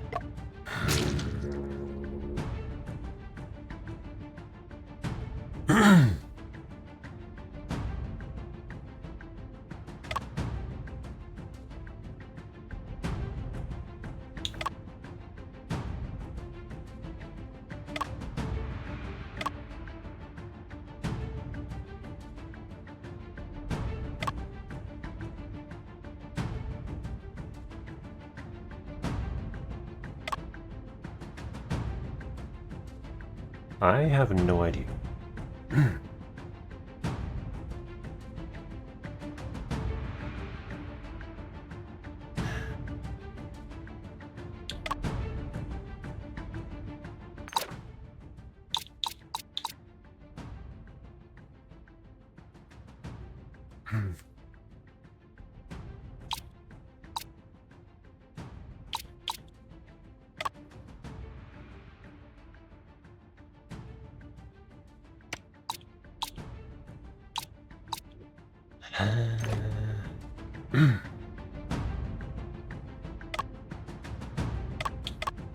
You know what, I'm gonna try the hint button because I have no idea and I don't even know what it does. Hiding in the iron heap would leave marks on the body, which might be detectable using a certain item.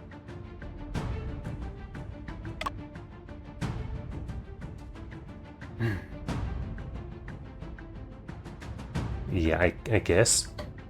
But he was supposedly... he was wearing this, right? So what purpose would it serve to find out, oh, this was there? Like, surely he would not have worn his, not worn that. I'll be a little mad if that's the answer, honestly, because because of this, I wouldn't have not have done that. But I guess we'll try here and then maybe on the other one. Fucking present. That's... No. Fuck. I'll reload so I at least get the fucking health back that I lost unfairly. Suck my ass. That doesn't make any sense. Maybe it does make sense and they just, I gotta hear what they have to say because right now it seems like fucking garbage. 决定性的证据就在何思氏身上。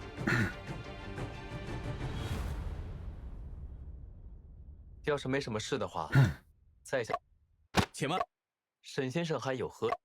既然你坚称自己没有杀，为证清白，可……沈仲平，许恒，你既是清白的，燕燕有何惧？大人，我没有杀人。 So he did put that on himself? But no, that doesn't make any fucking sense.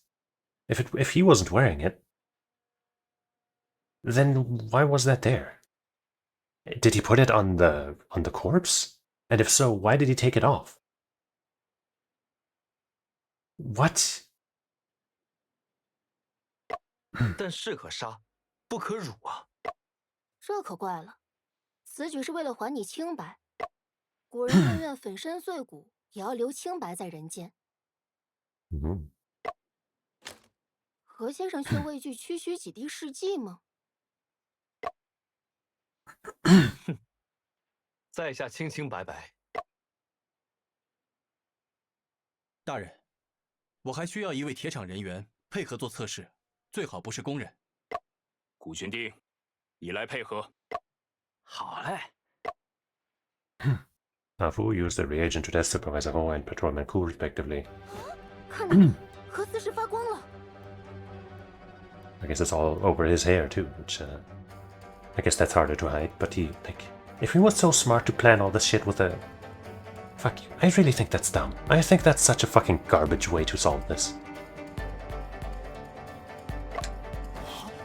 难道在他的衣服上验出了血？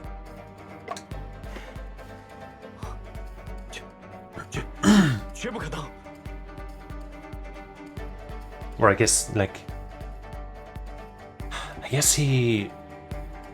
No, he couldn't have worn that. I mean, no. Then it's so stupid. So he wore this outfit while killing the guy, right? Because it wasn't prepared. Obviously, makes sense. But he did have the fucking foresight to use, supposedly, an outfit, a worn-out outfit from somewhere, I guess, and discard it. But he didn't have the foresight to change his own clothes, or, I don't know. A lot of this is just so weird to me. I guess, the fact that he wouldn't know that the traces could be found on him afterwards, if we're assuming that this is blood, because if this is supposed to be rust, then this sucks ass. Because he was supposed to have been wearing that old outfit to hide that. But if this is blood, then I guess, sure. But then also, because the first time we presented that stuff, the game told us, oh, why don't we try the thing on his outfit? And they were like, no, you can't do that. So why couldn't I do that there? It's not what I wanted to do at that point. But, they said that I couldn't. So why does this work here now? This really sucks.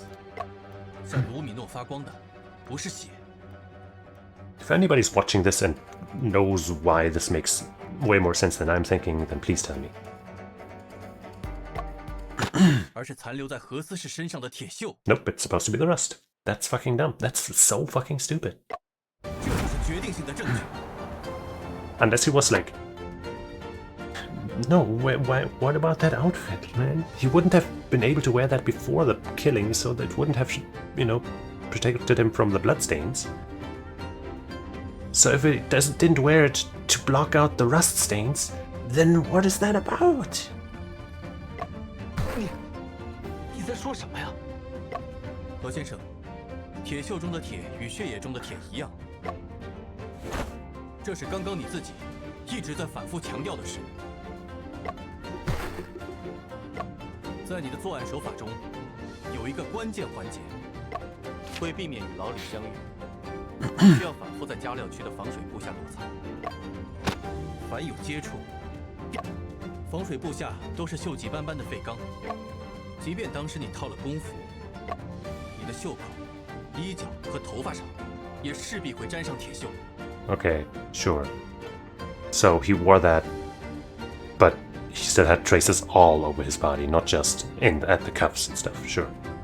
Great. Amazing. I'm so dissatisfied with that. I'm so dissatisfied with this. 我常年在铁厂工作，沾染铁元素也很正常。我料定你会如此辩解，特意找了玄丁作为参照。他同在铁厂工作，却并没有太多的卢米诺反应。这又作何解释呢？这个，我今日早上盘点铁矿石时，不慎摔了一跤。想来是内神弄脏了袖口和衣角吧。天下哪有那么巧的事？ I mean, it could happen. 就是无巧不成书。何先生，不知你是如何摔倒的呢？以至于辫子上都是铁锈。脚底打滑，不慎摔了个仰面。何先生撒谎露馅喽！哦，你的辫子上没多少蓝光，远不如头顶上的多。哦，你诓我！真是胡闹！何先生，我们可以再比较一下功夫上的痕迹，看看功夫领口和衣袖处的痕迹与你身上的痕迹是否相连。离开平炉2层后，你必须尽快返回众人的视野中，以免招来怀疑。而后，你还要与会办大人商议提前发放工钱，借此销毁凶器。再之后，我与阿福便已赶到铁厂开始调查。 因此，你并没有太多的时间处理自己身上的痕迹，这是刚刚你乱了方寸的原因，认罪吧？你已经无可狡辩了。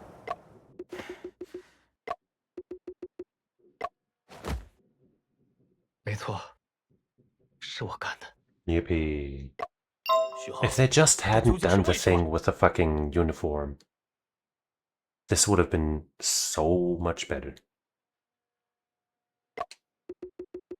Like, you know, the one that he discarded. It would have just made so much more sense. 许航，我找到改进工艺的方法了。今后我们再也不用采买国外的高价焦炭了。咱们的成本比起德国和日本低了1/3，而质量几乎一致。老丁，你终于做到了。我这大半辈子都在等这一天。 So how did this go sour? 总算能用上自家产的钢轨了。老丁，伦敦的检测报告回来了。 Oh, so that wasn't the same day. Okay. 报告上说，用你的新法子所炼成的钢轨，含磷量超标。断裂？这不可能！我们刚刚做完机械性能测试，没有任何问题。哎，报告我放公示房了，你自己看吧。 没道理呀！明明每个环节都……老丁，休息一下吧，你3天没合眼了。检测，一定是检测报告出了问题。你如果不信，也可以找骆先生检测，应该还是焦炭的问题。接受现实吧。 He is touching that one arm of his a lot. 李大人已经决定继续采买威斯特法利亚焦炭了。老丁，这主要还是考虑到生产时间的问题。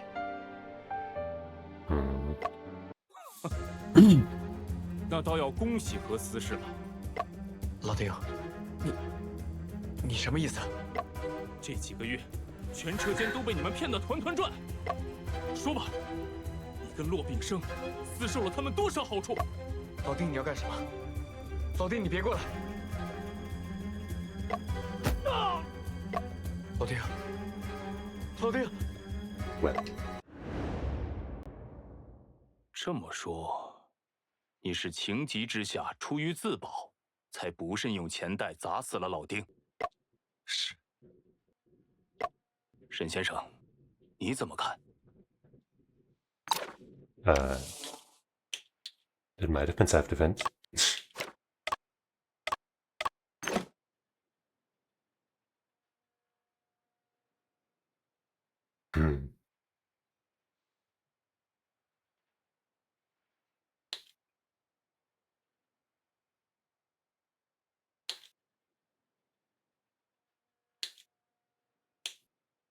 We have reason not to believe? I mean,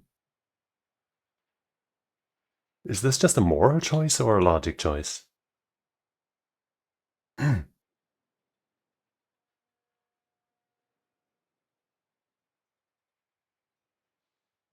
No, wait, we know he hit him multiple times, right?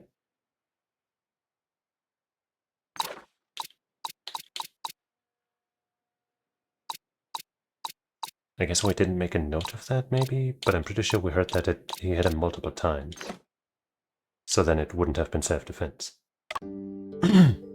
我并不认为他完全是出于自保。公事房地面上的血迹呈溅落状，墙上也发现了多道抛甩状的血迹，这说明在丁将木流血倒地后，凶手仍多次击打他的头部。如此，只是为了确保能杀死丁将木。你杀人之后的抛尸手法环环相扣，若无提前调查模拟，几乎是不可能实施的。所以你在昨晚杀害丁将木，或许是临时起意，但你的杀人计划却是蓄谋已久。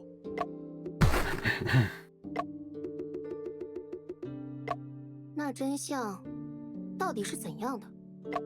丁将木提出，用萍香碎胶与无烟煤烧制生铁，这个方法大大降低了成本，自然也断了负责采买之人的财路。于是，何思氏便与骆炳生串通一气，在检测报告上作假。As I thought. 借此收服理会办继续购买高价焦炭，以继续从中牟利。丁将木怀疑检测报告作假，但却难以挑战杨元的权威，只能假借拜神之名，暗中进行实验，只为证明检测报告有误。而何思氏也正利用了这一点，营造丁将木自杀献祭的假象。何许恒，你这个吃里扒外的东西！吃里扒 Pretty low. 大人，我这完全是为了工厂啊！就算我配合骆先生改了厂内的自检报告又怎样？伦敦的那份报告我改得了吗？什么化学检测，什么含磷量，什么流程标准，那都是人家按在咱脑袋上的金箍。就连那些往我们身上泼脏水的报纸，都是人家的产业。人家捏着我们的命脉呢，还想拿什么去逞？何许恒，已经全无羞耻之心。大清的筑路权早都被杨大人瓜分殆尽了，其中的每个环节可都是巨大的利益。前段时间，铁厂风头出尽，接连拿下正太、粤汉铁路订单。本是跟在后检视康庚的角色，如今却要把这桌子掀了。你以为杨大人会放任铁厂继续出风头吗？ Do they have a choice? 采购高价煤，说白了就是把利益分回去一些，自然人家就不会与你为难。这就是你为自己中饱私囊找的理由吗？让工厂活下去，我赚点小钱，于大于小都只是生存之道而已。许恒，你真是太令我失望了！实业兴国的抱负被你丢到哪里去了？报复？报复难道能当饭吃不成？处处桎梏，谈何兴国？可是，既然检测报告是假的，就说明，即便只能使用劣质的矿料和便宜的煤炭，丁匠木还是成功炼出了好钢啊！那又如何？说明炼钢技术的革新，并不只有洋人能做到啊！你不会天真的以为，一点点技术革新就能改变局面吧？不过是蚍蜉妄想撼树罢了。若丁匠木所做的技术革新，真如蚍蜉般微不足道，你口中的杨大人，又为何要在检测报告上使办作假呢？这，如果没有这一点点的革新积累，谈何自立自强？愚公世代能移山，蚍蜉成群可撼树。我会将丁匠木的经历写进报道，激励更多人投入实业兴国的事业中。办铁厂虽艰难万险，若只知苟且行事，后辈则永无变局之日。衡，你鼠目寸光，怎能理解这千钧之责？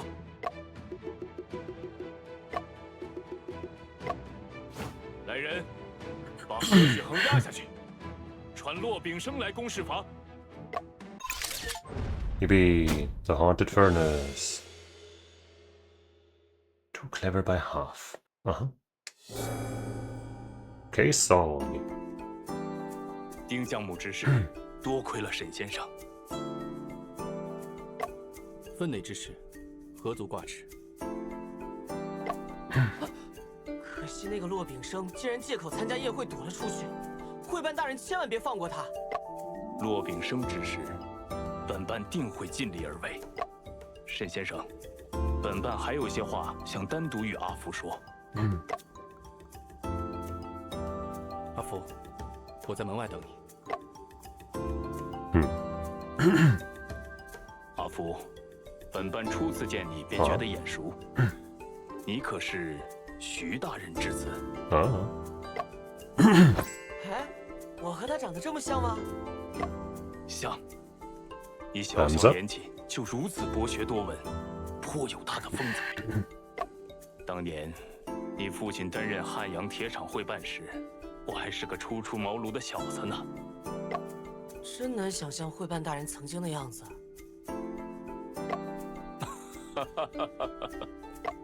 阿福，你看到实验室的书了吗？当然，我早就仔仔细细的读过了。那些可都是由你父亲遗嘱的。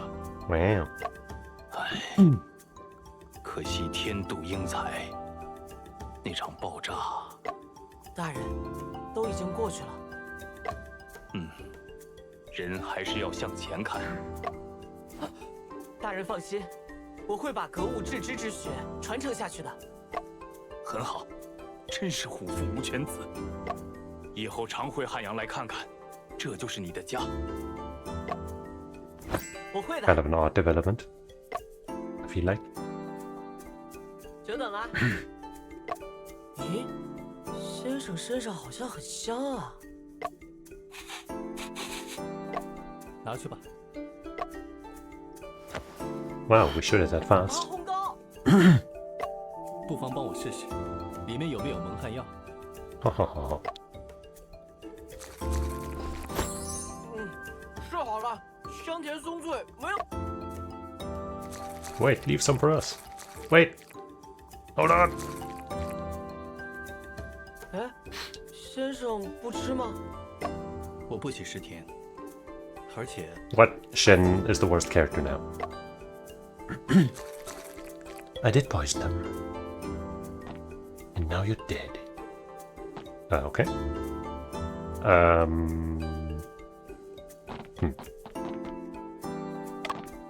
新丁大哥，你怎么在这儿？老赵找不到阿武了，让我帮忙找找。君爷不妨去院子里找找看。我们出来时看到阿武将今早的炉渣悄悄埋在了院子里的樟树下。Did we? 文小姐笑着给阿武偷拍了张照片，阿武发现后脸红成了大苹果。When did this happen? 他硬说自己不是在埋炉渣，而是在帮树松松土呢。I guess some time passed that we didn't see. 这小将就是天生嘴硬。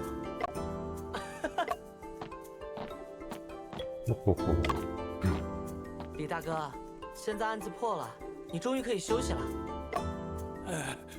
多亏二位，神像的事儿终于有了说法。这回大家不怕进公事房了吧？不怕了，大家都说那神像里现在住着老丁，老丁也会保佑我们，保佑铁厂。这样理解好像也可。帮工们也赶来接替我上工了，会办大人特意允许我多休息几日。What a hero. 这还是庄稼老汉进皇城，头一遭。我呀，先回去睡一觉，醒了还是得来盯着。这么重要的事儿，可不能出错呀。You sure take your work seriously, eh? Hey, lady. 娘，你怎么还在啊？我以为你走了。你这小后生，怎么说话呢？大娘别生气，我就是担心大娘没时间休息。毕竟，您可是这湖广大地上最厉害的仵作。Yeah. 少拍马屁，还是你家先生本领高强。No. 大娘谬赞，实不敢当。你谦虚什么？之前的藏尸案，连老身都险些被蒙混过去了，倒是你识破了那把戏。那大娘你先休息，我们下次见。下次别见了。Huh. 仵作和侦探碰到一块儿，还能有什么事儿？ Yeah, surely we'll never see you again. 准是又出人命了。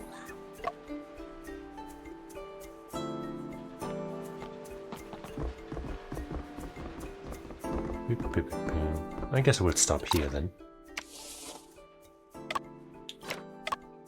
Yeah, this case, I don't know. Didn't like it as much. Some of the logic in it seemed way more flawed.